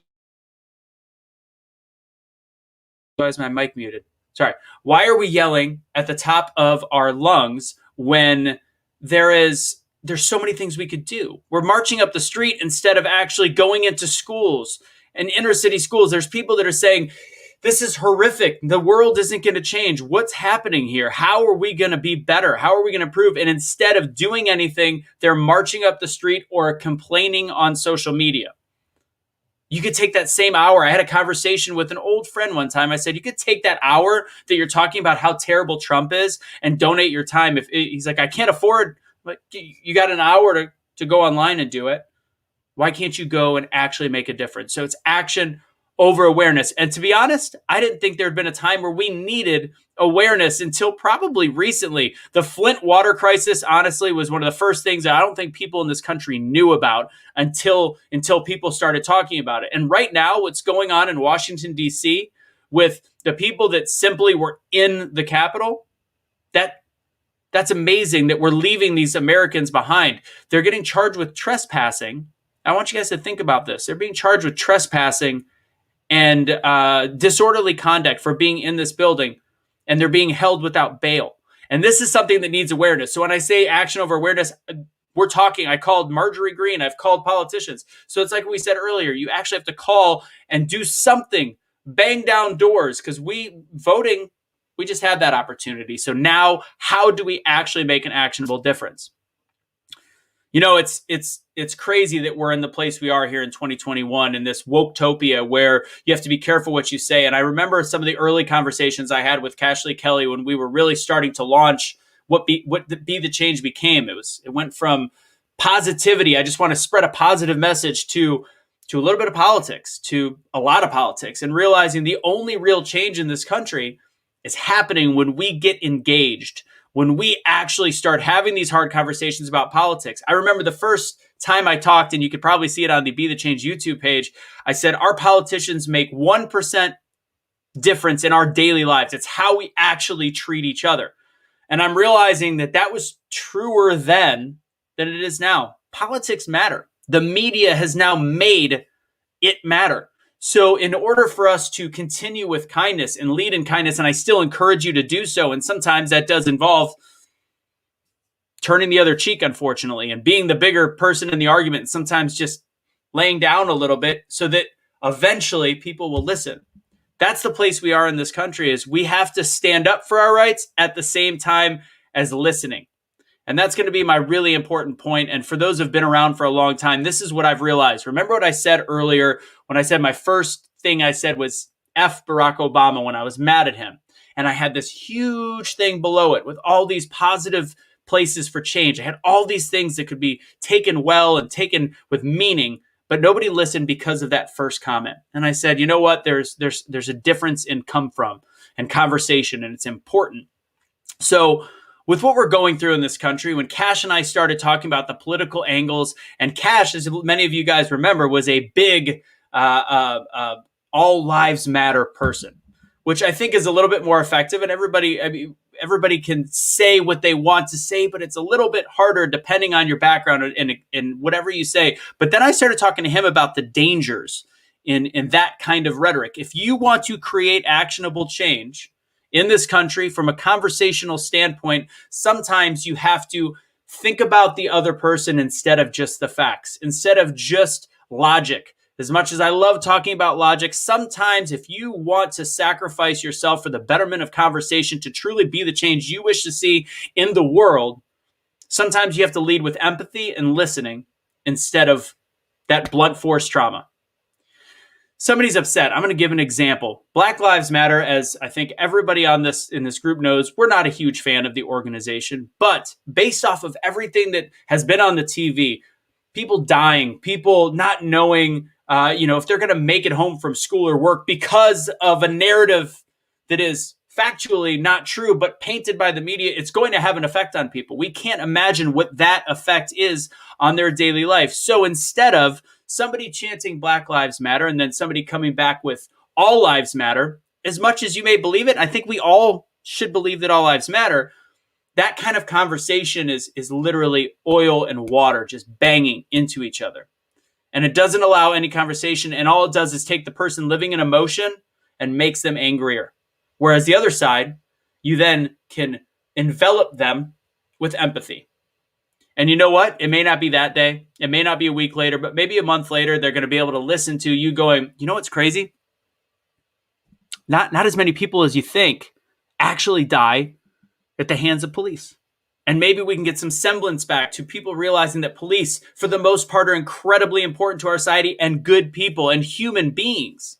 All these different things. I think that in order for us to have the conversation, we can't start out with that F Barack Obama statement that I made. That was a mistake, and I've learned from that. And I've learned things along the way that's actually changed my viewpoints and allowed for better conversation. So as you guys engage with our pages, as you guys engage with this event, as you guys look forward to what we're going to keep doing for these events, I'm encouraging you all to realize that education is key and stepping up is bigger. And that'll be kind of the point that I'm going to end on, is right now, as you move forward into action, and that's what this is trying to say, take back America. How can we do this? We have to stand together. So by standing together, what I mean is like the Ian Smiths of the world, and I'm going to use myself as a reference. I have sacrificed what I believe is right in order to put us as a group in this position so that we can actually create change. And sure, there's a few hundred people watching and we'll have a few thousand views, maybe tens of thousands of views. And that's not enough. But sharing is hard. You know why sharing is hard and explaining things is hard and why this is difficult? It's because we're still standing alone. I think Lauren said it earlier where we're talking about the fact that there's a ton of people with the same beliefs as us, but they're so deathly afraid of stepping up. Why? Because by stepping up, you're risking everything. You're putting it all, I think it was Barb actually, you're putting it all on the line in this day and age. But you know how that changes? Is by more people stepping up. Have you seen the image of the person standing in front of the person with the whip? When they are alone, that person with the whip seems like they are the biggest badass on the planet. and everybody else is kneeling and everybody else is bowed and everybody else is taking it because they're not a team at that point. So for the people like the Ian Smiths of the world, like the people for like Prime Time Patriots that are speaking up, putting themselves at risk, like me, the more people that stand behind us, and even if it's just sharing the content or making the statements and letting people realize that there are really decent people that have conservative ideals in this world, and it's not a bunch of old men, white racist bigots. It's not. It's people that are trying to create actionable change. We live in a really, really weird world. I have to be very clear. I did an event last year where I helped 27 black men speak to younger black men. And this was soon after George Floyd. I volunteered the platform, the time. I did something very similar to what we're doing today. I thought that was important. I really wanted to put that on. That night, I got chewed out by somebody virtue signaling through Instagram because I didn't put a black square on my social media when I was trying to help a bunch of young black men have fiscal literacy and give a platform and try to create actionable change. So this is what we are facing. And if this doesn't encourage you to say, screw it, I'm done keeping my mouth shut. I'm done just being complacent and listening and saying I have to step up. The keys are educating yourself, being ready to have a conversation, still leading with empathy, because the last thing I want to say is we all are different. We're all different. We have different backgrounds, and you have to remember that. I think that's a key, because I think a lot of us would get mad when people are like, did you hear what LeBron said? Black people are being hunted by white people. This is horrible. Guess what? I don't blame people for getting upset. They've been programmed to. They've been told to. It's been repeated. Celebrities say it. The news says it. And you know what? I don't know Jim's background. I don't know his life. He doesn't know mine. So think of it like, and I love this reference, and I'm not going to pull it up, but if you guys know the white and gold dress and the blue and black dress, it was a big social media thing. Google it later, where some people see white and gold, some people say blue and black. I love using this reference. The dress is actually blue and black. I see white and gold. And the whole philosophy is there's a light behind it, the background, that causes it to have a different connection on the rods and cones in the eye. It has a different scientific response, right? Think of life like that. It changes the way that we see things. And we have to realize that we're not always going to understand why people feel and see things in a certain way. We don't know what their childhood was like. We don't know how they react when they see things on TV. We don't know the education system that may have put them in a place where there's a disadvantage to everybody with a certain skin color.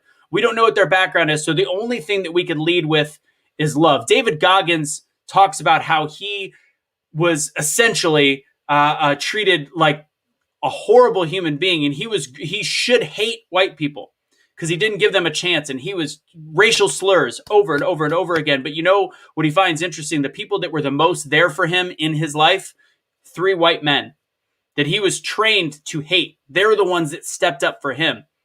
So no matter what your color is, no matter what your race is, step up. Step up for somebody. Show kindness. If speaking up is something you cannot do something out of the ordinary to create actionable change in your community. I beg this of you, and I think that we all have the power to be the change we wish to see in the world. There's some really crappy stuff going on in this world, but we can be the positivity. We can be the change. So thank you guys. You're going to hear me talk the rest of the day. So I just wanted to get that out there. I'm hopefully motivating you all to start doing actionable change. So they had like a nice comment. Put something in the box, say hashtag Operation TBA, and then say, I will be the change. So I want to see all those comments in the box. Thank you guys for my time. I'm going to be bringing up the crew from American Snippets. It's kind of become part of this trifecta of awesomeness between Prime Time Patriots, Be the Change, and also American Snippets. So if we could bring up Barb and Dave right now, that would be fantastic. Dave, you heard Barb earlier, Gold Star wife. Dave is the lovely, very patient, very willing fiance of Barb. Thank you guys for coming up here. It's funny. I didn't think about the fact you guys would be in the same place because I'm not very smart. So I'm just going to be Barb Allen for now. Why not? Dare to dream, Anthony. Dare to dream. Yeah. How's it going, guys? Good, man. That was a great little talk you did there. Thanks. Appreciate it. I'm going to keep myself big. So tell us, first off, part of the people where I say I've lost a lot of friends, but I've gained a lot is people not just like Prime Time Patriots, but you guys. I can't tell you how much I appreciate not just our weekly check-in calls to see how we can grow each other's platform and create actionable change, but you guys are phenomenal people. I also love watching your guys' relationship because you guys crack me up. You guys are phenomenal human beings across the board. So tell us a little bit, Dave. You're just coming on. Tell us a little bit about yourself before we talk about American Snippets and the Great American Syndicate. Yes. So I'm an entrepreneur. I flip houses. I do a lot of online marketing, but flipping houses and real estate is kind of like my main gig. But I've been an entrepreneur my entire life, ever since I left college. I've always had this free spirit to kind of be on my own and not have anyone to answer to but myself. Part of that is my why, which we've addressed before on another show with Anthony. But my why runs deep because I lost my father at a very young age to suicide when I was 3 years old. And once I became an adult and had kids of my own, it was my goal to be the father to them that I never had, which kind of leads in an odd way to Barb and I meeting, because Barb went through that horrific story earlier today where she lost her husband in Iraq, and she had 4 kids, all under the age of 6, who basically grew up without that father figure, very much like I experienced, but almost in reverse. So I can totally relate, to her kids as well, and even related even more, and was more impacted by hearing her story for the first time. And her love for patriotism and her family's service and sacrifice really started to impact me in a way that I wanted to do more. And that's when we decided to start American Snippets, the platform that we have, which is really focused primarily our voices on our podcast, which can be found on iTunes and Spotify and everywhere else on YouTube. We've had amazing guests along the way, like Rob O'Neill and David Webb and Taya Kyle and Bedros Keuilian, $1 million entrepreneurs, celebrities, you name it. We've had them all on the show. And we continue to have, and Anthony Russo has been on. We continue to have amazing guests, and we have these guests on to show people what's possible, right? Because a big focus of ours is the American dream and showing people like it's still alive and well, and it's alive and well because of the freedoms that we have, the freedoms to choose our own direction, our own paths in life. And those opportunities are out there. They exist. They're real. It's just up to us to go out and get them. And that's why I love everything that you guys are doing this weekend with Take Back America, because to me, the real underlying thing of it all is that, and I think this is like the difference between, maybe if you want to point out the left and the right, is I feel like there's a underlying movement that people feel like they're entitled. Like they want the government to do for them instead of, doing for themselves, as King Randall would say, right? And so to us, everything that I do, for me, in terms of American Snippets, that's what I want to be the flag, to be my voice, is to encourage people to do for themselves and rely less on government, and kind of change their mindset from entitlement to being a creator, to chasing their dreams, to living their full potential. Yeah. And you and I, you guys, we talked about this. I've done some op-eds with you, several. And one of the things when we're talking about, people, like you guys share some questionable stuff, I share some questionable stuff. People like, if you're trying to be unifying, why would you share that?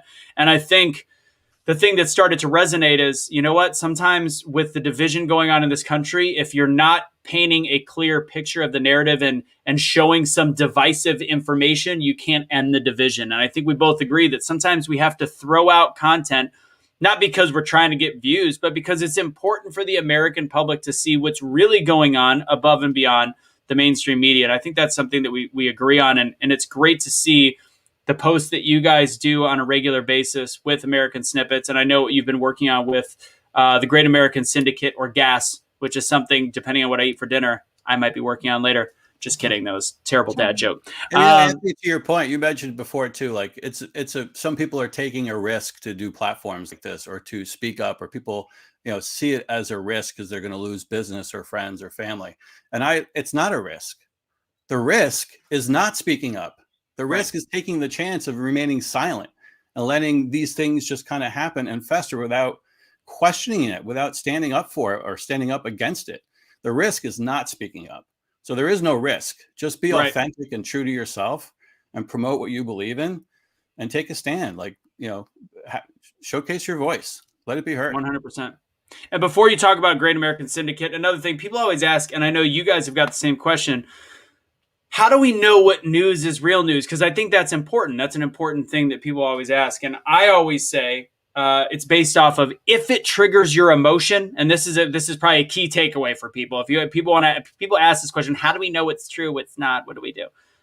If it triggers an emotional response instantly, it needs more research. If the headline triggers something, there might be something there. I can typically look at a headline and know that there's nothing of substance in it whatsoever. Even when I'm like, oh, and then I get into it and it's like, oh, no, it's not. And then you then start cross-referencing, are the fact check websites functional? Yes, they are. Not the decisions, but the actual research below. So if people want to know how to actually look up real news, I always suggest that. Don't look at the actual decision by factcheck.org or Snopes, whatever, but look at the research they've done below. And I think that's very key. So tell us about Great American Syndicate, you guys. Yeah, okay. So that was the next step for us. We had actually planned to launch this community at our live event, but hello, COVID, goodbye, original plan, right? So here we are. We then had to shelve the live event where we were going to roll this community out and go with the community first, which is obviously the much harder way to do it, but we dig the hard way, right? So along that path is when we actually got to, it is working out for the best, because before we do this live event, we got to understand and learn what building a community is about. And we got to meet people like you, because we didn't know you a year or so ago when we were originally planning this event. So I think it's all working out, for the greater good and the bigger plan, how it's going to go. But basically, the Great American Syndicate is a place for patriotic Americans. And I talked about what patriotism is to us earlier, in my talk, but it's a place for us to connect and collaborate and work together to conquer our challenges. So like we say, we can strengthen ourselves, our families, and our communities, because that's how we take this country back. One person, one family, one community at a time is how we're going to take back the power that has been handed to itself by the federal government and major corporations and the media and all that jazz. So people can hop on and connect with other people in your state, in your area, find people who are working on the same things as you. We want this to be a network where we support each other's businesses. If somebody's in a town and say somebody moves to town, like, hey, I just moved to town, I'm trying to start this business, but I'm a single mom or whatever. Then the other single moms in there are going to jump in and be like, I got you, girl. Let's do it. We want it to be a place where people are going to jump in and support each other and vet each other and get to know each other. And anybody of any walk of life is welcome to come by nature, because of its name, because we talk about patriotism, because we talk about America's core values. We tend to be a conservative-based society, simply for the fact that people on the other side of this just don't like us and don't like what we stand for, or think that we're assholes, like basically, so they choose not to partake, but that's okay, because we're going to lead by example, and our community is going to grow stronger, and we're going to just keep our heads up and rise above all that nonsense happening below us. And at some point in time, this community is going to be so strong and doing so well and thriving, and word's going to get out. And then maybe that's when other people from the other side will start to realize that they're only hurting themselves by not joining, because we're doing some really amazing shit in here. Yeah. So you want to come on in. So, if you kind of, for me, how I look at it is, we've been doing this podcast, the American Snippets podcast, for the last 3 years. And in doing that, we've grown a network, right? We've created new relationships with people who are uber successful, who are like-minded, who are patriots. And so we did that by having the podcast. And what we wanted to do is create a community where, other people could kind of feed off of that and kind of create their own network of like-minded people, like-minded patriots, and try to offer as much value as we could inside of our membership area. So we have a nationwide perks and discounts program from 10,000 cities across America, where you can save on pizza and movie tickets and restaurants and hotels and car rentals. mortgages. I mean, you name it. And then we have our own, apparel line where you get 40% off all of our apparel. It's like a shirt club. We have trainings from entrepreneurs on side hustles and real estate investing, on how to be more productive. And we're going to be adding these on a monthly basis. So it's just a networking community of patriotic Americans who care about this nation's core values, who care about personal responsibility, individual liberty, faith, giving back, and above all, the American dream. And that's what our community is all about. Boom. Love it. Boom. Mic drop. Well, before we let you guys go, do you have any final words? I know, Dave, you didn't get talked. You talked a little bit about your background. Any final words on your beliefs on how we can take back America? Take back America. Yeah, just being more outspoken. Like, I've seen this really over the last 6 months, and even more so really over the last 3 months. I feel like there's other platforms like Prime Time Patriots, like BeTheChange, like American Snippets popping up. You see, a lot of patriotic, shirt companies, coming up. You see people being more outspoken. And so I think there really is a massive shift that we're seeing in terms of the energy. And in a way, maybe COVID-19 was a blessing in disguise. I mean, I pray for all those families and people that have lost their lives during such a horrible disease. But in a way, it's kind of woken us up to how fragile freedom is, from all the states that have the overbearing laws and mandates and everything else. Like, it's almost like shit. Like, this almost went down like really bad. Like, we can't let this happen ever again. And so the more people that stand up for that and stand up against it, the better off we'll all be in the future, and the better our kids' futures will be as well. Yeah, I agree. And it's about standing up. It's about standing together. It's about being positive as a group and building each other up and finding a way to be positive despite all odds. So thank you guys so much for being a part of it. I'm going to bring back Suni and Lauren. We're going to do some more trivia, and we're going to talk a little bit about the rest of the day and remind you guys about some of the charity stuff. We've got some people trying to match donations. Dave, Barb, if anybody wants to join the American Syndicate, they've got a really great deal. Go to www.americansnippets.com/TBA. That is the key. Thank you both for what you do. Obviously, we're going to stay together through this journey, and I'm looking forward to the event in January. We'll take any key learnings from this. We got you. All right? Awesome. Have an excellent one, Anthony. Thank you. Appreciate you, man. Take it. Thank you, Dave. Take it easy, guys. Sune, Lauren, what's up? What up, y'all? We're making America think again. Matta. It's what's the matter? See what I did there? All right. So I want to remind everybody right now we have an update. Can I get a drum roll from you guys? Can I get a drum roll? Are you using your little hands, Lauren? There you go. We have finally passed the $2,000 mark, but this can be skipped ahead very easily. So we are over $2,000 raised for 22 Kill, as well as Empower Me, and of course, future events. This is fantastic. You guys are killing it. We're doing a great job. But let's not forget Jack Shank, or I think Stevie Marley, the comment, the next $250 to come in. The next person that does a big donation will be matched by Stevie or Jack. He's got many different names on social media. It will be matched by this person. If you donate on Cash App, please remember that you need to put your email on there, because we can't reply asking and giving you the Zoom link for tomorrow, because tomorrow is a Q&A event, and we'll talk more about that. But we're going to hang out for a bit. We're still waiting to hear about our sixth speaker. We'll see what's going on. Rose is wearing her shirt now. Yeah, what's up, guys? How y'all doing? Yeah, you guys, come on. Bring in that 250. Who's that? Throw down a 250. Come on, or more. It's going to get matched. That's a quick 500. Hundo. Yeah.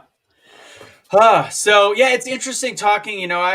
It's interesting talking about Be the Change, and it's one of those ones that I remember that I started out like I have political beliefs, but people are saying it more and more now. Like, Be the Change. You shouldn't have a belief system, and it's like, here's the deal. The way that I think we create change is speaking up, and my version of Be the Change is to actually address what I think our biggest issues are in this country right now. And I think right now it is politics. And that's me being mobile. That is not the original belief system that I had about what Be the Change meant. And you know what? Seeing the way the country is right now, I think is super important to voice those opinions. I completely agree. And I know I've shared a bit about like what I do and everything. And I'm by no means in my business, like in the political realm or anything like that. Right. And I've been super outspoken about what's going on with the government and culture and everything like that over the past year. And I still don't see it. I don't view myself as necessarily being political when I do that. I'm like, no, this is much bigger than politics. And yes, it's been politicized because I think ultimately, like, there is an intention and a goal to keep us all divided, right? Like, if it's not one thing one day, it's another thing. Like, we're just all over the place. And so, yeah, so if it has to get a little spicy and talk about politics, which no one likes to talk about, whatever. I think people are almost expecting people to not want to talk about this kind of stuff and have discussions that could bring people closer together. So I think it's absolutely important, obviously. Otherwise I wouldn't be here, right? Right. Exactly. Yeah, I mean, it's important because everything that we're saying entails you being accountable. It's as simple as that. And people don't want to be accountable for a lot of different things. And I was talking about this the other night.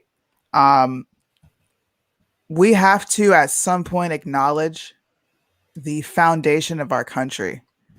It is Judeo-Christian ideals. You know, if we want to go biblical, and I'm not going to preach, the 10 Commandments are how we govern ourselves in life. It's time to admit it. The forefathers acknowledged a supreme being because we didn't just somehow fall on earth. There was no big bang in the sky. Everything has a cause and effect. And in my book and a lot of other people that watch us, God is He is that cause, and we are the effect.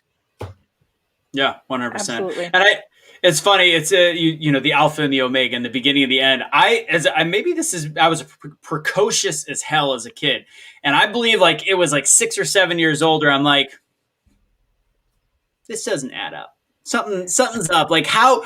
Okay, so I remember I could probably ask my mom, but I was very young when people started talking about the Big Bang, and my response at like the age of 7 is like, but where did the empty space come from?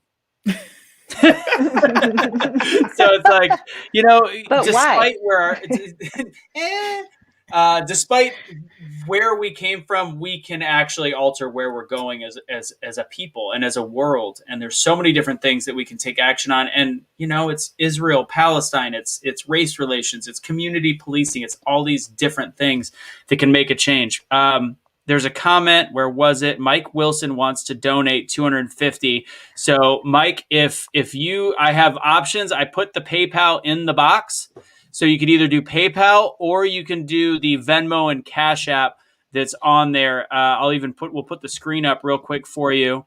Let's see. We're finding out about one of our speakers to see if we're going to have to fill some time, do some extra stuff, maybe get somebody to come on early, etc. So here you go. That is where you can find that. Again, that's Venmo at Operation TBA, or Cash App with the cash symbol Operation TBA. So let's see that $250 roll in, and I think Eric might want to do another match. Eric's been the man today. He's the MVP. Stevie, I think I want to say he's already given 250 before this, so this would probably make 500 if he's really doing this. Yeah. We already got it. Let's go. Doesn't mean don't do it, right? Yeah, I shouldn't have said that. I should have just let it go. But Eric just donated $250. Eric, we see him in the comments all the time. Eric Romans, I never know how to pronounce it. So Eric, thank you very much. That should put us over the 2,500 mark, which is halfway to Little Hands and Microphone, everybody, from Lauren. You guys, please. So if anybody's donating, Lauren, tell them what if anything over $25, what that gets them for tomorrow's. Yes, anything over $25, or if you're a Patreon of Prime Time Patriots, Be the Change, or a syndicate member of the American Snippets, Snippets crew, you get access to a private special VIP Q&A day tomorrow. We'll be broadcasting it, but you get to be a part of the Q&A and have a more intimate discussion with everybody. So yeah, do that, get in, get some Q&A time, and know obviously that when you donate, you are supporting a few amazing, amazing charities. Yes, ma'am. So the rest of the day, we've got a couple great speakers left. We've got 4 speakers left. We are going to have a dinner break where we are just going to be sitting around, stuffing our faces with food, BSing with you guys. And honestly, that might be a good time where questions come up. If we can see it, this is our pre Q&A if we want to do that. So we'll go ahead and look for that in the chat box once we get to dinner. But before then, we're going to talk about our second charity, Empower Me. We then maybe have Phil Rizzo, but it's sounding like he's got a conflict of events. Conservative Ant we have coming up after that. Madison Downs, David Winkler, and a wrap. Hopefully, Billy got everything with his dog is okay. We'll check on him with that. So thank you guys so far. I mean, we're over $2,500, which the biggest fear that I had from this event was not screwing up. It was not raising any money. So fear should be your biggest friend, right? Suni, what do you think so far? I think this is amazing, and I think it's going to set the tone for many other events to come. I can't wait to do this in person, you know, because I'm chill, right? I'm really chill, but my personality is big. So I'm about to come out like, boom. I can't wait. These things are exciting for me. And it's more exciting to see people inspired. It really is. Getting involved in your government, getting involved in your community is great. I can't wait to see Lauren's little hands too. Those are the fun. hands with the mic drop. Don't let me down. Don't let me down. I want. Yeah, that's all good. It's ridiculous. It's ridiculous. I mean, I will cry if that doesn't happen. Lauren, since we've got a little bit of extra time before we go into the Empower Me video, first off, I want to encourage you guys to continue to share this out. We still have 200 people watching, which is fantastic. We're almost 4 hours in, and we've got hardcore, awesome speakers coming up. So we're going to push that share algorithm, push that out there. We're raising a lot of money. This is doing really well. So please support us by sharing it out. But Lauren, we had you start talking a little bit about California before. In terms of conservatism and seeing the state of California, and even, I mean, you speak up. I want to applaud you for what you do on your social media, knowing that you get clients off that, and it could literally make or break you. What have you learned being in California as a conservative and being an outspoken conservative business owner in a world of woo-woo kind of people? Yeah, so it's interesting because I don't like love labels and stuff, and I don't know. I probably lean a little bit in the more moderate direction and stuff. Definitely lean far more conservative over the past year. But my whole life been pretty moderate, right of center, and have also lived in California my whole life. So I grew up about 45 minutes, an hour north of San Francisco.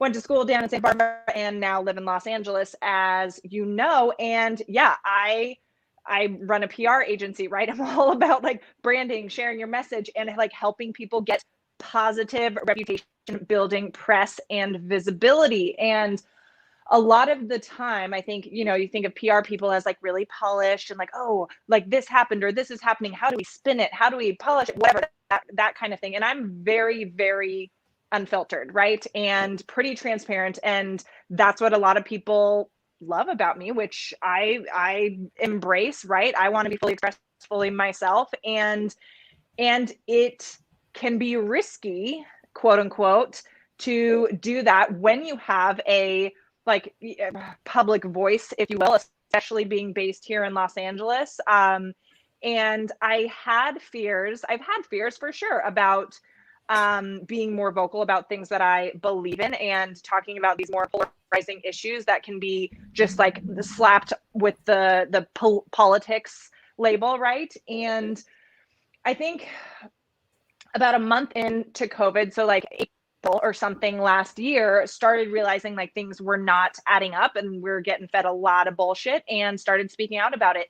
And for a while, I would get a lot of trash coming back, right? A lot of negative comments, haters, whatever, that sort of thing. And honestly, I don't really anymore, because I am very clear. Like, I share why I'm talking about it, like what my values are, my beliefs, and I'm also super firm with my boundaries with my own audience. And I have had, and yes, there's been that fear because I bring a lot of my business through Instagram, through social media, right? So I cannot, I mean, whatever. If my account gets shut down, I'll be just fine. I'm resourceful. I know how to make money. I know how to do all the things, all that kind of stuff. But I use my Instagram platform for my business, right? And so there is sometimes that fear of like getting shut down, shadow banned, that sort of thing. And the more I speak up, the more I have people saying that it empowers them to speak up. It empowers them to share, to take action. It inspires them to, even if it's not about what's going on in the world, to like own what they're passionate about and step into that even more. And that is such a beautiful gift for me, right? And I will say too, like I'm not hurting for clients, right? I had my best year in business last year, and I don't think, and it's not because I was speaking about this stuff more, but it's because I was speaking more freely and unfiltered and giving less fucks, y'all. And I've had clients who say to me, you know what, like I knew before I hired you, before I started working with you, I knew that we saw things differently, and I don't agree with everything that you say. And I also know that you can teach me, like I know where your heart is and you're coming from a place of integrity. And I know you can teach me the things that I'm looking to learn, or you can help me get to where I want to go in my life or my business. And so fuck it if we have different core beliefs about how the country should run, right?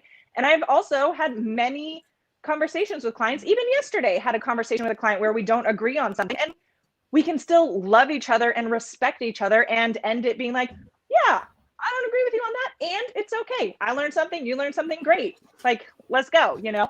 And so with that, like, all I would say is like, I think when you are clear in what your values and beliefs are, and you are aligned and speaking from and acting from a place of integrity, you can't really go wrong, right? And once you put it out there, like, it's not your responsibility how people are going to take it, right? And that's not really a reflection of you. That's a reflection of however that person is dealing with their life, right? And what they think. So so with that, like California, yeah, feeling like a little bit of a minority, right? Like, even you guys, even posting about this event, like, gives me some nerves. Right. Because I'm like, oh, I'm not, let's see what happens in the DMs. Let's see if I lose some followers. I don't fucking care. I'm just showing the door to people who aren't meant to be in my orbit, right? So I would say, like, own your truth, use your voice, take action, because I think we're seeing that whether it's here in Los Angeles, here in California, like we are here in the country, like people are trying to divide us all, right? And continue to create more division and hate. And I think when we get out into the world and we have more of these conversations, we realize we're actually not that different, not that far apart than the media, the government Agreed. are making it seem. Somebody once said, I went to the grocery store and I realized that when I wasn't on social media, everybody gets along a lot better than we thought they did. Yep. It's crazy to think about that. On so social here's media, the you deal. think it's like this, but we're really here. It's really so close, but the media has this hold on us to split us apart because they show one angle, and it's unfair. Serena, I see your comment. I love you. Thank you. I haven't seen you in the comments in a while. I know Serena and I don't agree on politics in any way, shape, or form, but we love each other to death over a person that we lost last year from COVID, and I appreciate that comment more than you know. So we've learned something. That Eric Ramans is actually, I should have known that. I should have remembered, is Mike Wilson. But he had already, so we got that 250, but he put it out there into the universe. And guess what? Don't worry. Somebody after that said I was already going to do it first. So Kristen Harris is the 250. So Kristen Harris on the PayPal side. Thank you so much. If there's more coming through on Venmo and Cash App that I don't see, that's on Casey. I don't see that side. So we're officially over halfway to 25. We're on our way to $5,000. So it's amazing. Thank you guys. Thank you guys for that. And huge. we're gonna, that is awesome. So give a preview, Lauren, of just the hands. No, or just the mic. One or the other. You have to give me a second because this shirt is like real. This is like workout shirt. Is that a schmeedy? So yes. It's a schmal. Schmal. Okay. But it's like tight pants, so it's very. Romans. It's not the ideal shirt for the tiny hands, but give me like 15 seconds. That's what she said. It's not what she said. It's what he said, probably. Hey. That was well said. Well said. Okay, are we ready? All right. Well, when we introduce the next speaker, so now, no, for trivia, you're going to do those for trivia. That's what we're going to do next. Suni, do you have a before? What Lauren all said before we go into trivia, before we introduce Conservative Ant, who's stepping up for us, by the way, and going a little bit early to fill a little time. Suni, what do you think? What are you thinking? You look like you're About thinking everything.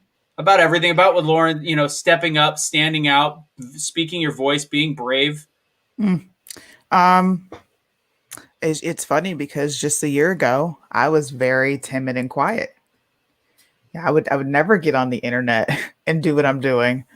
But like Lauren, I just decided to, why not? Like, why not? What's the worst is going to happen to me besides people might not watch me or people might say mean things in the comments. But even more of a motivation was my husband. I would talk to him about all these things and he's like, why don't you just do a show? I think he was so tired of me talking that he was like, go to the internet. People need to hear what you're saying. You're really smart. Put it out there. So I did. I just went live one day with my best friend and I said everything I said off camera. I just put it out. And of course I got attacked like crazy. I got the sellout. I got the coon. I got all the derogatory names that you can think of. But more than anything, that motivated me. It motivated me. Mamba mentality. That is my daily mantra. If people hate you, great, because they only hate the great ones. So get out there and talk. I think it's funny you say that, how quiet, you're quiet, but you wouldn't stop. From my dating experience, the quiet ones that do not speak a lot do not stop talking during your favorite TV shows, during whenever you're watching something important, the last 2 minutes of a Chicago PD, like on the crescendo, that's the chat. Kelly is not like that, by the way. Kelly's just opposite. So you're the opposite? I'm the opposite. My husband will talk during shows and I'm like, bro, I want to hear what they're saying, but I won't. I'm quiet by nature. I just make noise all the time. I'm just like talking, singing, dancing around, like talking to the dog, everything. I'm also 95% extroverted, which we know this. Kelly she told me she was an introvert when her and I started dating. Turns out that I don't know what world she's an introvert on. No idea. I think people think they're an introvert because they don't love people, but when she gets around, and I think a lot of people like that too. I believe as though Suni, you're a lot like that, where you're like, nothing to see here, nothing to see here. All right, let's have a chat. Let's do this. And that's how I would describe you. Okay. So are we ready for a little trivia and then Ant? What are we thinking? Yes. Let's go. All right, Suni, do you want to do the trivia on this one? Do you want to read it? Sure, why not? I'll read it. Since you're so introverted, let's have you read it. And then let Conservative Ant come up. The hands are out. Uh-oh. Casey, throw it up there. First person. Who was the 40th president? Run it down. Can we play I said Jupiter music, Jeopardy. Whoever's first, get it in there. Who was the 40th president? We'll probably get dinged for copyright. So first person to put it in the box. I don't even know. We'll figure out at the end of the day what prizes people are getting. Oh, Rhonda Reagan. Yes. Who won?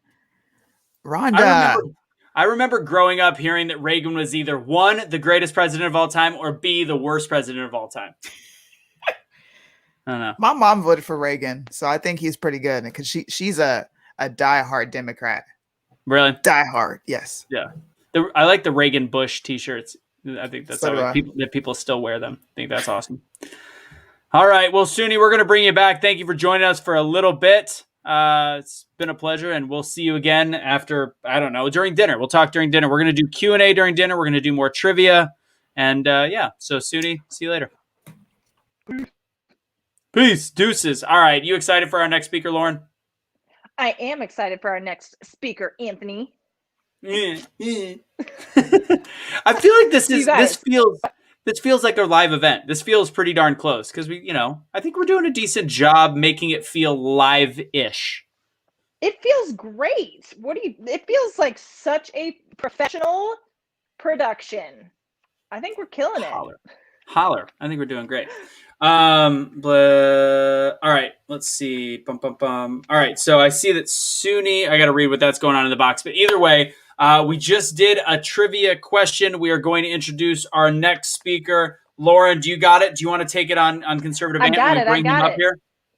Conservative. We are bringing on conservative Ant right now. Or conservative Phil? Ant. Yeah, Okay, yeah. We yes. Phil. We're passing Phil. We're filling. It's good. We're filling for Phil. Oh gosh.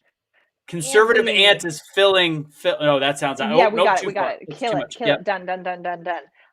No, thank you, and I appreciate everyone being, accommodating. My laptop died, so we switched to that. So we've got the paper stuff out. So we have an exciting guest coming up in just a moment. We've got conservative Anthony, conservative Ant. As the child of an immigrant family from Italy, I'm Italian, this is awesome. He was raised in the suburbs of Chicago, where he grew up extremely middle class and liberal minded.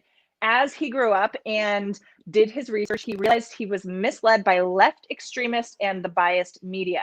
Being a gay man, he was told that he needed to vote blue or else. He decided to finally get into politics and see why he was misled. And let's just say he boarded the Trump train. One-way ticket, lifelong patriot. And that's how he became conservative Ant, where he has almost 45,000 followers on Instagram and 700,000 followers on TikTok. Whoa, what up, Anthony?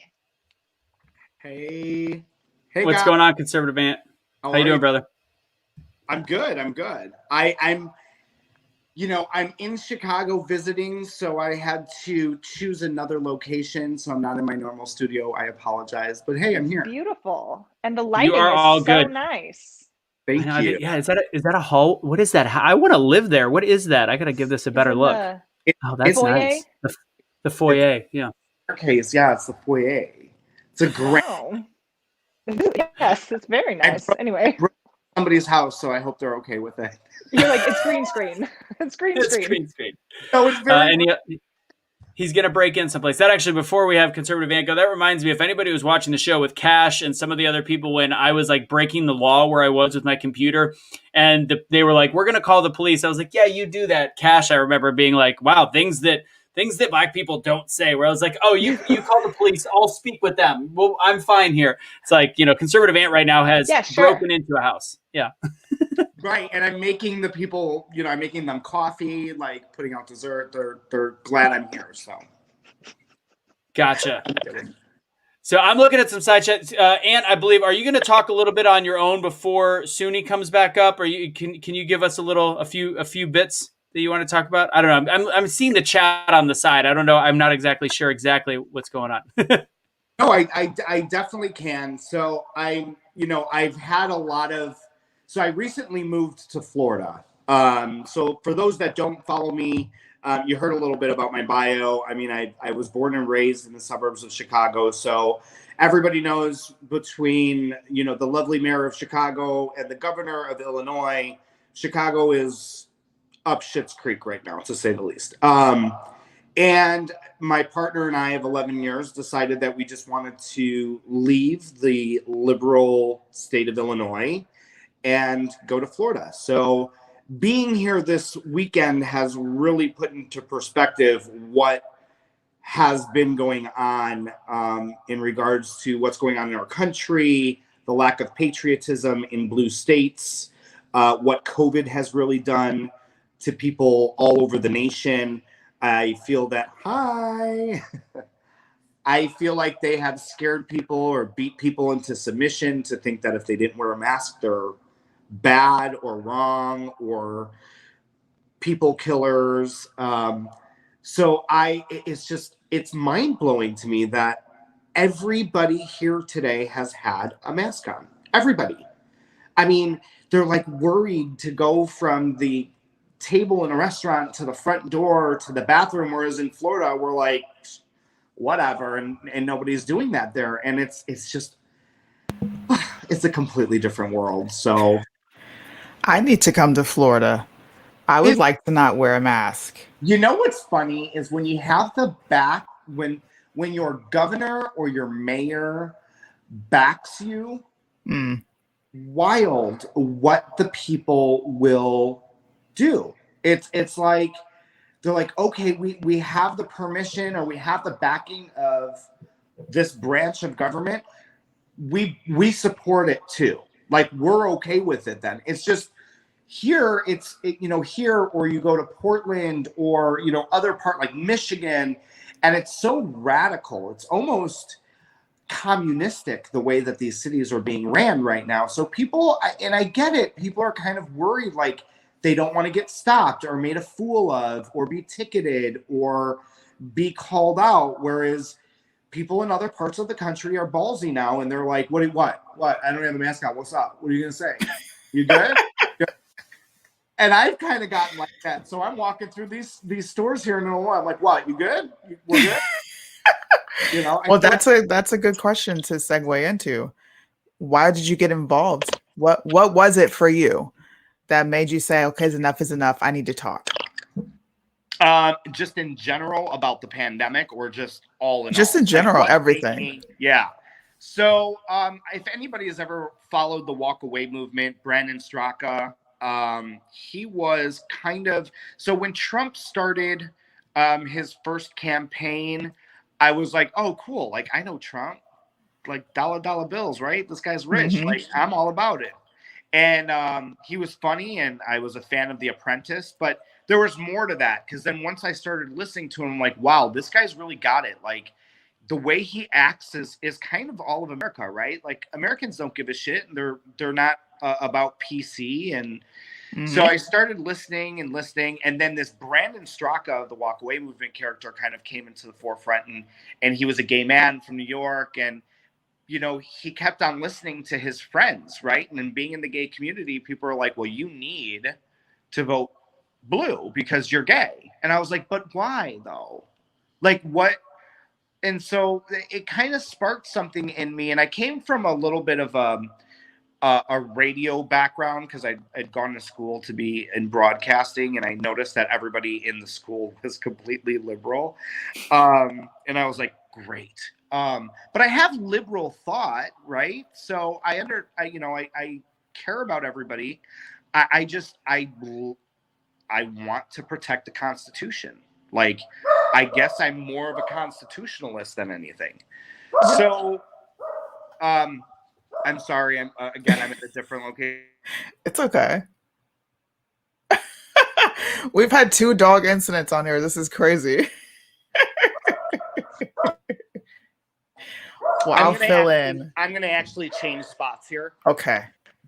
But yeah, so with the Walk Away Movement, Brandon Straka, I started doing my research, and I was like, they do a whole lot of making gay or gay, Black community, Latinos feel disenfranchised, or like we're owed something all the time. We're less fortunate than everybody else, but in reality, we're pretty much what makes America run. Like, we are the diversity that makes America America. And you make all of these promises and do nothing for us. You just get our vote, and then you're gone in the wind.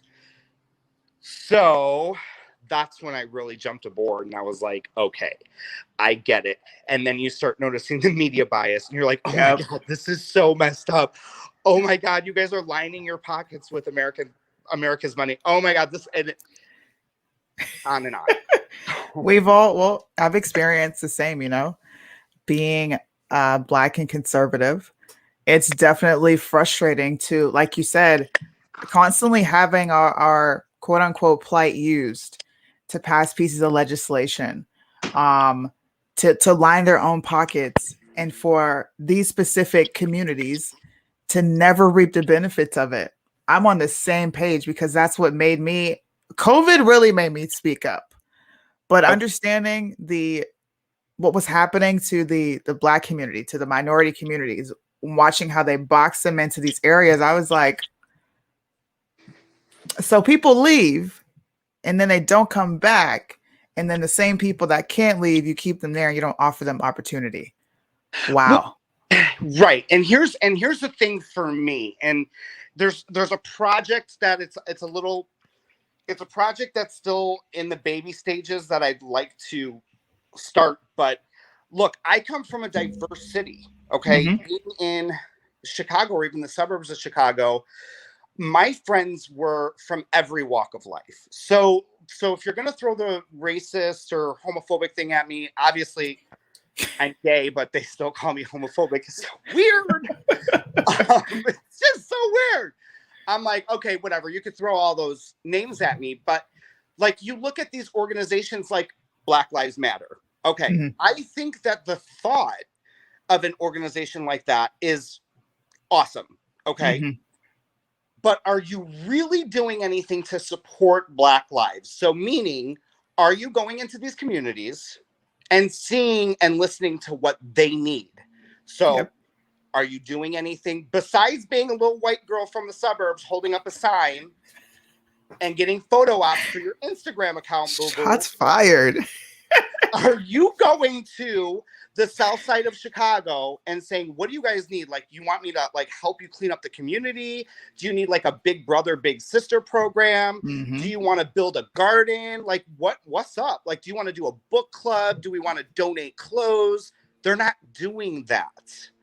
And my idea was for Patriots for BLM, but actual Black lives. So I would like to actually bridge the two communities together, so conservatives and liberal creators, and see if we can actually go into the community, walk into the communities, not just hold up signs, and partner with some of their leaders and be like, yo, what's up? We're here. Like, we got you. Let's clean. Let's do stuff. What do you need from us? I like that. That's we that's what we started this event for as well, is bridging the gaps, being able to talk to each other, actually getting to hear from people who live these conservative lifestyles that we get a bad rep. You're looking at different conservatives and we all have the same common goal. We love America. So that idea is dope. And you can write my name down because I'm all for it. Awesome. Well, we'll have to definitely, it's a big project. I would love for it to go nationwide. The one thing about conservatives is anytime we do an event somewhere, we're like, we don't destroy places, we clean it up. Right. Make sure that everybody cleans it up. And so I want people to be like, oh, so you're conservative? Well, explain to me the new conservative. Because there is a new conservative. Yes. We're not this closed-minded, old-fashioned Republican person. Like, we're moderate, we're progressive, we're liberal, we're liberal-minded, but what makes our country work is the Constitution, our freedoms. We got to where we are today because of history. What happened in history that made us better today? What cancel culture is doing from the extreme left and tearing down statues, all it's doing is like you're resurfacing everything. So you're like, well, that you can't talk about that because that's what made everybody racist. Then, not now. Yes. That's what made them racist then, which is why we're here now, which is why this is here as a symbol to show you this is where we were, this is where we're at. But right now, everyone's taking 100 steps back. Yep. What is going on here? Well, you know, the godfather of conservatism, Edmund Burke, he said those who don't know history are doomed to repeat it. You just summed it up. A lot of people from communist Cuba, they're like, yo, statues come down, communism is entering. I don't think people really understand the significance and the importance of remembering what happened, but not attaching it to our present lives. I have that conversation, you know, with Black folks all the time. Like, I understand we had slavery and I'm grateful for it. I'm appreciative. Thank you for bearing that burden so I didn't have to. But why hold on to it? Like, what are we doing besides carrying every generation of oppression, of trauma with us into 2021? That's literally where we are. Right.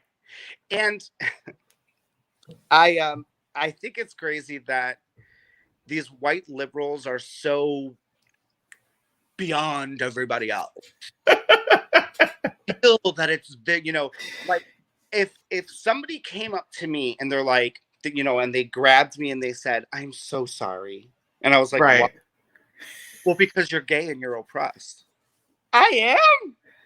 Like, doesn't it kind of homophobic that you would think that because I have less than what you have? Same goes for people of color. Somebody comes up and says, I'm so sorry, a white person, I'm so sorry that you are so oppressed. And you're like, bitch, you don't know my life, first of all.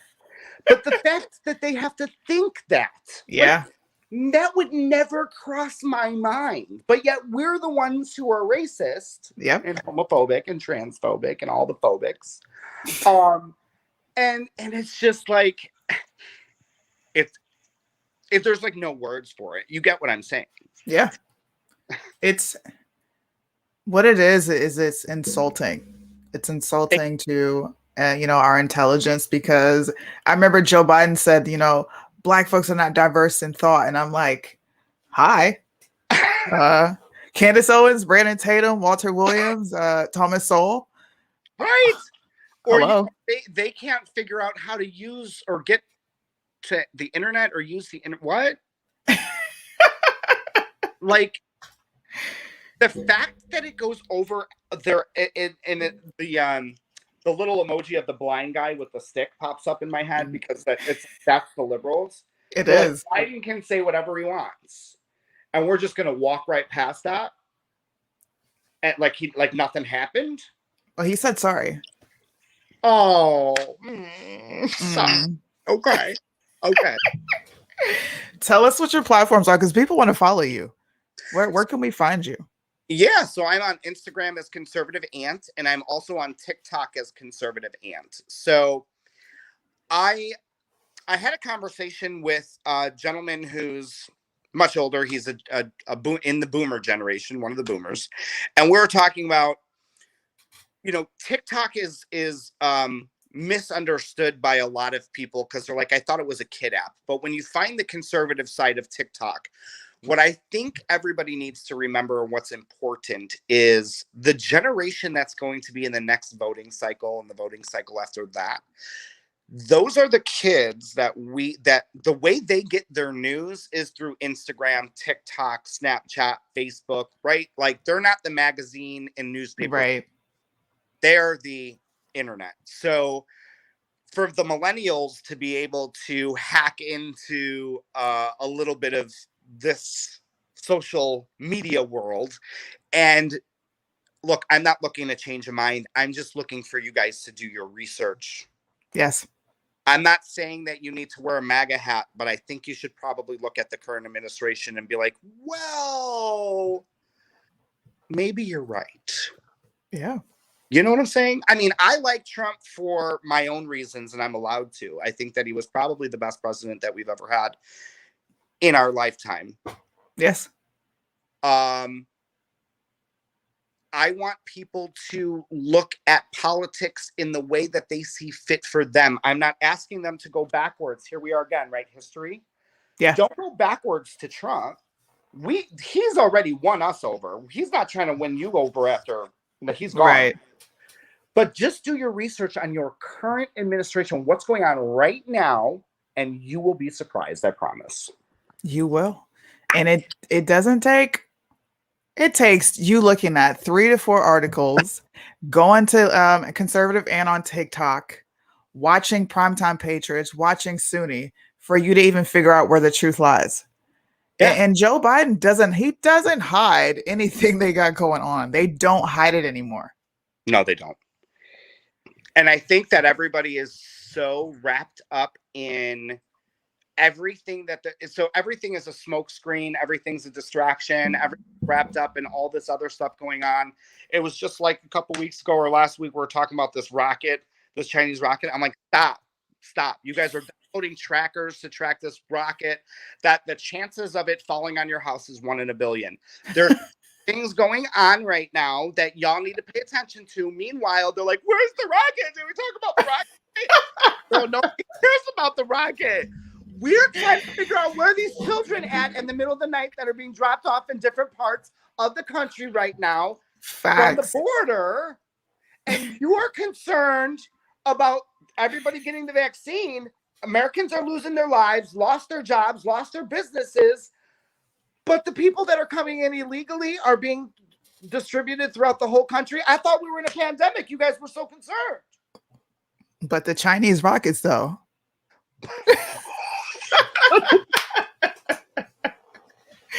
Oh my gosh. You gave us a mic drop. Like, thank you. Thank you. Anytime. Well, thank you for coming on. We appreciate it. Everybody, please go follow Conservative Ant.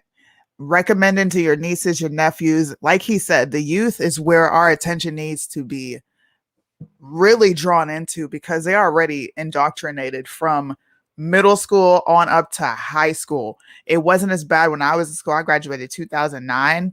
I did not have all of these political and cultural things on my radar back then. You went to school to learn and you have fun in school, but it's a completely different ball game. So thank you so much for being here, Conservative Man. We appreciate you. Anytime. If you guys have anything for me, you let me know. Okay. Yeah, we're gonna connect. I'm gonna hit up Blake. All right.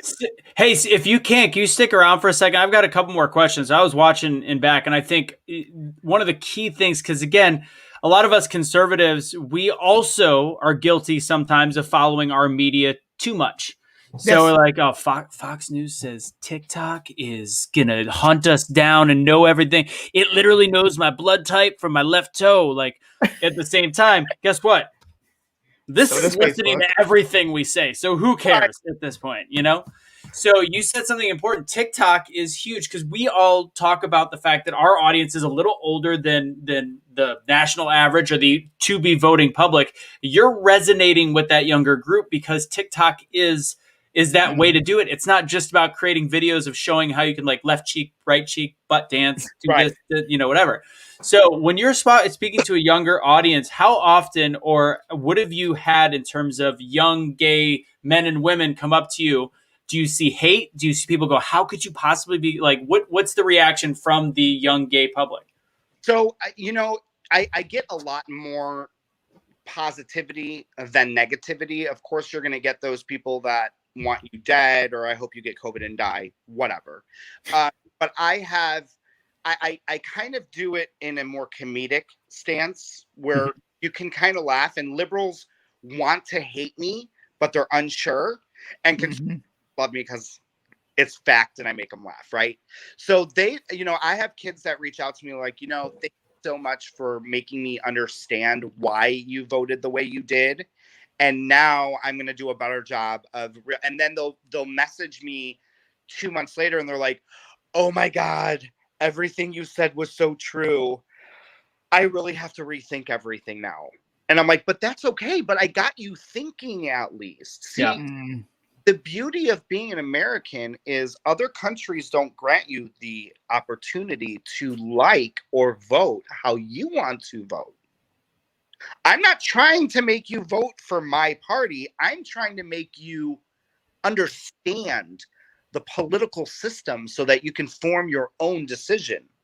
And kids kind of need like the trendy stuff with a little bit of fact mixed with a little bit of comedy. And then they're like, oh, he's doing that trendy thing. But wait, oh shit. Oh, he's right. Oh, that's weird. That was great. And I do think it's important that we have, and this is where I'm going to sound like I'm speaking like from a place of bigotry. I don't want it to sound that way, but ultimately, and Cash and I had this conversation, Suni and I have talked about this. If you are part of a minority, and they're more than people realize, because I think that's the biggest thing is people are taking up, the white liberal man and woman are taking up for those that are different, thinking they want it to be different. Yet, in the last election, more Asian Americans, more Latino Americans, Hispanic Americans, more Black Americans than the last several decades voted conservative or voted Republican. So if you're virtue signaling a group that's growing in number the other direction, they need to know why. So if you are a gay American, if you are a Black American, Hispanic American, you hold a power that I don't. I'm going to continue to speak up, but you guys hold such an amazing power. Do you agree with that, Ant? How do you feel about the ability to be a minority of some kind and speak out? Yeah, I think that it raises the awareness because again, they feel,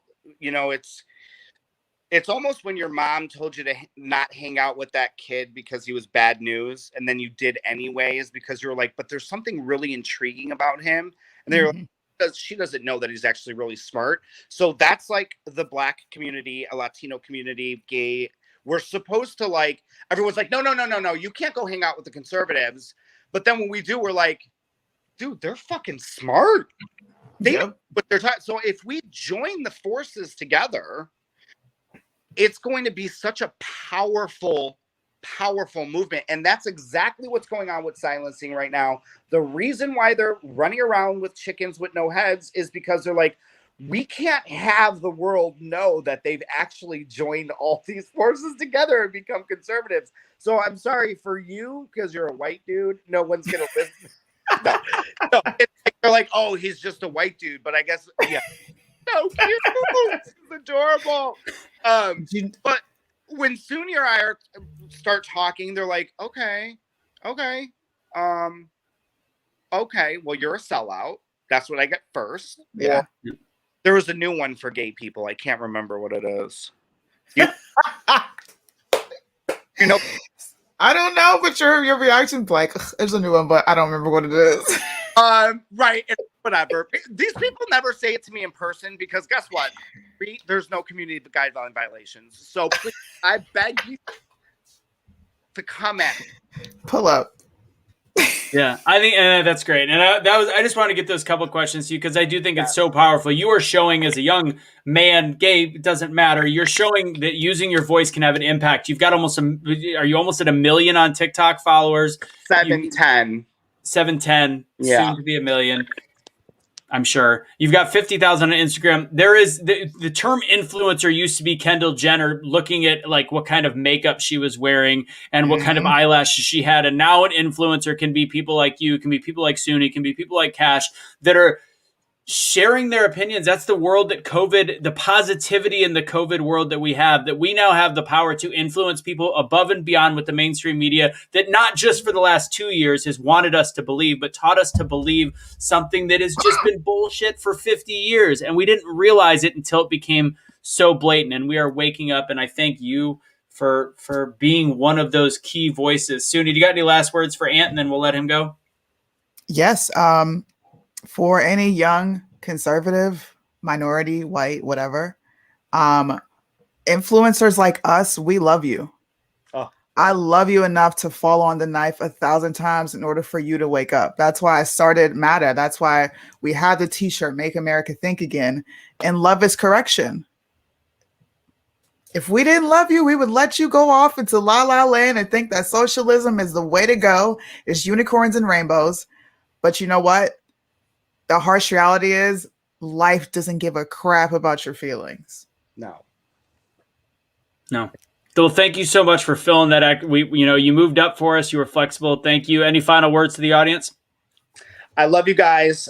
Stay strong and know that we are exactly what Suni said. We are all here. We will fall on the knife 1,000 times just so that we can get your voice heard. So even if you don't make content, that's okay. We're here for you. Love you. Share us, support us, etc. Thank you so much, Conservative Ant. Take it easy, brother. All right. Take care, guys. Lauren, did you see that? I waited for the goodbye. I did better. I improved. I know. We're not like, okay, bye, zoink, like yanking them out. Why do I keep saying zoink? Am I like a cartoon from 1980 or something? What are you? I don't know. It's kind of weird. Yeah, super awkward. Can I take that question? Somebody said, Suni, question. Yeah, what's up? What is it? I'm scared. I don't know. Oh, Throw Tracy. the question in there, Tracy. While Tracy is looking up the question, while I go back to this main page, and Suni's going to hang out for a second. We've changed the schedule around a little bit. We've actually almost filled the time. Conservative Ant was great. Thank you for doing that. So we had a dinner break scheduled for 6 o'clock Eastern time. We're going to move it up possibly a hair. We're going to talk about the other charity, Empower Me, as well as, let's see what else we have. Oh, and another trivia. So also where we are on charitable donations as of right now, it is now, I believe as though Jack needs to match one of the 250s, but without Jack's 250, because he did donate 250 earlier today, we are at $2,600, $2,602. 2602. The goal is 5,000. Continue to raise funds. Empower Me is coming up next. We're getting close. We're over halfway. We got a whole day tomorrow. So cool. Hopefully we'll get there. I'm super jacked that you guys have done that. So thank you so much. And Ant was phenomenal. That was great. Did we get a question? I didn't see it. She said up there. But This question? No, that was for Ant. He talked about that a little bit at the beginning. But yeah, if you see it, we'll talk about it. So we weren't going to do any Q&A today, but since we're going to have a little bit extra time at dinner, we'll be hanging out. And if we see questions pop up while we're all just kind of mulling around, it's going to be this kind of like weird dead time, like bullshitting with each other. Please join us, ask questions then. So make sure you're sticking around if that's the questions you want. With that said, before we do our Empower Me video about them, which I'll get ready to bring up in a second, is it trivia time? I think it might be. Yeah. All right. Suni, I'm going to bring you back down. I'm going to go pull you down a little bit. Go ahead and take a second. We'll bring you back up, obviously, around dinner time. Sound good? Good. Deuces. All right. I haven't asked Casey if he is ready right now, but it's just about trivia time. As a reminder, make sure you put your – what's that? Tiny hands. Tiny hands. Barbara. You know what, you guys? You got a sneak peek. You got a sneak peek of the tiny hands. They'll be back when we hit the 5K goal. All right? Because you know I want to bring it back. The tiny microphone as well. The microphone is a functioning microphone. Please let me plug it in and use it. All right. So again, with this trivia question, first person to put it in the comment box that we see, we'll put it up on the screen. If you win, make sure you put your email. There it is. This is an easy one. Yeah. What state has you're good. Sorry. What state has the second most electoral college votes in the last election with 38? What state has the second most electoral college votes? And the reason why I had to read this one is because, well, we know. Who put Uranus? Whoa, of course. Whoa. It's Lacey. Lacey's the first one. Whoa. In memory of Cash, we put Uranus. There we go. Okay. I know. This is why we can't have nice things. All of the Uranus comments, I'm like, whoa, there's a conspiracy going on. No, it's all freaking Sunni, I think, back there. Was Lacey the first one? I believe though. I think so. Lacey, Leroy, you're walking away. We don't know which each one's getting. We're going to go through at the end of the day. We're going to send messages, either Be the Change stuff or Prime Time Patriots gear, one or the other. So before we go back into the charity stuff, thank you guys for playing trivia. Both Casey and I are doing it. Sorry, buddy. All right. So now we are going to talk about our final charity, a little bit about Empower Me. Empower Me is actually founded by a good friend of mine like 10 years ago. He's got a great backstory. Their website has more information on how the charity started. It's moved into human trafficking awareness, working with the FBI, working with different stuff. But they started out with, he was dyslexic, and he found a way to use soft skills to get through his education. He graduated from Marquette University, got a job. He now owns 3 businesses. So his mission was to allow kids in college that did not have the soft skills and also did not have the financial necessary means, maybe scholarship kids, etc., learning disabilities that still were on that level, to give them the soft skills to be ready for the workforce. And then it's merged into, he's got a whole Be the Change section on his EmpowerMe.org, the EmpowerMe.org page, or EmpowerMeFoundation.org page. And it all is about human trafficking, which, as people that have watched us for a long time, a huge deal in this country, not spoken about enough, not enough dealt with it. And so that's about it. Lauren, did I leave anything out? I don't think so. I don't think you did. Cool. All right, I'm going to play this video from Empower Me. The donation stuff is on the bottom. As you can see right now, we are just over halfway to our goal of $5,000. You go to Operation-TBA. That's Operation-TBA on Venmo. Money sign Operation TBA on Cash App, and we will put the PayPal link in the bottom. Let's get there, guys. We're not that far away. Here is a little bit more on Empower Me.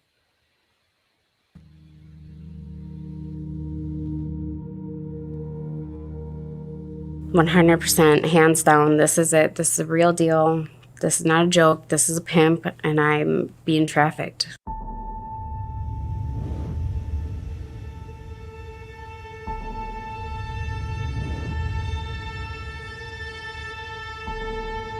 The problem is definitely significant. Milwaukee is a known hub for human trafficking.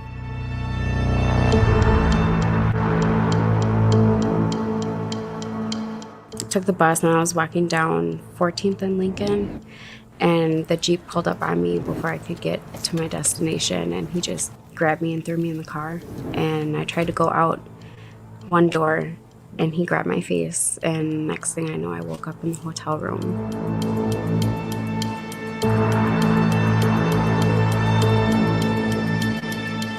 When I woke up in the hotel room, when he first took me, he said, "This is how you're gonna deal with hell," because I woke up with a needle in my foot and drugged.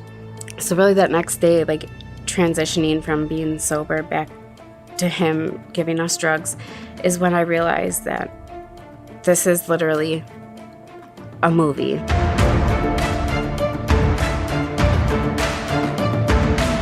Your neighbor could be a victim of that, or your neighbor could be a suspect in that. It's one of those things where you can never say never. It's a billion-dollar business. A pimp can make millions of dollars with several victims. You can reuse the people over and over to provide a service.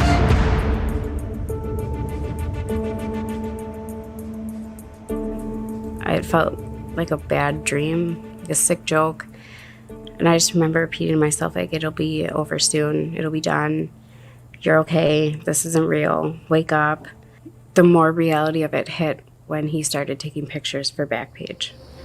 That's when I knew basically it was do or die. The first time I told him no, he slapped me in the face. So I was kind of like taken back by it and just realized that I have to do what I have to do at this point until I can figure out a way to get out. You'll hear people say, "Oh, well, why didn't you just scream?" Well, I honestly tried and I couldn't.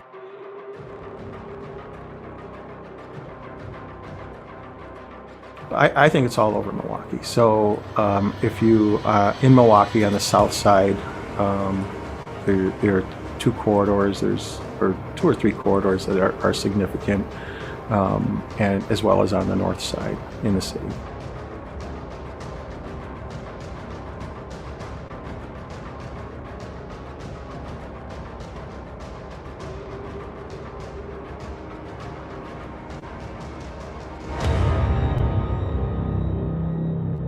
I called my mom and told her that she had to stop calling because I got my ass beat. And I told her just like that, like, you have to stop, I gotta go, and I hung up. So she called my brother. Thankfully, my brother didn't take it as a joke.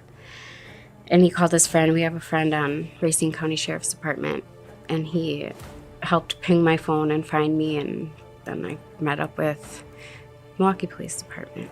I was a detective with Milwaukee Police. I was assigned the Human Trafficking Task Force. There was a call for police, both at a hotel and then at a second location.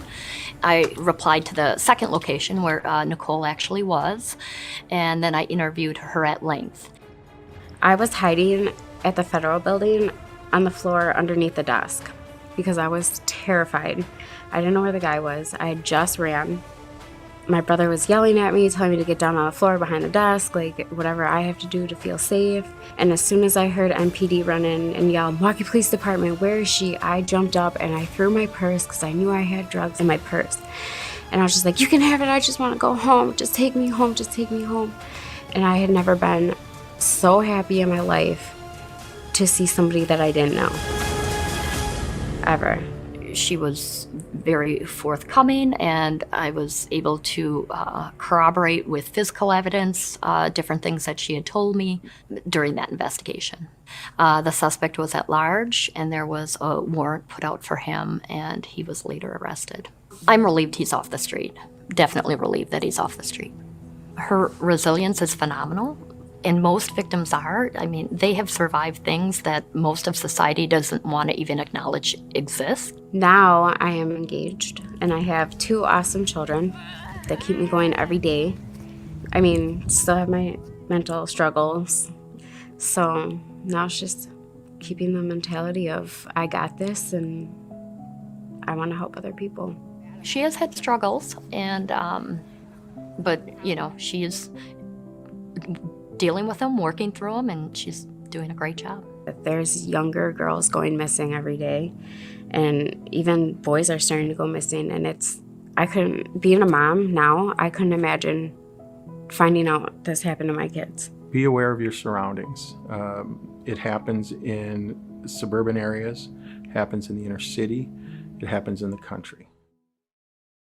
Now that you have been educated on human trafficking in Wisconsin, you have seen the impact this is having on people in our own community. This story is just one of many human trafficking cases happening today, making Wisconsin a hotspot in the United States for these terrible crimes. Share this video and you can be the change against human trafficking.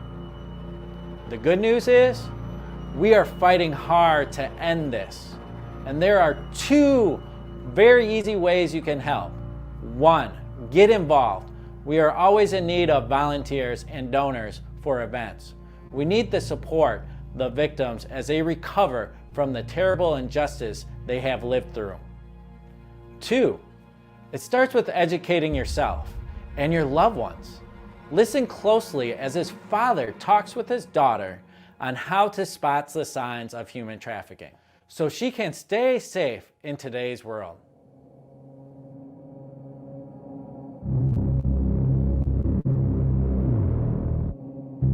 People don't think this could ever happen to their kid. People think this is something that happens in movies, but it can happen at the mall. I mean, any major U.S. city with an interstate highway system is at risk for something like this. And you just don't, unless you're always aware of who your child's talking to, there's always some element of risk. And the way to stop this, in my opinion, is to bring awareness to the kids, because if the kids were all aware of this, then the source of supply would get smaller. I feel like a lot of people are thinking this is never gonna happen to me type thing. And people need to be more aware about this and like what can actually happen just like in like a snap of a finger. I believe approaching it from that angle is very effective, because you can talk to parents all you want to, but you don't know if the kids are having the conversation with the parents. But if you talk to the kids and the kids are aware, and some shock value is brought into the situation as to how easy this can happen. Once children become self-aware, once they get to an age around 11 or 12, and they start to become fully self-aware and actualized about their surroundings, I think you have to have very pointed and very explicit conversations about what can potentially happen to them should they not heed warnings. I've explained to my daughter the things to watch out for when she's in a public place, the cues that people may give you to try to start a conversation, and the ways that people can potentially manipulate you into a situation that you are adversely affected by. Just the way people may approach you that you don't know. There's static references like call this number for a photo shoot, or you could be a model, that type of thing. In more public places in high volume areas such as the Mall of America, she's had people come up to her and just be overly friendly to her and want to get to know her. When we were just sitting in a food court and she was up getting food, I would have been completely clueless, and I thought that they were probably just trying to be nice, and like who knows where I could have ended up. the attempts can be very brazen even in public places to just take an unusual level of interest in someone. So that's what I've talked to my kids about. It wasn't easy. In some ways you think that you're taking away their childhood. Then other parts of you believe that you're preserving their childhood and fostering young adulthood, just in a term of self-awareness and acceptance of risk. No matter where you go or who you're with, it can always happen. I'm not always going to be here. You're going to be a young adult on your own someday, and I'm not going to be there to protect you, so you got to learn how to protect yourself.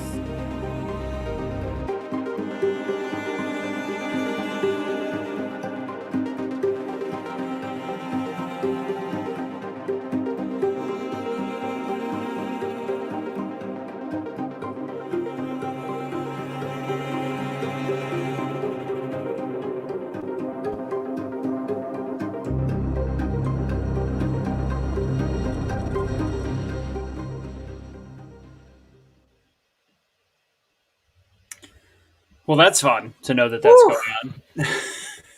It's what's crazy is one thing, when I first got that sent to me from the founder, from Joe, the thing that we see on TV is that these syndicates that steal people are all powerful. And we think of the movie Taken, and it's like, you've got no choice or chance unless you're Liam Neeson, which is actually doing a disservice, because these are usually 2-bit punks that literally just need somebody to call the police, but they're so good at programming, like the media, that they make people feel as though they can't call. They'll hurt their family, and 90% of the time they're full of crap. And it literally takes that kind of education to know. And like that dad teaches his daughter, it's like these situations come up. I don't know. I'll ask you in a second. I know of girls that have been to certain clubs. Michigan's another one. The northern cities, the northern states are huge. Well, go ahead. Go ahead. Yeah, Keep going. well, I was going to say Michigan, that they go to a nightclub and there's these couples that come in and start pulling people, Russian couples. And this was happening 2 years ago. I'm sure it's still happening today. This is not just some television farce. Go ahead, Lauren. Yeah, well, and we think, or a lot of people think, and so human trafficking is something that I've been really passionate about for a while. I was involved in an organization during college called Not for Sale, did a whole trip out to Cambodia and Thailand to meet with and talk to people who are in the human trafficking and sex trade over there. And it's horrific. And I think so many people think that it's something that happens either in foreign countries only, right? In like third world countries, that doesn't happen here in America. And that it's also, like you said, something that's like such a like high tech operation sort of thing. But it's not. It happens in the United States all the time. And like the Super Bowl, for example, is one of the biggest human trafficking events of the year, every year, because so many people are coming together. It's confusing, like theme parks and stuff like that. Like children go missing all the time from there. So it's a very real thing that happens, and it's terrifying. Yeah. And so I was seeing in the comments and stuff, people talking about being super aware of your surroundings and making noise and all that kind of stuff. And absolutely. So, oh yeah. Do us a favor, guys. So I'm angry too at that last video, but the fun thing about the algorithm is the anger actually hurts us more than helps us. So although you're angry, you can put it in the comments, but we would love you to change that anger one over to a care thing, because it's welcome to 2021. It sounds so weird, but yeah. I did not know that. I thought any engagement was good. On Instagram, any engagement is good engagement. It's all pretty much weighted the same. But yeah, I can imagine if on Facebook you're getting an overwhelming number of down likes, if you will, or dislikes, then... Well, can you dislike on Instagram? No, you can't. No, no. But some people used to be like, well, sharing is better than liking. Commenting is better than liking, that kind of stuff. It's nice. Sounds like they were swingers. Oh, not the same thing? Okay. All right. So if you could put that back up, I think that was Casey that threw that up there. So Eric Peterson, he matched, I believe, $100 donation earlier. He also, I think he gave a bit. Eric's killing it.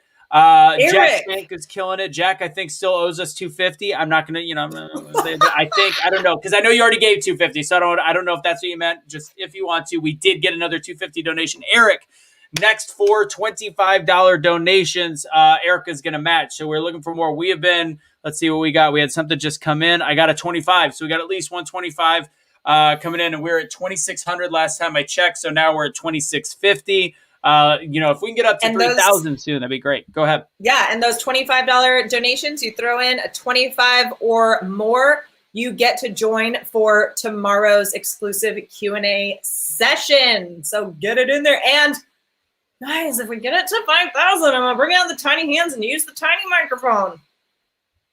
All right, Tori, here's the deal. If you do it on PayPal, I'll see it. If you don't, Casey's got to let me know, but I will say you by name once we see that fitty. Let's see. Nikki, I used to live in Milwaukee, and again, that was 10 years ago, but I think this has been happening for much longer than we know. It's probably even harder now with social media for them to do it, and thankfully the back pages of the world have gotten taken down. Thank God for stuff like that. So keep going, guys. We're going to do, before we bring everybody up, because we're going to do it, we have a little extended time for dinner. Dinner was supposed to start at 6:05 Eastern. Easter? Hey, got an Easter egg. We're going to start it probably right around 5:55 or 6:50. What time is it?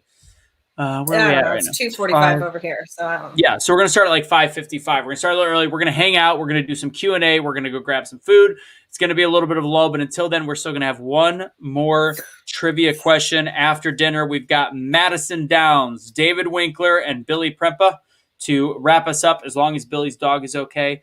And I had to change clothes. I had to change to the I'm awake, not woke, if anybody's noticing. I thought that was important. Sorry. Didn't notice you. I mean, I did, but I like it. Awake, not woke. That's funny. The Fauci's. I don't know what the Fauci song is. I probably do. I don't.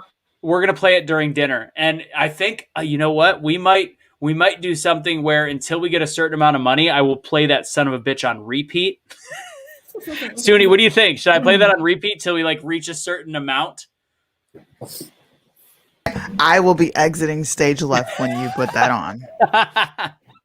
Oh, it's so good. You're going to like it. It's literally the biggest cringeworthy thing. It's like, oh, that's a beta male right there.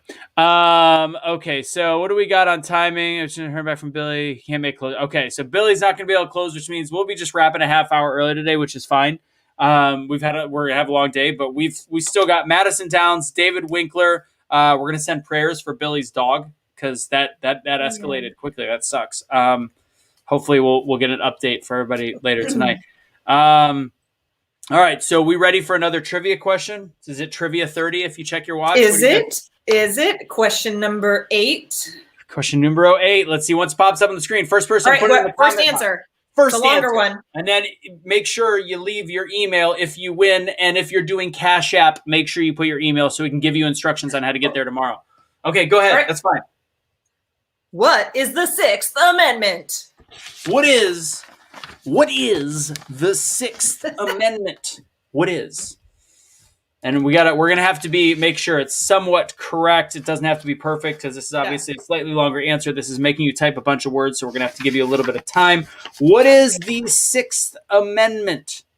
What is the 6th Amendment? Yes, something that's not happening in DC right now for our Patriots. Right to a. I don't think we're on the right track. Yeah, we're getting close. That's the right answer. Place in Gulfport, $24 sack live crawfish. That is the correct answer. I want to know where I can get a live sack of crawfish for. I want to know what question he's answering right now. What chat was that supposed to be in? Let's see. Hold on. Gosh, these are two really good ones. It's like you guys are close, but we need a little bit more. It's not that short. Yeah, it's combining some of the answers that have already come in. And a court appearance. You can't just add. I don't know who's doing it, so you got to do the whole thing all at once. Rights of. Okay, There's no, parts. we're not there. Oh, Phyllis. Is that? Damn it, Mom! Seriously? How does that even happen? Mom gets a t-shirt, which actually works because I was going to get her one of the new t-shirts anyway. So we'll make this a Be the Change one. So everyone, a lot of you were on the right track and had the right gist. We were looking for a more comprehensive answer. You know what? Nay, you got in there too. Write it down for Nay. I'm giving Nay. She did the full one. She probably just copy pasted Mama Russo. We'll take it. That's so funny. When I used to do trivia back in the day where we had biscuits and gravy, when we had our movie trivia show, it was so funny because she'd be like someplace close enough where she has a 13-second advantage or 15-second advantage. Mom, stop it. I love trivia, you guys. I'm super competitive and I will. Last time I played trivia, my team won. I won $100. Oh. Okay, Brian, I'll watch better next time. Sorry that we didn't realize that. But it still wasn't. You could have shortened it a little bit. Did you C and P? Did you check and I don't know. Kelly, I don't know what's going on. Copy paste. Now I get it. All of a sudden, Mama Russo and the girlfriend decided to pipe in right now and play the game. Let's see. She wants being a woman is okay. That's what Nay want. Okay. Got it. All right. So we are coming up now on our dinner break.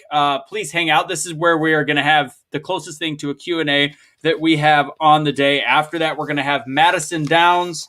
Let's see, Madison Downs, and then David Winkler rapping, and then our whole team. We'll all come talk and do a close together. That'll be the wrap up for day one. Q&A day two. Anybody over $25, you all are going to get the code tonight. That is what we're going to do after this for the actual Zoom event for tomorrow. So stay tuned for that. Also, all of our Patreons are also going to get it as well. American Syndicate, American Snippets, Great American Syndicate members as well. So Nay, you're getting hooked up. Let's see. And yes, Casey, do not worry. We are going to play the Fauci song during dinner break. I promise you that. Let's go ahead. If I can have everybody start jumping on. Casey, if you want to come off camera and hang out for dinner. Tori, did you donate? All right, let me see if I got that $50. I see it. Ladies and gentlemen, with a $50 donation, which means Eric owes us some more money. Love it. Bum, bum, bum. Did you freeze, Lauren? Oh, you literally were stuck like this on my end. Caw. Well, see, my laptop. I think this, tomorrow someone gets to get. Yeah. Jeez. It can't hang tomorrow. I'm gonna get a new one. Casey's gonna give you crap because it's a Mac. I'm gonna tell you that right now. What is gamer? Casey, this Mac has lived a long, hardy life. I don't think it's living past tonight. It is literally. No, I don't think so. We might have to go back to the iPad, but we're almost there. We've almost made it this far. I think we've had a fantastic she keeps freezing in these awkward faces. Yeah, I know. It's pretty funny. Let's see. For the shirt for the most. And by the way, Eric's already did his donation for his match. He did that before anybody even donated. He figured everybody was going to match it anyways. Oh, got it. Okay, so where are you at on? Let's see. Oh, I got another 50 from Melinda. So we've already got the match. That means we're getting real close to the 3,000 mark. If we are not there already, we'll figure it out again here during dinner. If Jack is doing the other 250, we have now passed $3,000 for Empower Me and 22 kill, which is awesome. Lauren's computer finally gave out. Where's Kaylee? Where'd Kaylee go? We know Blake is at a wedding. Kaylee should be jumping on again pretty soon, hopefully for dinner. We're hang out for a bit. We're at 1,155 from Cash App and Venmo. So yeah, wherever you're at with yours. Is that 1,155 including Eric's? Yes, that includes Eric's already $100. It's there, and the $50 to play the Fauci song that we'll torture ourselves with. Who's paying $50? Who's paying $50? Oh, Lauren's back. Who's paying $50? I want to give a shout out. Kelly gave $100. Chris Lancaster on YouTube. Got it. 1150. So we are at 2855. We're at 2855 without Jack's second donation if he's going to do it. Let's see. So 2855 right now, getting closer and closer. Whew. All right. Let's see. Eric just said I was also going to match the $50 donation for the tiny hands. We'll see him coming in. We'll keep making messages. Sheila, I'll do my best during dinner break to check whatever message you might have sent to BeTheChange. My computer is working overtime too. I want everybody to know, I know you might only see 30 people watching on whatever platform you're on. We still have 200 people going strong watching this event, which is amazing considering the censorship, considering the algorithms, considering the fact that it's so okay. You know what? We're going to do it. What are we doing? Guess who's calling? Who? Cash is calling. Cash rules everything around me. Correctional treatment. Dollar bills, y'all. Nothing like never having a friend in jail and then now getting these calls. Hey, do me a favor right now. I'm going to be like Kevin Samuels. I'm stopping the show until you share it. We need these views to go up because Cash is here. So everybody right now, on the count of 5, you need to share this. Ready? 1, 2, 3, 4, 5. Hit the share button. Hit the likes up. Let's go. You may start the conversation now. So, Cash, don't talk yet because we're bribing people to share the video right now. We are going on hour 5. We've got 2 more hours to go. We're just about to start our dinner break. So you literally called at the perfect time. So until we get, we're at 196 on our end. Cash is not allowed to talk until we get to what, 230, 240, 250. We're going to go, They're going up. They're going Yeah, up. we're Let's going up right go. now. We're just about to cross 200. So, Cash, just to let you know, we are now at almost $3,000 raised. Everything's gone great. We miss you. There's a lot of comments saying hashtag free Cash Kelly in the pot. How are you doing today, brother? Not much. Tell everybody today's Operation Take Back America. I know you guys probably don't have calendars in the joint, but that's what it is. I know, but what is this talking about? What are you talking about? Oh, we're raising money for two charities and for future events. So the charities are 22 Kill. It's a veterans charity talking about the 22 veterans a day that commit suicide and first responders, etc. And then Empower Me, which has a human trafficking element. An anti-human trafficking element. You got to make sure you say anti, otherwise it could be very, very, confusing. And then the other side is also educational stuff as well. So, yeah, that's what. So everybody can hear. Everybody can hear you. So be nice and loud for me if you want to say what's up to everybody. Yo, what's going on, everybody? I hope y'all are having a great day out there. I miss y'all. I love y'all, and I appreciate every one of you. Love you, brother. Is there anything you would? So I guess this is kind of a bonus since it's dinner time and we were a little bit behind on time. You've got a couple minutes to fill if you want to talk to the couple hundred people we got on here and give them a message about unity, take back our country, etc. Okay, well, here, let me say this. Right now, it's high time in this country. Like, people are more divided than I think ever before, and wokeism is like at an all-time high, and patriotism is at an all-time high, and it's like a divide in between there when it shouldn't be. You know, woke being somebody that's woke, I take as being awake. I know they try to redefine what it means, but being woke about things that happen in your country, to me, is synonymous with being patriotic, because if you care about your country, if you love your country, then you're going to be awake to the things that are happening around you within your country that are making your country be as volatile as ours is, as it's become. So what I would say is, man, ignore the politics. You know, the politics is what's really driving the separation and driving the wedge in between the people. When you walk outside your door every day, you don't see people being, as divided as the news would have you believe. And everybody, like how they portray everybody on the news is like a far left or far right. You know, everybody that's on the left isn't Antifa or, the other stuff. And everybody on the right isn't a white supremacist or whatever they have you believe. And that's what they've been pushing hardcore in the news lately. And, yeah, man, it's BS. Really, what needs to happen is everybody needs to stop, turn the TV off, and look at the people in your areas that create the laws. Look at the lawmakers. Look at the senators. Look at the congressmen. Look at your local politicians and see how your community runs. Is your community impoverished? Is it plagued by crime? Is it a bad place? And if it is, then it's a reflection of the leadership. It's a reflection of your mayor.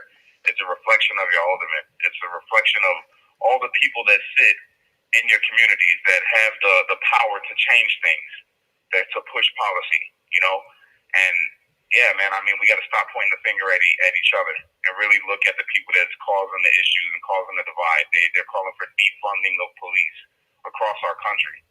Across our country is what the new thing is that they're trying to do, and that is a huge mistake. I think that they need to look at places and communities where they have high police interactions that end badly, and then look at those police departments and then get the bad police out of there. Not the good police. They shouldn't be punished the same way like how they're doing with what happened at the Capitol. They're taking people that didn't do anything violent and leaving them incarcerated because of people that did do violence, and that's not right. And that's the same thing that's happening. It's just people need to really wake up and become really woke to what's going on and not let it be what they try to tell you it is. Being woke is not just agreeing blindly with AOC or the squad or Biden or Trump or anybody. You know what I'm saying? Being woke is knowing what's going on, knowing what's really is going on, and taking a stand against all forms of corruption. Because that's the problem, is corruption. This is a battle of good and evil. This is not a battle of Republican and Democrat or conservative and liberal. It's literally good and evil. And the way that you can see that is you see Vernon Jones. Vernon Jones, a prime example, he used to be what you would call on the left, but he was very conservative in his values, which is the reason why now he is labeled a Republican. Knowing he says that his party left him, he didn't leave his party.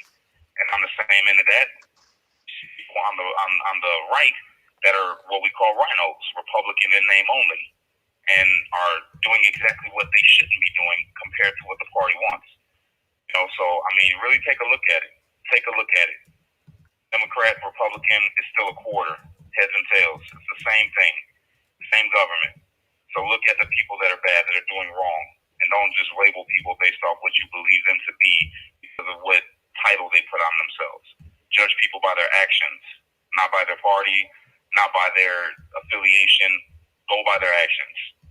And remember to unite, don't fight, be a street light, because only you could be the change that you want to see in the world. And when you get too stressed out, you have to remember to pray, America, because without God, everything falls apart. Woo! I love you guys. Woo!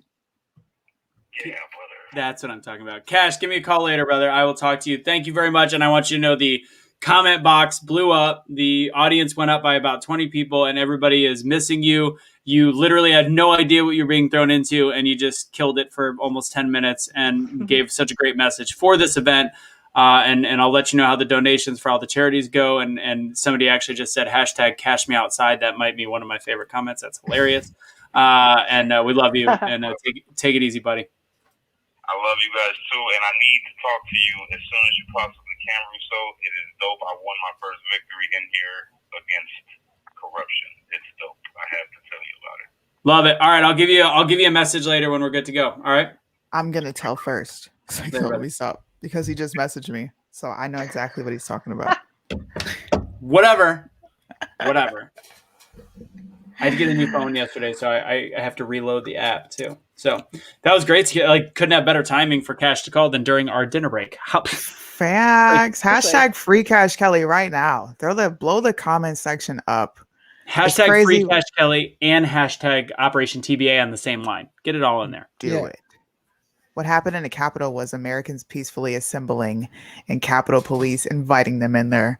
I'm going to say that every time I go live. Yep. With a few asshats. There's always asshats. There's an asshat that, could be at Walmart today that does something, shitty. There's bad people there, but there was so few and far between. And and the people that did the least are being held the worst. And it's ridiculous. Mm-hmm. Those free Cash Kellys come up. All right. We're going to do dinner. We're going to hang out. We're going to, if you guys want to go grab something, I'm going to hang out here. I'm good. I wish, I could be in the movie Wedding Crap. Mom, a meatloaf, something. I don't know.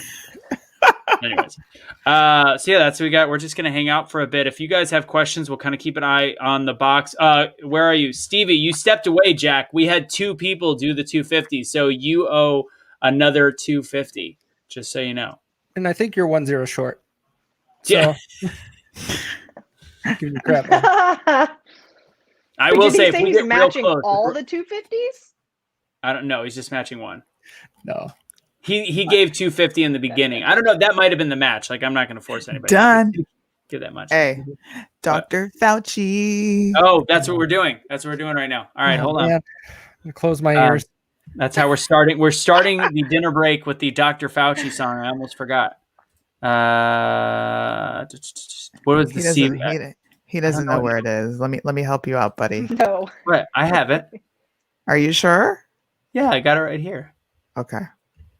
Just give me a second. Jeez. It's too slow. TikTok. Oh my goodness. And now you put me under pressure. I'm freaking out. That's why we can't have nice things. All right, here it is. Share the audio. I almost forgot to hit the check mark. All right, you ready? See you messing up because I already had it. Oh, wait Whatever. a second. Didn't we? Yeah, we played this on Concert Avengers. We know this is an autistic kid, right? Oh, I did not know that. It's still a cringe song. Yeah, I probably My would nephew's play it. autistic. It is, but he's mentally disabled. So, man. Well, can we Sorry, did I celebrate just it ruin- now ruin in a everything for different us? way? That's tough.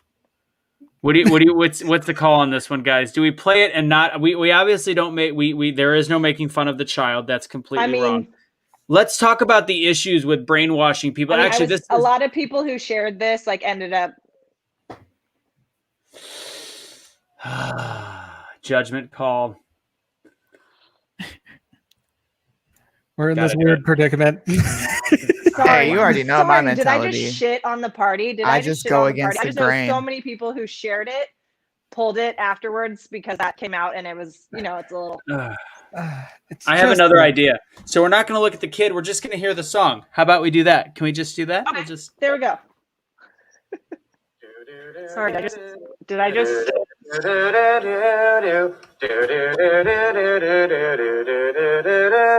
Dr. Fauci, give us vaccines. Help all the people who have been quarantined. We'll wear our masks and we'll have to stay distant. We'll wash our hands and we'll be more resistant. Fauci, yes? Promise us, please. We'll have a cure that can fight off this disease. Restrictions will lift with some ease. Dr. Fauci, don't forget me.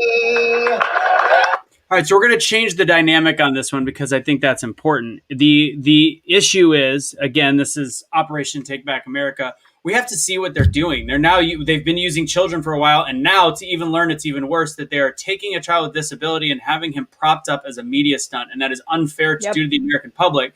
People look at it as cringeworthy at first, then find out that they need to, based on cancel culture, which I think is very valid, knowing now that this is a child with disabilities, that this is the person that they are putting out in front of people to force feed this to people. It's not okay. It's not, and that's horrible. Can we still be honest though?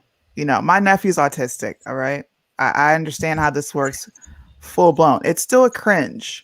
You know, it doesn't matter who's saying it. The fact that he's up there doing it and what he's speaking about is cringeworthy.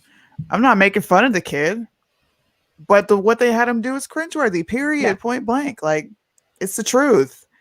Who cares who's saying it? It's the truth. It's cringeworthy, and it should have never been done. And I think Anthony too, like it's one of those things that who knows how intentional it was. Like, oh, let's put this kid who has like pretty serious autism up there because it's like a safe thing to like do that, and then it makes anyone making fun of it look like complete assholes, right?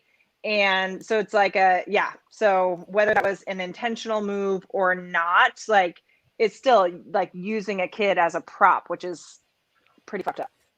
Yeah, it's crazy. Well, now I feel a little bit bad that we shared it before, but at the same time, again, I think that gives us an idea of what we are fighting against. This is like the ultimate virtue signal. It's like I got one for you that we can thrash. I think I have a video of it somewhere. I'll have to send through and we can share it later. But so remember, I live in Los Angeles. I was at a cafe recently, or like a month or two ago, and I'm sitting there doing some work because every once in a while I need to get out of the house. You know how it is. And there's two kids who I can hear, you know, they're having a conversation. They're sitting across from each other, across from a table, both wearing masks, talking about how they're teachers, mind you, they're probably like early 20s, mid 20s, both talking about how they've recently gotten the V, wearing masks, speaking to each other outside. And I'm like, oh my gosh, these children who are teaching other kids and are so like, and just talking about their friends who are like not wanting to get the V right away, all that kind of stuff. Anyway, this kid has on Dr. Anthony Fauci socks with little Fauci heads on them. And I just, it's way too far for me. Especially now, I mean, we're going to turn this into like a little news segment, especially now with what's going on with Fauci in the news. Like, you can tell when somebody becomes unraveled based on what their story is and their background is when you're seeing them start the Rand Pauls of the world, and now the media starting to call out Fauci about his ties to the L word and W, and I don't even know what letters we can use anymore. And all of a sudden, this guy that's been cool, calm, and collected, smug even, is starting to get angry when he gets interviewed. And I think that is a dead sign of being pushed in the corner. And, you know, I think there's something to it. Hopefully we'll find out. Gates, like even the mood is shifting around Bill Gates as well. I haven't has any of the like mainstream media who are super obsessed with Fauci, like the CNNs, have they come out critical about him at all? No, CNN hasn't. Not yet. Yeah, they've started to have to speak out with Cuomo though. Not just the politician, but the anchor is now finally under fire. Thank God. I don't know how Lemon and Cuomo still had a job based on what they said. And I think one of the things that when this is all said and done and the dust settles, there should be litigation. And I hate being like, we should sue. Like, that's not my thing. But I think eventually there needs to be class action lawsuits and litigation from the families of police officers, from the families of children that have been killed in cross violence in black on black crime cities. I think that's very important, that somewhere in this world we can actually have retribution against the media networks, that have perpetrated these lies, that have created more danger to police officers, more violence in the black communities, and then also hate. Like, why can't somebody that lost a business to COVID or lost a business to cancel culture start to rise up and press charges against the oppressor? Is not just the government. The oppressor is mainstream media at this point. Yeah. I think that's important to know. Absolutely. And we're seeing it. I mean, we know, right? Everyone, us here on talking today, everyone tuning in, that when it's from the right, like obviously with people like Cash is an example of this. Like everybody who was at the Capitol and who is still in jail, right? And so when there's strong language and stuff from one side, it's like, oh my gosh, stop the world, put everyone in jail. How could you do this? It's your fault, even though you said one thing and then these people did XYZ. But when it's the other way, we're not seeing any accountability with that. Yeah, 100%. Suni, what do you got down there? I'm gonna lighten the mood. All right. It's too thick in here. I've been up all night. I need to lighten the mood. How about we talk about how idiotic adults are? Let's do it. How about this tattoo? Look at this. I still feel like this person's punking us. No, more people have gotten their vaccination cards tattooed on their arms. A lot of people are tattooing coronavirus on themselves. More than one person got this shot tattoo. Welcome to America. Well, I will say, so as I think Suni and Anthony, you guys know, I went through a divorce in 2020. So real exciting to re-enter the dating world in your mid-30s during a pandemic when you can't leave your house. It's been an adventure, and you're like using online dating apps and shit like that. I actually, real talk, I've been killing it and enjoying myself. And I'm not on them anymore. I like popped back on a couple weeks ago. And the number of people, and I even have my settings set to like, weed out super liberal, like beta males, will say. But the number of people who like one of the first things they say in their profile is fully vaccinated all over the place. I started screenshotting it because I thought it was so ridiculous. It was on the news last night, Lauren. They had CDC director and national DC. They were saying dating apps. This person came out saying, so current, and he did it with that same like Bill de Blasio thing, like cheeseburger. He's like, so fun fact, guys, if you're on dating apps, the math, the percentages, and this is how he was talking. It was like NLP. It's like the percentages.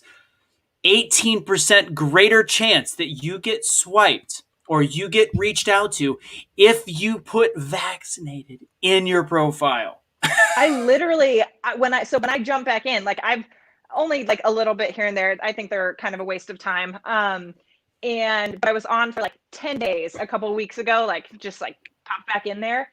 And I updated mine to be like, I don't give a shit about your V status. like added that. I'm like, shut. Unless it's VD status, that could be a very, very different thing. Right. Yeah. You want to make sure you get that checked out. I'm so glad I'm married. So glad I'm married. 10 years strong and all the way to 99. I hope I live that long. Oh, that's good stuff. Hadn't been single since I was 23 years old. It's been an adventure the past year. That's interesting, though. How long were you married for? 11 years? 10 years? 5 years, but together for 10. Oh, got it. Okay. That's what I was like. I thought you were older than that, you lying son of a biscuit. I'm kidding. Okay. There. All right. So guys, we're chilling for another, let's see, we got another 12 minutes or so. So if you guys have questions, this is the dinner breakers where we hang out. Our numbers are going up, which is great. Apparently you guys like the banter. We then have Madison Downs, David Winkler. We are going to do another game or two of trivia. Reminder on the donations. Let's see. We just got another one. Yeah, no, Jack did it. He did the other 250, which puts us over $3,000, ladies and gentlemen. So right now, Eric's killing it, but Jack has donated over $500 today. This is more than expected. Thank you so much. Definitely going to have to work out some T-shirts. Okay. So, all right, perfect. I'm looking at comments. All right, so we're going to have our next speakers in about 12 minutes. Trivia coming up soon. Are we seeing any questions? Sorry, I'm multitasking right now. What are your questions? Run it. Oh, and also go ahead and put in the comment box what you guys are eating for dinner if anybody's actually eating with us. I'm drinking my dinner with adrenaline. I've had 2 protein shakes and a bowl of egg whites. I haven't gone grocery shopping in like 3 weeks, so that's what's happening. That literally was online dating all encompassed right there. Got a bunch of protein shakes with my egg whites. Whoa, TMI. Hello, Betty. Ready to lift some weights. Muscle milk. Ew. No, Guys, stop eating cheese, all right? It's not good for you. Everybody eats you're right, it's not good for you, but it's still delicious. So Suni, you'll be up with Madison and I'll be up with David. Does that sound cool? Or do you want to do both? You could do both when we could do whatever. Hey, look, listen, you got me at prime time, all right? I'm gonna give you my best stuff right now, so you better use me before it goes and I just turn off. Okay. All right, sounds good. Then I'll have you do the interviews. I'll let you go. If I have any other questions, I'll pop up at the end. Oh, cheese is delicious, Suni. So here's the deal. From a health perspective, cheese is not the best thing you could possibly put in your body. We understand this. But cheese on occasion or like as a cheat or a treat, you're just weird. Everything in moderation. That's what the Lord says. Take everything in moderation, but I'm going to skip on the cheese. I don't like the smell of it. I don't like what it looks like. I don't like the way it's made. I'm just going to go ahead and exit out. Wow. This sounds like something that Hunter Biden would do. Say, I'm not gonna lie. I would smoke pork loins. There's not much in the asparagus. It looks like a joint. Oh my. Let's see. Grilled burgers. Oh, you guys are having some interesting. Oh my dinners. God! Please tell me this is typed to text, but that is the greatest spelling for lactose intolerant that I've ever seen. Hold on. I know he didn't put hashtag. Operation TBA like the rules. He may have missed that. This has to be a quote of the day. Somebody write down Chris Lancaster 1000. Chris, man, I feel like Chris should get a free shirt, man. You need a shirt for that. I love that. That was hilarious. Screenshotted it. Lactose intolerant, but I still eat cheese. Oh my God. So good. We're going to have to hunt you down, Chris, because you're on YouTube. But yeah, make sure you let us share with one of the pages so we can find you. That's brilliant. So good. It's a meme. Oh, it's a meme. Well, you know what? That was a good reshare. Unlike Biden retelling the Reagan joke, you nailed that one, my friend. Biden. I thought it was, you could have owned it. I would have fell for it and thought you were super hilarious or something. Actually, I thought it was a typo. So I remember my first business partner, which I should have known that there was lies coming at this point when he tells this joke, but he didn't tell it as a joke. He told it as a firsthand experience. So then I told the story to somebody else, and they're like, bro, that's a Dane Cook joke. And I was saying my buddy said it was, that this has happened to him. So he tells the story. Ironic that he ended up becoming a pathological liar. Not becoming, he was. But anyways, the story goes. He goes, I was working an event because we used to be in event marketing. He's like, I'm working this event, bro. I was like handing out this. I was working at like one of those random times I was working at a Sam's Club or whatever. And this old couple walks by me and they're holding hands and they are so still in love. Like they've been married. I was like, hey guys, how long have you been married? He's like, I've been married for 50 years. Like we've been married for 50 years. And they're still so in love. Like he even touched her on the butt. And my buddy said that he leaned over and he's like, bro, what's the secret? How do you have them? And yeah, exactly. Cause it's a known joke that I thought was firsthand. This is like 12 years ago. He told me this joke. So then he looks at the old man looks at me and goes, you want to know the secret? Cheat once a year. Just cheat once a year and you'll have the best marriage you ever know. So he tells me like this really happened and he did this great job like doing the whole story. And I was like, that's hilarious that some old guy said that in this whole thing.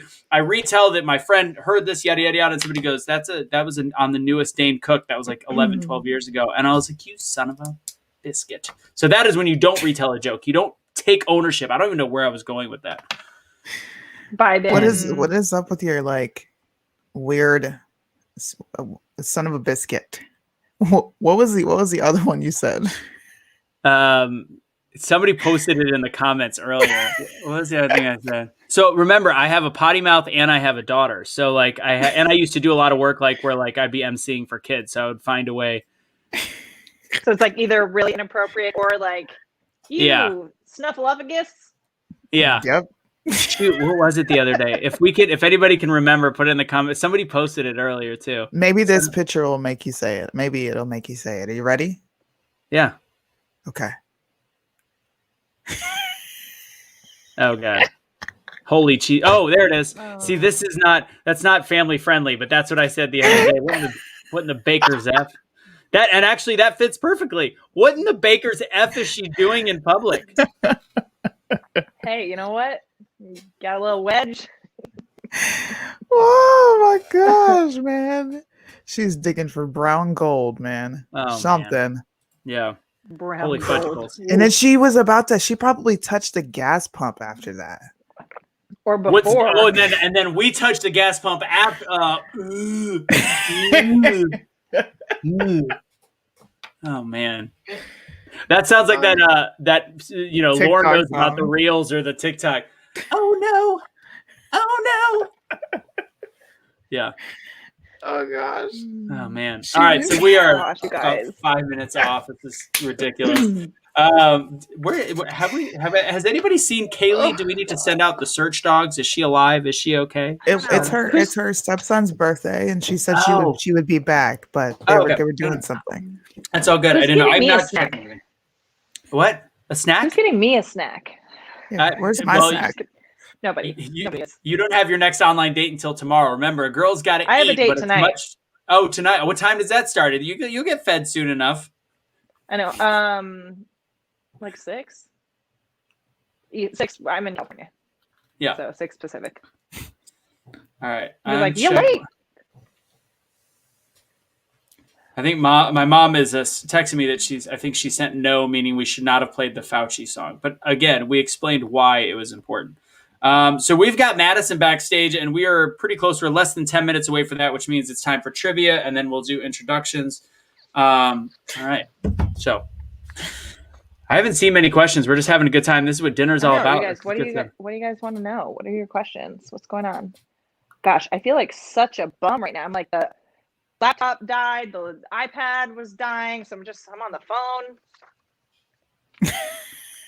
Guess who gets to get herself a new computer? # earned it. That's funny. New Jersey's another state. Oregon, never been so happy we don't pump our own gas after that. So yeah, see, pretend like it was me singing. That's perfect. There you go. It was, I really do like. I realized we should not have shown it, and then I thought about it, and just playing the audio, not letting people see who it is. That's great. That's all well and good. I think it's so important to see what as a rational, logic-minded, thinking conservative, what we are up against when they're propping up shit like this. Rob, sorry, I missed your thing. Donations are looking good. Let's see. I've not seen one come through in a while. I'll have to check with Cash App and Venmo. So we're going to talk a little bit more about charities right now. Let's go ahead and do that. First time caller. You can still donate on Monday, of course. We're going to try to reach the 5,000. I think the same time that our clothing is no longer for sale, which I'm going to put that banner up real quick. No longer on discount. I mean, not for sale. So if you do Operation TBA on either of our websites from now until Monday, and you do Operation TBA at checkout, you get 15% off. That is also when we'll close the donations for this project. Obviously, we can always take them because part of this is going to future events. Part of it is going to Empower Me, which is human trafficking. And then part is going to 22 Kills. So right now, we've got a couple hundred people watching. Madison's about to be coming on stage. Let's go back to getting those donations up before we do another trivia question.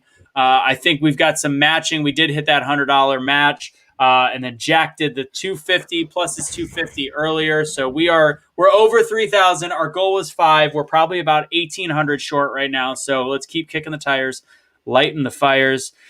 I feel like I need to go change my shirt since everybody's noticing your wardrobe change, your many wardrobe changes that you went through today. Don't feel pressured, Suni. Who noticed it? Someone else. Brittany. Something too. Brittany. Who else mentioned it? Sparkle mentioned it earlier. Wear your gloves at the pumps. Oh yeah, 1176. I don't pump my own gas. Who pumps it? My damn husband. Oh man. All right, 1176. Okay. So 1700. I'm leaning to Tesla, so I'm probably gonna have a Tesla come 2022. I refuse. I want to get the site. I don't.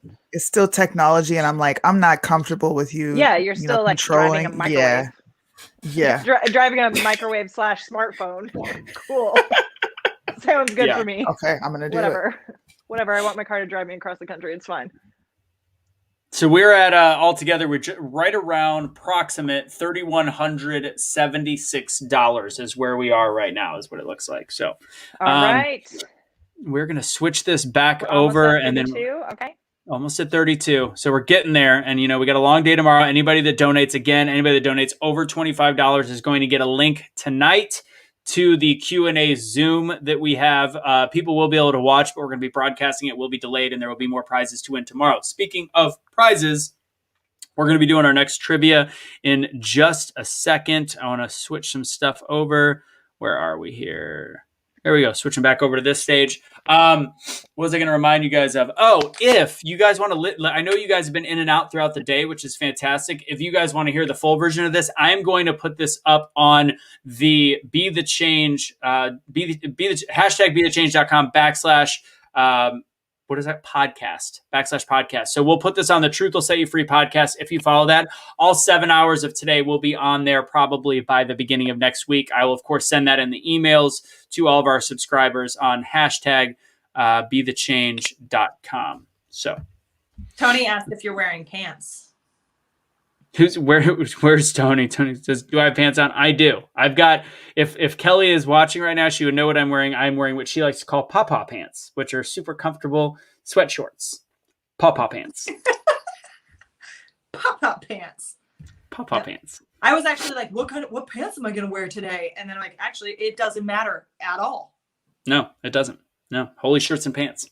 All right, we got a little. We do these stalls where we get like a stall and then we get $500 and we do good. But we are at $3,200. Continue to donate. Again, this is going to 22 Killed, designated for our veterans.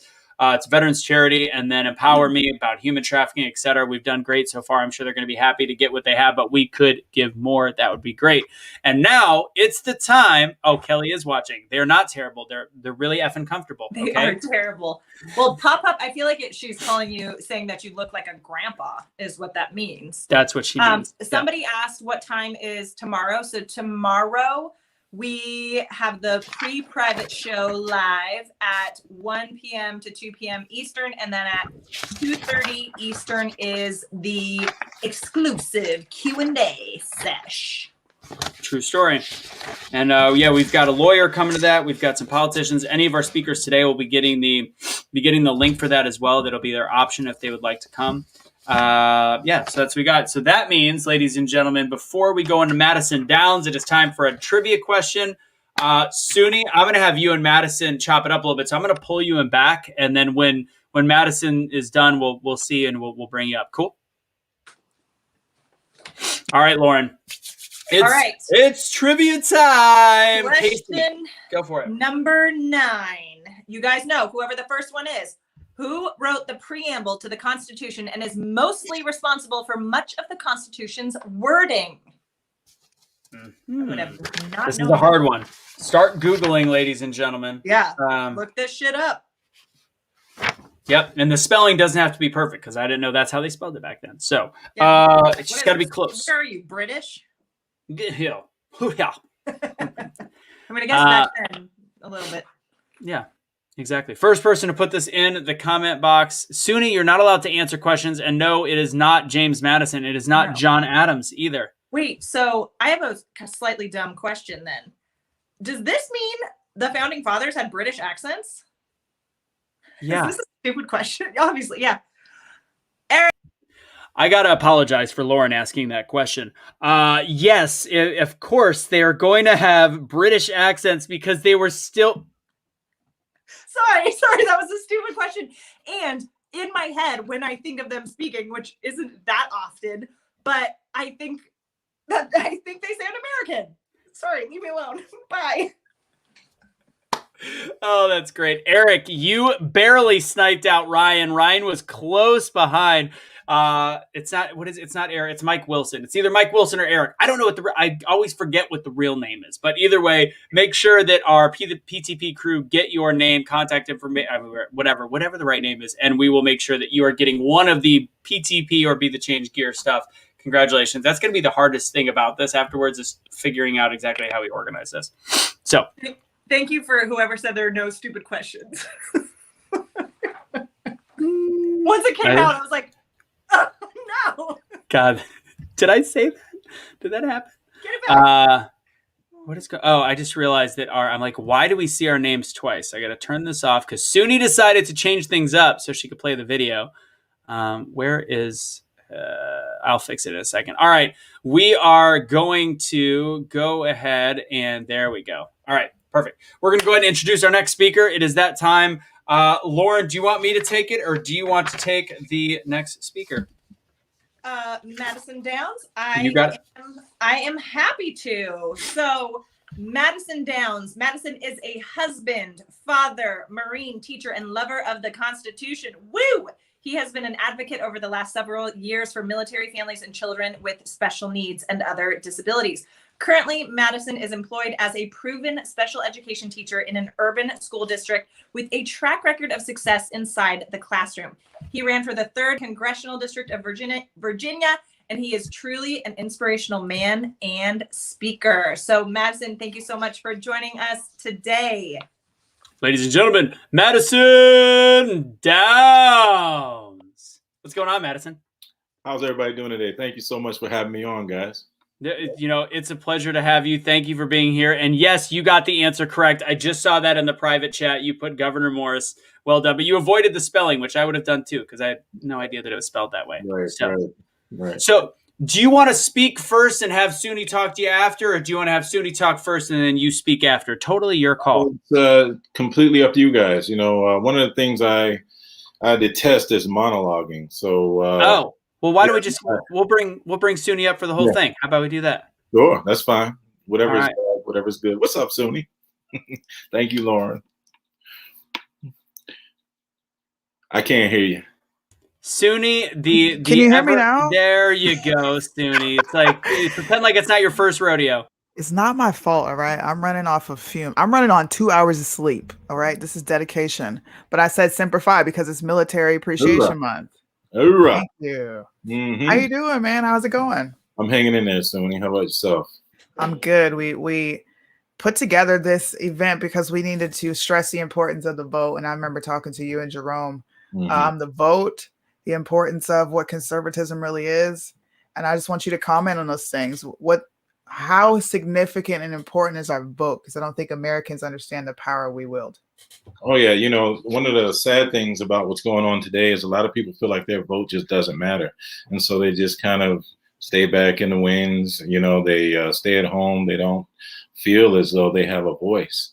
But, you know, as we can see, you know, you look at this last election, how the election was stolen, how they manufacture votes from dead people or machinery or whatever the case. So votes definitely matter. It's not a matter of just, you know, people saying, hey, We want this person to be establishment, whatever side, saying that we want this person to be our guy.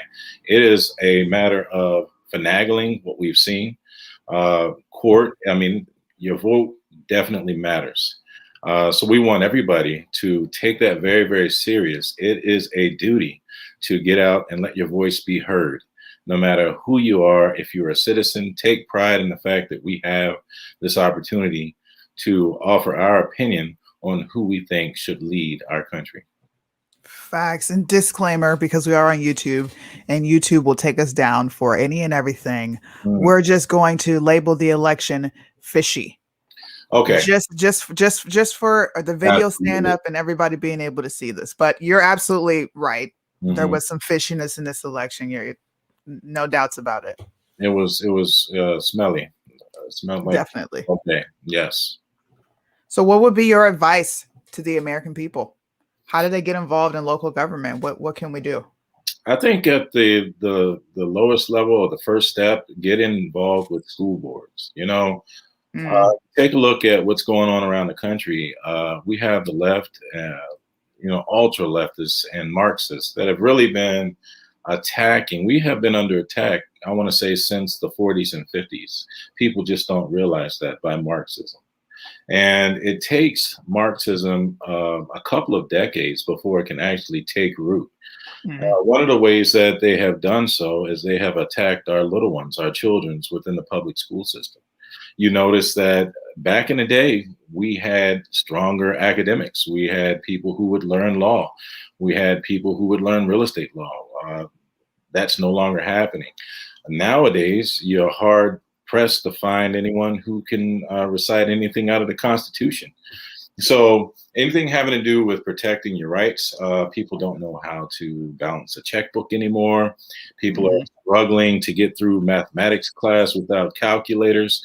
These are things that we think that, just normal people would say, if you're working every day and you got a kid or whatever the case, you're thinking, okay, well, you don't give it a second thought often, but it's really something that has been being planned out for the greater part of the last 50 years. So one of the things that people can do is get involved. If you look at most public school boards across the country, they're liberal. They're liberal. And the reason for that, a lot of conservatives, what they'll do is they'll just say, we need to do away with the whole public school system. I disagree. I think that we need to stand up and make our voices be heard. Let our voices be heard. Get involved. Go to the school meetings. Go to talk to the superintendents and the school boards. Be involved in the schools. One of the things that is catching a lot of heat right now is CRT, right? Critical race theory. So critical race theory is something that's been around for a long time. It's primarily been used in like corporate America, and it has its origins from, yet again, Marxism. But what people don't realize, as it pertains to, for example, the schoolhouse and education, public schools, this is part of the reason, main reason also, we need alternatives, but we'll get into that later. More charter schools, school choice, private schools, things of that nature. But what it does is it violates FERPA. FERPA is a law that basically allows all of parents to know any and everything that goes on with their child's education. So what happened over the last 20 or so years is the education system, I'm not going to say teachers, because teachers tend to do what their administrators tell them what to do. Right. And the administrators are primarily under the heat from their superintendents, whether it be their area superintendents or the main superintendent, or, for example, if you're in a school district in an urban area, then you're talking about maybe the mayor and then a chancellor. Say, for example, in Washington, D.C., they don't have a school board. It's just the mayor and then the chancellor. So it depends on how that rolls out. But what they've been doing is stripping away in secret the rights of the parents. So say, for example, if you have a child who's got what a parent would say is questionable behavior, right? So typically speaking, back in the day, my parents would have gotten a call.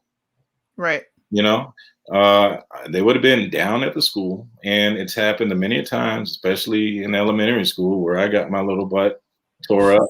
You know what I mean? And I got some act right. Well, nowadays, they won't even tell the parent. You know, and what's so horrifying about this is now they're playing games with children. With these experiments with the pronouns, they're allowing little boys to go into little girls' bathrooms, and then they've taken it up a notch. You know, they're allowing males to no age limit go into these bathrooms. I can recall having a complete LGBTQ coalition come into school into a staff meeting one time, and basically attempt to threaten teachers, trying to coerce them not to allow parents to make them aware of their children's behavior. And they tried to use civil rights and things of that nature. They didn't know that I had been to law school or anything, so I argued back, and they ended up leaving before they were able to finish their presentation. But you know, teachers ended up getting some backbone once they realized what their rights were. So a lot of the teachers are unaware of that. But that's another example of how this Marxism has crept into the public school system. So with CRT, it's the same issue. It's more of they may teach something that parents are unaware of and would be adamantly opposed against, but they will not allow the parents to know, which is a direct violation of federal law. So that is the way that we would attack those sorts of things. The question again was, and I started rattling on just talking about that, but no, the answer was perfect. It's the most you could get involved. You said school boards. Yeah, school boards. Yeah, I had no clue that all this stuff went on. You see, and the thing about the reason why I started out with the school board, because it's pretty much the lowest level, right? And that is the fertile ground. Yeah. You know what I'm saying? When we look at opportunities that are being provided or taken away from our citizens in America, if you look at our schools nowadays, what we have are students who maybe graduate or they're pushed through school, K through 12, you know, some of them shouldn't have graduated. We see that even now during virtual teachers are not allowed to fail students, right? Yep. That is a fact. All right. So they're getting pushed through. So then you have counselors and other administrators who are saying, okay, well, in order to be successful, you need to go to a 4-year college. Well, back in the day, there was shop class, there was home, you know, there was, what do you call it? VOTEC, you know, where you could learn how to work mechanics or wood chips or whatever the case. So what's happening is we're losing a good 60 to 70% of our students. Then the ones that end up going to school, they end up, what I mean by school, a 4-year liberal arts school or whatever the case may be. They go to school, they may get a degree, but there are no jobs, there are no opportunities. And those students that maybe have wasted, you know, thousands upon thousands of dollars on a liberal arts education could have gone in other schools other students who may have dropped out because they were disenfranchised within the school system because they're getting pushed one way and the school wasn't failing for what they were good at. They may have dropped out, but they could have gone to a trade school. And the benefit of that is this. And this pushes on to what we're talking about insofar as opportunities later on. You go to a trade school, you're not $100,000s of dollars in debt. You're able to work your way through the trade school. Once you graduate, you've got a job. You know, with trades, you can go anywhere in the world. Where I'm running for Congress in the 3rd district, we have the shipyard down there where we build nuclear engines. We are importing workers because we don't have citizens with the skill set to work on our own subs. That is absolutely ridiculous. You know, It is. we should be investing in our own youth, but that is not what's happening because we have politicians that are selling the soul of America, you know, by just bringing in these workers, selling off the work for the work for cheaper wages. And that's why we need a moratorium on bringing in these immigrants. We need to invest in our youth. The trade schools just open everything up, you know, and when a person has a trade, when a person, and I'm not saying that liberal arts school is a bad thing. You know, I have two daughters, and, you know, one just graduated from George Mason. The other one just graduated from high school, and she's going to George Mason. The one that graduated from George Mason is going to Pepperdine. You know what I mean? So I'm all for, I went to liberal arts, you know, my wife, you know, but I grew up in a shop. You know, my father was a diesel mechanic, you know, so I still learned the trades, you know, and I saw, you know, now my father was always greasy, but he always had a lot of money, a lot of cash, you know what I mean? And we didn't for a whole lot, you know, we did go through some hard times later on, but that's apples and oranges. That's a whole different situation. But you know, just with trades, when you are able to earn your own way and not depend on someone else, when you get people who become tyrannical, like the governor in Virginia, and people begin to attack our Constitution, you straighten your back up because you're not dependent. When you're used to making money, you're not going to accept that that minimum wage or a living wage or or a what is it, the not the workman's comp, but unemployment check, you know, a little $300. You're not going to accept that because you are used to earning, and it's something that's taught from an early age up. Going back to the schools, going back to Marxism, that is what they are attacking. That is exactly why we need to invest in our schools and in our children. And that's where people need to get involved first. That ties into what I was speaking on earlier. Like, we're bringing this all full circle. Malcolm X said it in The Ballad of the Bullet. He said, we must understand the politics of our community. We must know what politics is supposed to produce. And we must know what part it plays in our lives. Politics are a part of our schools, you know, our children's schools, whether we want it to be or not. You know, I just had an incident with my kids at their school when they were teaching the Pan-African flag. And, you know, most parents would be scared to say, what is this? I emailed the teacher. What are you teaching my kids about Black history? Because the Pan-African flag has absolutely nothing to do with Black History Month. Right. So it just takes everybody stepping up and becoming more politically mature. Once again, this is all coming full circle. Right. You know, the other piece to that is, you know, going back to the CRT piece is, you know, is just exactly what you said. The other piece is they're trying to make this a whole racial issue. You know? So, you know, one of the ways that I think that we can combat that is just open up the history books. Just teach American history, the good, the bad, and the ugly. You know, I think people can handle that, you know, and I think what we need to do is offer a alternative. We're saying we don't want that crap, but here's a solution.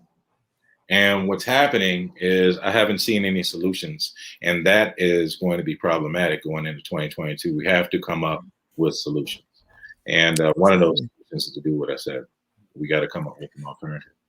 Well, I think that's important. Blake stressed the importance of courage and parents going out to the school board meetings. I have a lot of cool friends out in Arizona that are blowing it up out there with the school board and holding these people accountable. We had a little girl speak up. She spoke to the school board. We have to have more people doing that. So what you just said sums it all up. What we're doing here at Operation Take Back America. Each one of us has a civil duty to our country because we all answer the Patriots' call to defend the Constitution against foreign and domestic. And right now we're being attacked domestically. So honestly, thank you, because we need more educators to get on here and use their platforms and their voice to say what's actually going on and alert the parents. to the dangers our kids face when they shouldn't even have to face it in school. Yeah, you know, and the sad part is, like I said, they start with the little ones. Now I've taught in middle school, high school, and at the collegiate level. You know, and the thing about the collegiate level is, by the time students are there, you know, cognitively they are more developed. They can offer good arguments. You know, they may be what do you call, punished, you know, for offering, but that's what deans are for, you know, but they can offer the argument. You know, the little ones, they can't. It's a blank slate that's being developed. And currently it's being developed by a Marxist ideology. Facts. Mm-hmm. We have some questions for you. So I'm going to pull up 1 or 2 questions. People want to know how they can help your campaign. Yes. Okay, so you can go to MadisonDownsForCongress.com and it'll pull up my webpage. And on my webpage, there'll be a little tab down there and it'll say donate or contribute. And please just, you can donate or contribute there. There's also a phone number and email. So if you want to volunteer to help our campaign, just email us or give us a call, and someone will get in contact with you ASAP. One of the struggles that we are running up against is, in my district, I am running against what is known, or who is known as the Dean of Congress, the Dean of the House, Bobby Scott. He's been there 30 years. 30 years. Another issue that we're running into is that I'm not an establishment guy. You know, so, you know, I'm not going to play games with people. I was asked to run for Congress to help people out. I am a conservative man. I am a Republican, but I'm not going to sell the people out. Over the last, I'd say, almost 2 decades in Virginia, we have lost just about every election. And the reason why is because the establishment continues to get together and they push out the wrong candidates who cannot convey a message that would get out to the mass of people in a way to have them vote in our interests, in the interests of the people. And we've got to end all that. So we've got a steep hill. I'll take as many questions as you have. That's fine. But we got one more question for you. Let's pull this one up. This one's a good one because we talked about this a lot on Prime Time Patriots. What do you think about the 1619 project and the 1776 curriculum? Well, that's a part of the CRT that I was talking about, you know. Okay. But the 1619 project has more to do with the race issue. All right. So that's why I said what we need to do is the 1619 project to a great many Americans is going to be offensive, the way that it's being rolled out. So what we need to do is we need to say, no, we're not going to do that. But what we do need to do is we need to open up the history books, look at the good, the bad, and the ugly, and develop a curriculum that will satisfy everyone. Well, you never satisfy everyone, but the majority of the people, of the parents, and the school board and the teachers within the communities. So, you know, it's tricky because there's really no curriculum that I've been looking, and there's really no set curriculum for that 1619 project, which is the reason why you have a lot of conservative candidates that'll get out there and they'll say, no, but they can't really speak towards specifics about the curriculum. You see what I'm saying? Right. And so, right, that's it. What that gentleman just said. We have to teach the good, the bad, and the ugly, and we have to own up to, you know, as a collective, everyone. If you want to talk about slavery, for example, here's a prime example. Slavery. Oh, white people bad. Boom, boom, boom. But the first person to legally own slaves, to go to court to fight for that, was a black man. Yep. So, you know, we have to own all of it, no matter who we are. So, but that is something that we haven't done thus far. But I think our generation's ready for that. People are ready for the real conversations. People are ready to move forward. We're tired of shucking and jiving and dodging, and all that's doing is tearing us apart. So with knowledge and education, we can move forward together. We can learn to continue to love each other and to make our union more perfect by doing so. Hey, Madison, Facts. I got to pop in because there's a great question. Honestly, this is what today was about for me, was I wanted to find out the actionable items in order to do stuff. And you were brilliant in when you said, we got to get rid of XYZ. So this is a very common thing we say on our shows. We talk about term limits. You even mentioned the term limits, and we say we have to get rid of them. How does an individual like Lauren, me, Suni, I mean, you're running for office. I get it. And that's the way that you actually can try to fight that. How do we actually make an impact on affecting term limits? The best way that you as a constituent can affect change there is to elect candidates who actually will, and hold their feet to the fire, who will put forth legislation that will change or ratify a constitution. It's going to take 2/3 vote in order to ratify a constitution. And so the issue that we run into, it goes back to what I was saying about establishment, red or blue, is the problem that people end up playing party over people. And so you get politicians that are just liars, or they get in position and they get comfortable, so, you have to elect someone who make them sign a paper, make them swear an oath that they will vote for term limits. They will create legislation for term limits.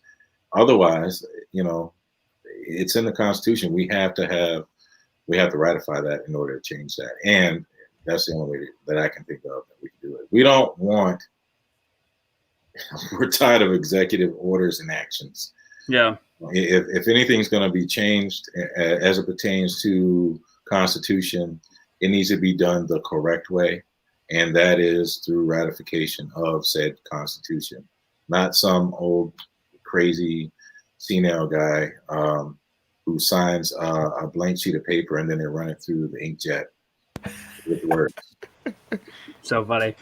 Cannot thank you enough. That was phenomenal, Madison. Thank you very much for being a part of this event. Hopefully more to come. Good luck as you continue your journey into politics and hopefully getting rid of those term limits once you get in there. And we appreciate your time so much. So everybody at home right now, we're on the home stretch. We're going to be talking about raising some more money, but give a round of applause in your living room, in your kitchen, on your phone for Mr. Madison Downs. Thank you, sir. Thank you very much. Thank you. Thank you for having me, guys. Thank you. Was that better, Lauren? Was that a good exit? It was getting beautiful. better. Yeah, Smooth, respectful. Excellent. All right, Suni, we're going to drop you down, and you're actually going to be helping us with David as well. So we'll see you in just a second. Lauren, we're at a stall right now. We have not had a donation unless I haven't seen one come in, but we have not had a donation in like a half hour. We're over $3,000. We're at about $3,200, but it's that time. We need to ask everybody one more time to please donate. We've got the Cash App below, so make sure that you guys can see that. We've got Cash App at hashtag Operation TBA. Venmo is Operation-TBA, and then I'll put the PayPal in the comments. We got one more speaker left, and I'm very excited about that. Lauren, how are you feeling over there? I'm feeling great. As I told you guys, when it starts to get to the end of the day, sister just comes and jumps on my lap. She's not a small dog. Like, Nope. Look at the window, tell me she's ready to play. Yeah, she looks almost fake. She's like not moving She looks at very all. serious right now. She's been napping all day. All day. I don't even know where Woody is. I have no idea. All right. Yeah, so guys, please donate. We are getting, $5 helps. You don't have to donate the $25. $25 does get you into the Q&A tomorrow in Zoom. But of course, you'll still be able to watch it all. It'll just be about a minute plus behind. We'll put it on all of our channels, of course. But the big thing is if you want to be a part of that Q&A, have more chances to win trivia, which we will do more trivia after our final speaker, after David, when we have everybody come on. We'll close it all together. But that's pretty much where we're at. I want to see more donations, guys. So let's see some donations while we got David speaking. I've put the link right here in the chat, so you guys can just click on it, or again, Cash App, hashtag Operation TBA, or Operation TBA on Venmo. Lauren, it's time for our new closer. We're bringing in. We've got a closing speaker that was going to be 9th out of 10th. And now he has stepped up for us, and he's going to bring the heat as our final speaker of day number 1, event number 1, Operation TBA. Take it away. Go ahead and give us a little ditty on Mr. David Winkler. All right, awesome. So closing it out today, day 1, with David Winkler, who was born in Santa Ana, California, not too far from where I'm at. Winkler served in the United States Marine Corps. We've had several Marines today. Hoorah, yeah. From 2005 to 2009, and in the United States Army from 2009 to 2019. Look at that. He has also run for governor in New Jersey and is continuously looking for ways to improve his state in New Jersey and the country as a whole. Ladies and gentlemen, introducing David Winkler. What's going on, David? How you doing? Oh, muted. I think we're muted. I got him. There we go. Thank you guys for having me. Excellent. Well, the floor is yours, David. Oh, okay. So, so just giving you guys that background there. Yes, I am a former Marine. Switched over to the Army. Served in Fallujah, Iraq. Went to Helmand Province, Afghanistan.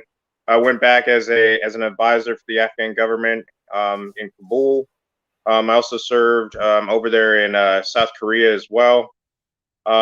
Yes, I ran recently in this race for governor, but I am now in the race for the 8th Congressional District for 2022. I deeply love everybody in New Jersey, all my patriots that are Trump supporters, and I'm here to fight. So let's do this.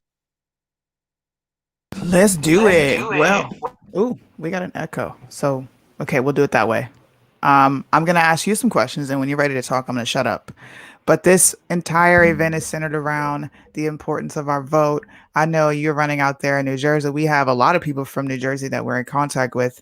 What advice can you give to the people to motivate them, to get them ready for 22, to get them ready for 24, and every election coming? Because it's going to take several election cycles for us to have a fighting chance in this. Yeah, perfect question.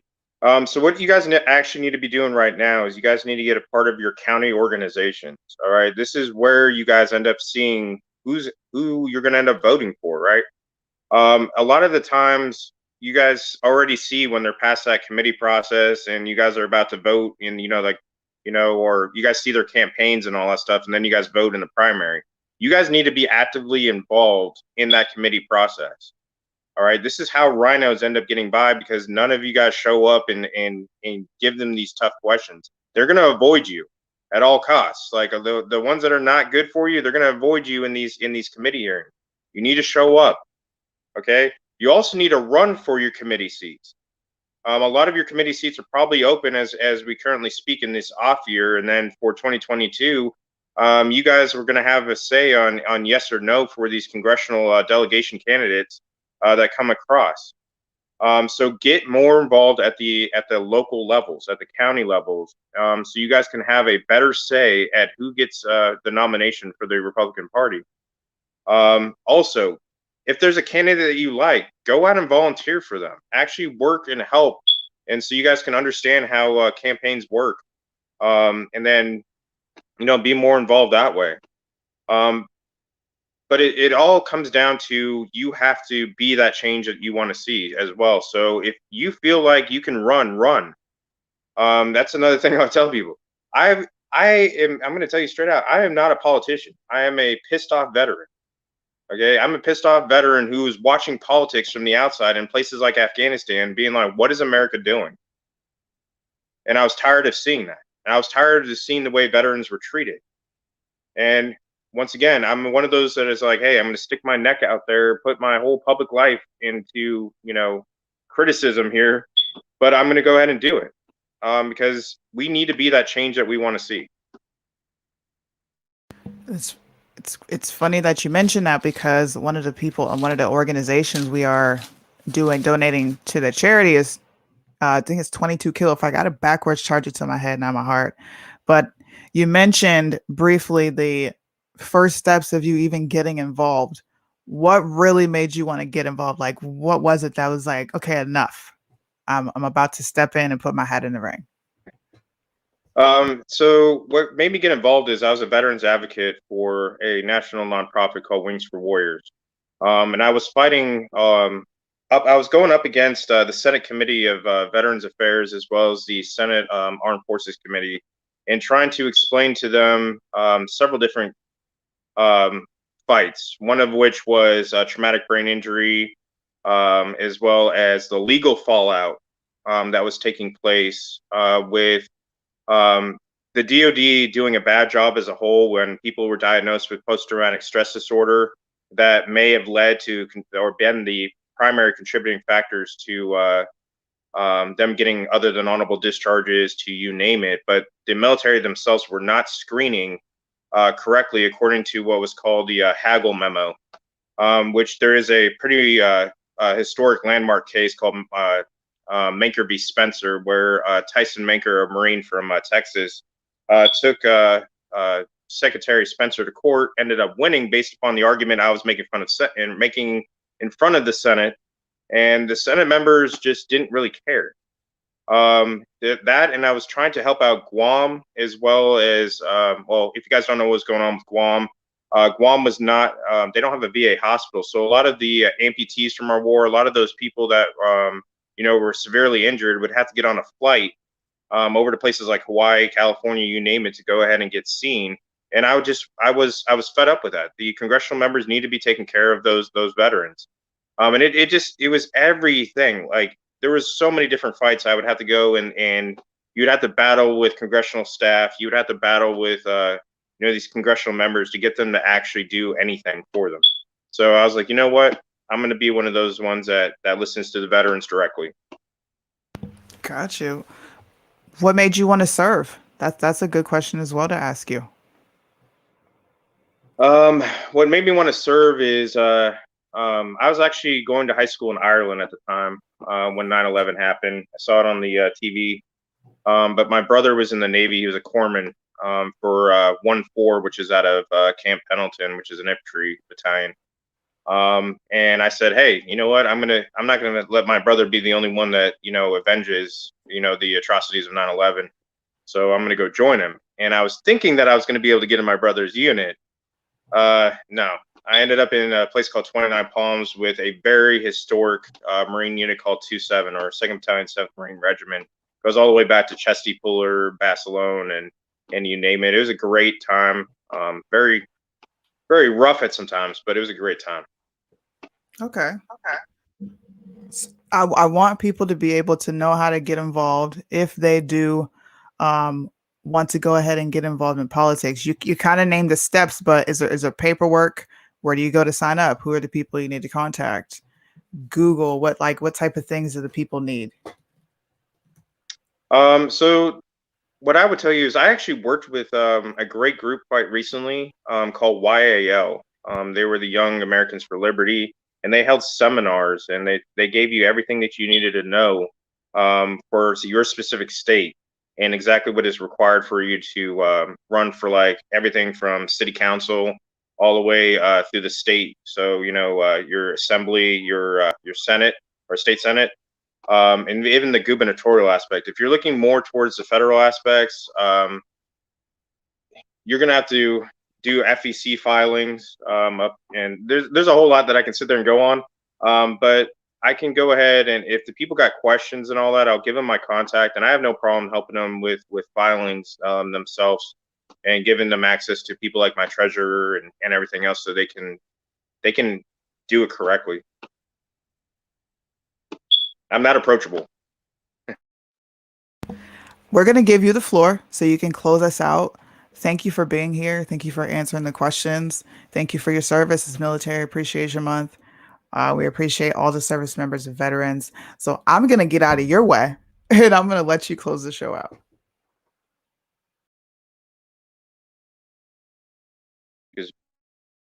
Oop. All right. Once again, I've watched a majority of this today, and I just want to say thank you for everybody that's been on here to watch this. Once again, I'm going to go through who I am and what I stand for, and then I'm going to give like a closing. But once again, I grew up in Southern California. Lived also in Canada. Lived in Ireland, went to high school there, and then at the age of 18, I joined the Marines for a reason. I was adopted at less than around 1 year of my life, or the first year. And ever since then, I felt the need to get back to America.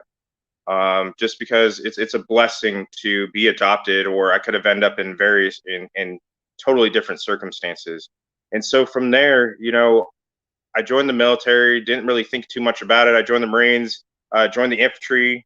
I ended up in Fallujah shortly after I joined the Marine Infantry. Went through some very tough deployments, and it only emboldened me to want to do more for America. I wanted just to see the selfless service, the selfless acts of the men and women around me, including in the Army.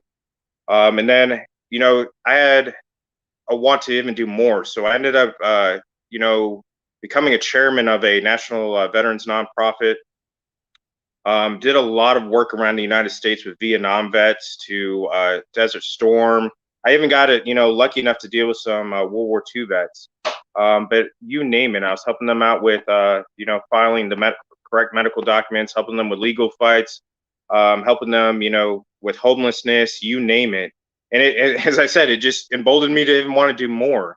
And so I'm internally grateful to America, and that's why I chose to get in this fight. Not for money, profit, or greed, literally because I have an unconditional love for the American people. And so I had ended up developing a 3-pillar system that, I think sits well with all Americans. Is dream, inspire, and execute are my 3 things that you always hear me say. And I think that if we really truly look at it, when we were kids, we all started off with a dream. And our dream was, hey, I want to be a doctor. I want to be a lawyer. I want to be a professional athlete. I want to be, whatever you wanted to be when you were a kid. But that translates into that inspiration piece that I always talk about, where we need the good role models, like what we're seeing here, where you got Kim Clasey, you got Billy Prempeh, you got Suni, you got, you see Madison Downs on here. You see all these different people that are speaking, including yourselves. You guys are probably teachers, law enforcement, firefighters. You name it. You guys are the inspiration that helps those kids achieve their dream, and that's what America is about. And the next thing is the execute. It's great to have the inspiration. It's great to have those dreams, but you have to execute on those dreams, and take that inspiration and go for it. Everything is done through hard work and dedication, and that's the true American dream. Is things are not supposed to be handed. You are supposed to work for it and work hard for it. And it translates to everything that I do. And I get out in the community and I help them out. I'd never like to hear the words, I can't do something. I'm going to tell you, you can do it. All right. You just have to put your whole, you gotta want it, and you gotta go after it and get it. All right. And that's who I am. All right. So I don't deal well with a lot of these social justice movements because I don't believe in victim mentalities. I believe in empowerment. And we need to go ahead and switch our mentalities from, I can't achieve this, I can't do this, this person's holding me back, that is holding me back, to an empowerment mindset of, I'm going to get past it. I'm going to do what I need to do to achieve whatever I'm setting out or setting, forth to go ahead and do. And that's just who I am. The other piece is I'm an America First candidate. Okay, so everything to me, I want to see American first. I want to see car manufacturing. I want to see trades. I want to see, us compete on an international level, but here, do everything here. I'm not all about outsourcing everything. And I thought Donald Trump did an amazing job at doing that. And I think that we have a lot of conservatives around here running in 2022. They're absolutely amazing. They're going to go ahead and they're going to put forth for you all. I believe in religious freedoms. I'm huge on the Constitution. So religious freedoms and medical freedoms. What has happened to us across the board, whether you're blue or Democrat, or whether you're independent or you're Republican. Our constitutional freedoms, rights, and liberties have been stepped on throughout this coronavirus, and it's something that I absolutely safeguard, and I stand and I push back against the Biden administration when it comes to these mandatory vaccines, these vaccine passports, going ahead and with these masks, what they're doing to your children in schools with the critical race theory, to what New Jersey has done on top of critical race theory is teaching gender identity and mixing it with sexual education at kindergarten level, and things like that is something that I stand up against, and I say no, enough is enough. And I absolutely think the people more than I think the politicians, because the people are the ones that are walking down to Trenton and they're showing up in numbers, and I'm pretty sure you guys have seen it in your areas too, that you guys are individual leaders that make this thing happen and say, hey, you know what, enough is enough of this kind of tyrannical behavior. I absolutely stand also for the Second Amendment. I believe in constitutional carry. I believe in what Texas and Tennessee has just done.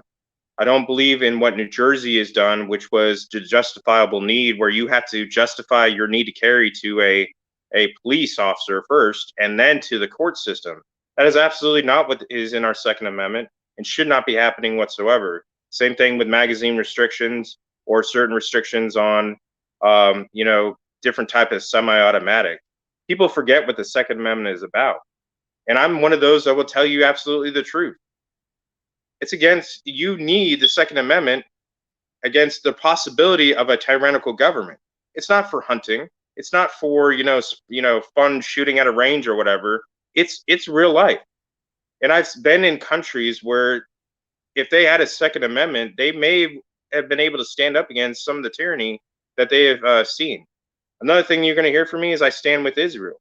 All right. I absolutely stand with Israel. I served alongside a lot of the Israeli Defense Force members when I was dealing with stuff overseas. And I will tell you that, yes, you're absolutely right. Freedom is not free. And people need to be reminded that freedom is not free. Everything that you guys have, somebody, paid the ultimate sacrifice for. And, one of the things you guys will see me do next weekend, Memorial Weekend, I take it kind of personally on Memorial. I'll go out to cemeteries and I'll purposely lay the flags because that's what that means to me. I've lost over 49, brothers on the battlefield, and I've lost over 30 plus to suicides afterwards. And this is something that I absolutely take, personal, and I'm not going to be barbecuing. And I think that people need to understand that freedom is not free. If you willingly give up your freedoms, you have to fight pretty much to get them back because the government's not going to give it back to you. Right? So you need to elect members into Congress, into even your local seats that are going to do the right thing and safeguard your rights, your freedoms, and your liberties. Right? I don't know how many times, as I said, that I've gone overseas, I fought, and then I watch, a certain state give up, a certain Second Amendment right, and now you got some sort of restriction. Well, now you're going to have to fight to get that back. Or what we're seeing here with COVID-19. You know how many times that we're willingly giving up, our freedom to walk around, our freedom to go into restaurants, our freedom to our children to get a high quality education. We need to stand and fight.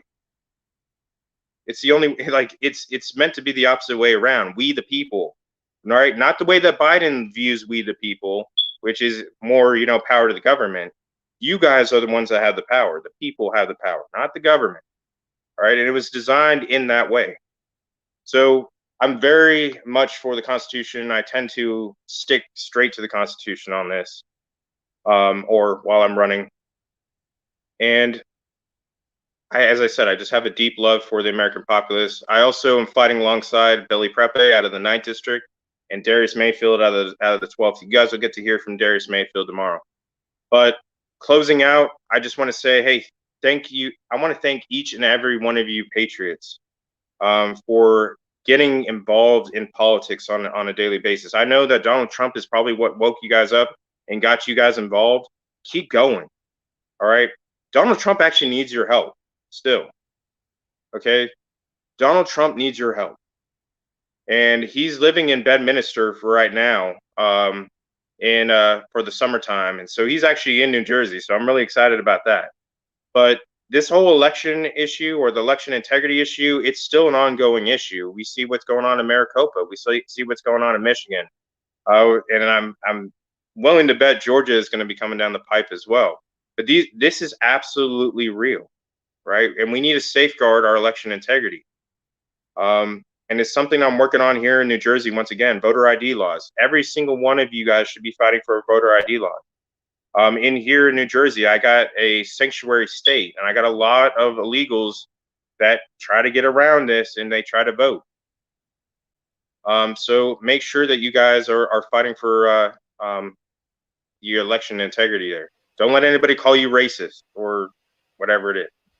But I noticed that your host came back up here, so I think I'm done with my little rant. But I want to thank each and every one of you guys for fighting and being patriots. No, not at all. You said you were, I just wanted to make sure you weren't hanging out there alone. You know what I mean? So I wanted to join you for the end. That was phenomenal. My mom was in the actual comment box saying that she's going to move to New Jersey just so she could find a way to vote for you. And Billy Prempeh actually is he's in the same district that my aunt used to live in, Bergen County, so that he would have actually been presiding over that district if he had won, and hopefully he will win after we start teaching people what the conservative politics looks like in this country. So thank you, David. Yeah, as I said, I always hang out with Billy almost every weekend. So him and I are going around New Jersey. Darius, is at El Paso at the border right now, dealing with the immigration issues. And I think he'll be connecting with you guys tomorrow. But yeah, this is what it is. We got a lot of youth getting involved, and we're fighting, and we're pushing against, a well-oiled machine here. Especially here in New Jersey, you got a lot of the old guard that don't want to let go of the torch of leadership. And, they're getting these young, conservative fighters that are like, you know what, if the establishment doesn't want to move aside, guess what, we're going to keep going anyway. And that's exactly what Billy did, and that's exactly what I do. I'm not moving out of the way for a carpet bag, throw-in, as I would call it. I'll say this. Out of all three, I'm probably the most direct candidate. I'm not nice when it comes to these to the GOP here. They're going to do right by the people, or they're going to hear my mouth. And it's just because, as I said, I've fought hard for this country. I'm absolutely grateful that I came out with all limbs attached, and I'm still alive after what I've been through Fallujah to Helmand Province, do you name it? And I'm absolutely grateful, and I believe the people deserve better than what they're getting right now. And so they need somebody that's going to say, hey, you know what? No, we're not playing this game anymore. We're not doing this for money. We're not doing this for power. We're not doing this for greed. We're going to be we the people and put the people first and get back to, representative governance, as well as, putting the people first. Like, how hard is it to actually listen to the people? Instead of, I don't get it. Like, they're so off base up there in Congress. So I'm done ranting. Oh, sorry. That was great. I keep muting you in between just because I know there's an echo. I'm not, just doing that. But I want to thank you, Lauren. Do you have any words for David as we send him out? No, thank you so much for being here. This was incredible. I love that we've had so many Marines on today and so many people from New Jersey. I feel like not just you and Billy. I think we've had more. So love seeing it. And I know Ian Smith as well as out there in Jersey, leading the good fight. And he was mentioned a few times earlier today too. Yeah, real quick. I had a funny story. I invited Ian Smith because I was one of the ones that led the recall on Governor Murphy. And so I decided to give Ian Smith a gift. So I said, hey, after you got fined $1 million+ by Governor Murphy, how would you like to serve Governor Murphy over at the state? Because I got done with the paperwork, and he was like, yeah. So we go down there, and there's a video that's on Facebook, and so you guys can actually see it. He goes down, and we serve Governor Murphy, but he gives him a gift, and this is right on Christmas, right around Christmas. So he gives him a gift of his gym T-shirt, and there was a hat, it was really ridiculous what the words say. I forget what it was, but it's something about getting rid of Governor Murphy. It was pretty funny.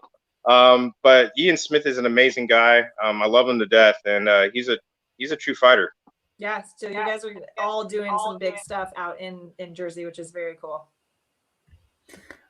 Ooh. Well, David, thank you so much for being here. We are going to wrap the show. David, you closed it out. You brought the heat. I loved it. You brought the 100-mile-per-hour heat. Thank you so much for being a part of our first event here with Operation TBA. Thank you very much. Thank you very much. All right, take care. All right.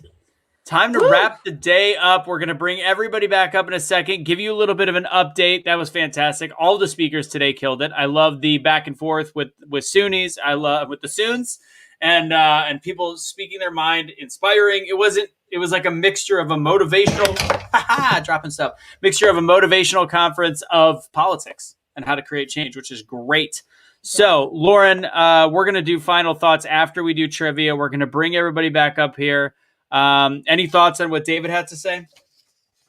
I mean, I just love what I love too is the perseverance. Like Billy, David, even like, hey, you know what? Even if you don't win, like that doesn't mean you're retreating and giving up. You're still going, still doing what you can to make a difference, going about it maybe a different way or just still trying again. And that's how you make change, right? Is yes, speaking up, taking action, but then also not fucking giving up and not stopping just because you get a little resistance, right? Like, you know, running your own business. It's the same sort of thing. If you quit every single time you run into like a roadblock or a hiccup, or every time you fail or it doesn't go your way, like you're not going to get anywhere.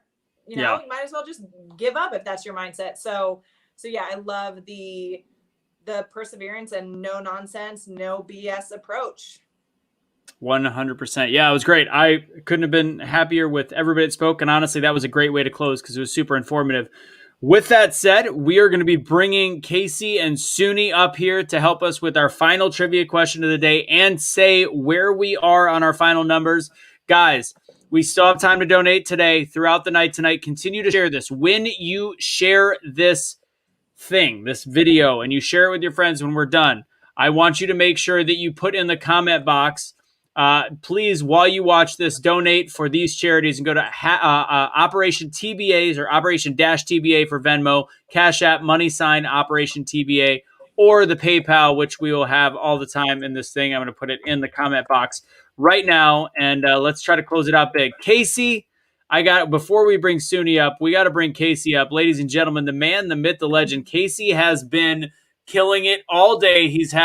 We have a green room set up. We've got this. He's been sound checking people, and he has not been using this app as long as I have. So Casey has been absolutely magnificent. He's been clutch. We're putting his name on the thing right now. I had to put Libertarian Tech Director. I figured that was the way to describe you.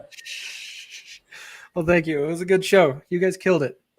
Amazing guests. Like, it was a fantastic, great first event. Fantastic. Yeah. Loved it. All right. So we're going to bring up Suni. He's a man of many words. Just kidding. He does know how to talk, and he's going to be fantastic. Tomorrow, he's going to be opening us up. We're going to talk about tomorrow's schedule. Then we are going to talk about the schedule, how it's going to work. We got a lot of people. We got more people than I could hope for that we have to connect with who gave over $25. So we're going to be sending out the invites for the Q&A on Zoom tomorrow. Suni, what's cracking? Not our mic. Favorite thing. Not our mic. I'm Suni. What did I do? Look, I just said, dang, I'm not muted. So I kept talking, but I'm muted on there. Yeah. I'm sorry. It's all good. This was an awesome event. This was you and Kaylee and Casey. They are the brains behind this. I'm the personality. I know my lane. But these three people, Kaylee's not here. Kaylee and Russo and Casey, from everybody, thank you. They are the reason that we've even had this. They are the reason that I'm here. I hope this inspired Americans to get out and be active and vote. I really do. I hope it encouraged people to not be scared, to have courage, to understand what's essential. And like Lauren said, perseverance. Because this is not going to change in 1 or 2 election cycles. It's just not. And I think what Madison said earlier was huge. No matter what anybody thinks about the election, do not deter that from continuing to vote. That just means you have to vote more. We learned that different poll suppression was a huge deal. When people thought that, oh, my state's either up or down. It was a lot closer than people thought, meaning get out and vote. If it means something to you, voting is important because there is a certain percentage that you can't take it away. If you're winning 60-40 and more, you can't take that away. So you just got to show up in number. Casey, I'm leaving your name on there because you're the MVP at the end of the day, so you have to do that. And even thinking about, because teamwork. obviously, like here in California, I'm like, yeah, my vote means shit here. Like, and I still go through with it, right? Because what if it actually does make a difference, right? What if your vote, your letter, your phone call to your congressman, your, whoever it is, assembly person or whatever, school board, like what if your call makes a difference? Your letter, right? Your IG live talking about stuff, your posts, like, that's how we create a ripple effect and a snowball effect. Yes, with voting as well, but also in the smaller actions and just like stepping up, like Suni said earlier, like being courageous and speaking up. Yeah, school boards were the biggest takeaway I had today. I've heard that before. I forgot, but school boards play a huge role in us continuing to have communication from a conservative perspective. Definitely learned that from many of our speakers today. The other thing, to Lauren's point, and this is a metrics thing. California, her vote probably doesn't matter on a state level, right? However, if we look back, there's a psychology that goes to everything. And for 4 years, one side was saying like, oh, you won by a technicality, the electoral college, blah, blah, blah, because a lot of people, and I always say, you can think that, but I'm going to tell you that a lot of conservatives or Republicans or whatever in California knew their vote didn't matter. And that's why the electoral college is so important, because it does actually play certain roles, and there's a need for it. Could it be amended a little bit? Maybe, but it plays a big role because it gives a voice to rural America. It gives a voice to farmers. It gives a voice to every different person. Otherwise, it would strictly be New York, Los Angeles, parts of Florida, Texas vote, and that'd be it. So, so the importance is, no matter what your state is, if you are a 70-30 blue state, go vote, because it makes a huge difference. And I didn't say this during my speech, but I kind of want to say it now, is I wanted one of two things to happen. I admittedly voted for Donald Trump this last year. And I said to myself, if he loses, I didn't want it to be muddled messaging. I didn't want there to be a red and a blue. I didn't want the Senate to be red. I go, if it's going to go blue, it needs to go full blue. Why? Not because I wanted a blue wave, because that didn't happen. But what did happen is control.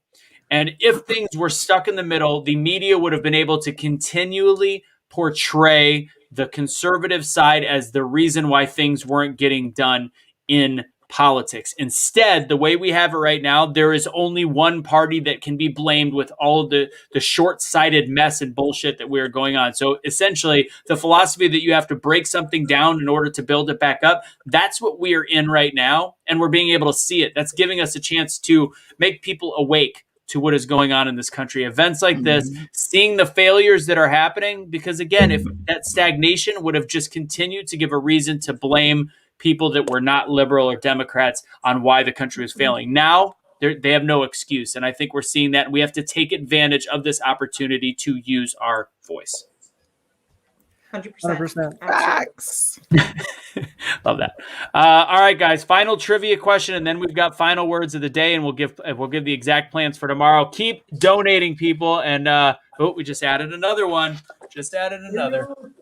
Hold on, where are we at? 30. Okay, I'll say it in a second. We're going to do trivia, and then I will go ahead and give our final numbers on the day. So, Casey, are you ready with the next? We're going to let you read it. Go ahead and put it up there, and then you get to read it. First person, put the comment in the box. We'll have our PTP team. Christine, somebody write down the name. We'll get in touch with you. Excellent, and you're winning something from one of our websites. Awesome. All right, here we go. Sorry, that was my bad. We're always double-clicking on each other. Oh, stop talking dirty. States, if there are changes to Congress salaries, they will not take an effect until the next election of representatives. This is a fun one. This actually is a very interesting trivia question, not just because the answer, but the actual details behind it, the years in between. So let's see what amendment to the Constitution states, as he said, if there are changes to Congress's salaries, they will not take effect until next election of representatives. Why did Lindsay throw in a random taco at the end of the muscles? Super awkward. Oh, there it is. Taco not meant to be there. Let's see what we got. First person. Shannon. Boom. 27. Shannon. All right, Shannon Campbell Gregory. Somebody write down that name. You're the winner. Make sure you put your email in the box once you've won. Does anybody know? And Lauren. Well, we all have the sheet in front of us. Fun fact. This is an interesting one. So, as we talked about earlier in the show, there is tens of thousands of amendments that never even make it to the floor. They get squashed. This one was proposed for ratification in 1789, and it was not passed until 1992. Over 200 years went in between the proposed ratification. Probably because people are like, I want to be able to, have a meeting on my salaries raising. So I think that's fascinating. Interesting. Yeah. We've also gone into a lot of debt since then. Yeah. Facts. Oh man. All right. So guys, final tally as of right now. Did you get any more while we were talking? Casey, did you get any more? Okay. Nope. You got my final number right now. Day number 1, and this is give or take $25 to $50 because we got to figure out. I was estimating fees and stuff like that with PayPal and all the whatever. So, guys, we're gonna do a team drum roll. The goal was 5,000, which we made up in the morning. I wanted to start the day with 1,000, and we went into today just around 1,000. We had a couple people that truly the MVP. Everybody's an MVP, but the Erics, the Mike Wilsons, and of course the Jack Shanks of the world absolutely dominated, and love you guys for it. So, drum roll, please, guys. Give me a drum roll. Lauren killing me. Final total, day number 1 of Operation Take Back America, event number 1. First day doing this. First day we put this together.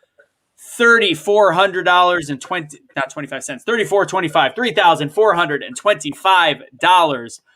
Boom! Good, Not bad. That is not bad.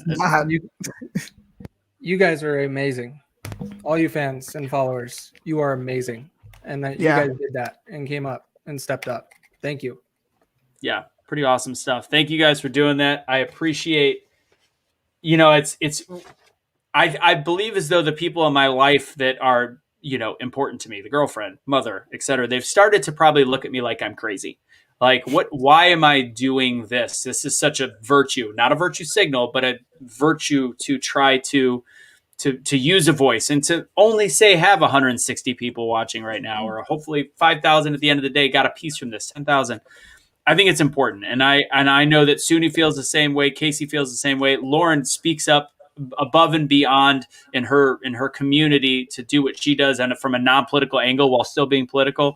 Kaylee, Blake, we put ourselves at risk because at the end of the day, we want to be able to, when we're buried 6 feet under, to look back and go, we did everything we could to fight for what we believe in, no matter what it is. And I applaud all the people I work with on this. I think we're starting to see what impact we can have. And I thank Cash Kelly really for bringing us all together too. I want to give a shout on that as well. Yes. Free cash. Free cash. Hashtag. All right. We'll get some more watchers. Keep sharing it through the night and keep donating as that comes up. Obviously, we'd love to start tomorrow with it. Lauren, before we have the final words, what's the deal with tomorrow? What's the schedule? Do you got it in front of you? I do. Give me 1 second. So we've got our pre-private show live on all platforms at 1 p.m. Eastern, right? So this is everybody gets to be a part of this, or am I reading? Everybody gets to be a part of the second part, but they're not on the Q&A. So yeah, this is going to be just like this, but for an hour and Casey speaking.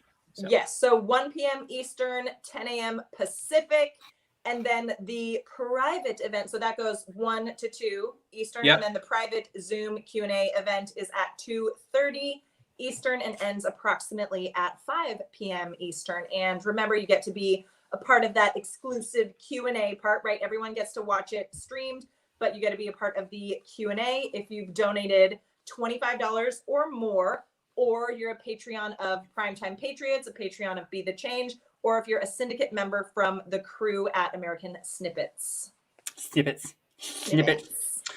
Speakers, I don't know. I think some of our speakers are going to be coming back tomorrow. They should be. We'll also be on, obviously, to answer questions as a group. So it's a good time to interact with the PTP crew, me from BeTheChange. We also have Anthony Gonzalez Jr. and Darius Mayfield. They will be on tomorrow. So we got a lawyer and politician that can answer questions directly as we go. It'll be a laid back day. It won't be the presentation that you see before you. But yeah, and I want to give a shout out. Thank you, Lauren.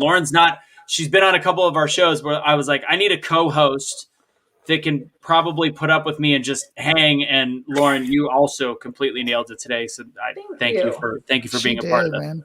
Thanks for having me. I had so much fun. I love you guys. And like, for the few shows that I've been on before, like the audience, like everybody tuning in is so awesome and makes it so much fun. So yeah, I have a freaking blast anytime, always. I think I forgot. Jerome Bell is speaking tomorrow also. Did I put some respect on my man's name? Sorry, Jerome Bell is also speaking. I don't have every bit of It's because he's black, right? Oh my God. All right. Let me stop. No. Jerome Bell is going to be there. This is Madison's counterpart. He's dope. They're both from Virginia. They're both running. Amazing guy. I've had him on my show a lot. I've been on his show, so I can't wait for Jerome to talk tomorrow. Dude, Eric Peterson, you're just crazy, dude. We just got to even this up. Jeez. $75. Eric, you're a rock star. MVP, man. Thank you, big dog. He needs to get a whole crate, not a crate, but he needs to get at least 5 shirts from me, from Prime Time Patriots and BeTheChange, because that's dope, man. We got to make sure the people that gave the biggest donations, we're gonna hook you guys up. We'll create a little prize pack. You know what, Eric? There are 8 more of these where these came from. So I'll throw in a set of tiny hands for you. Oh, that's great. Sounds almost like borderline weird. I didn't mean it in a way. Yeah. Yeah, it's the, you know what? We're ending this show on a happy ending, it sounds like. I'll throw some tiny hands in for you. Some Trump hands. I remember actually when I got those the first time, like 3 years ago, I called them Trump hands. It was pretty funny. All right, so we're pretty much done for the day, but I want to make sure we all have our final words. And again, we'll say thank you at the end. But Lauren, since you're kind of joining this motley crew of people trying to put this on, I'll let you go first. Give your final words of the day. Yeah, I mean, I don't have anything super inspirational planned for you. All I would say is to stay grounded in your values, in your integrity, show up in a place of alignment and truth, and use your voice. Who fucking cares what people think? Be brave, stand out. We are not meant to blend in, as you know. So yeah, get on out there and make some change happen. Casey, final words of the day. Facts. Yeah, I've said it many times, but I'll just repeat it because that's what this event's for. 2022 is coming. You have some states run. You got like David Winkler and some of the others in off states that are actually having an election this year. Be engaged. If you're not engaged, figure out how to get engaged. Reach out, ask questions. Like here in Utah, for some of you, there's Libertas Institute, and there's different stuff very similar to what David Winkler mentioned earlier. Is there are places that help you get engaged. If you don't have those, you can always reach out to us. We can see if we can try to connect the dots. But 2021 and 2022, that's where we're going to make some changes.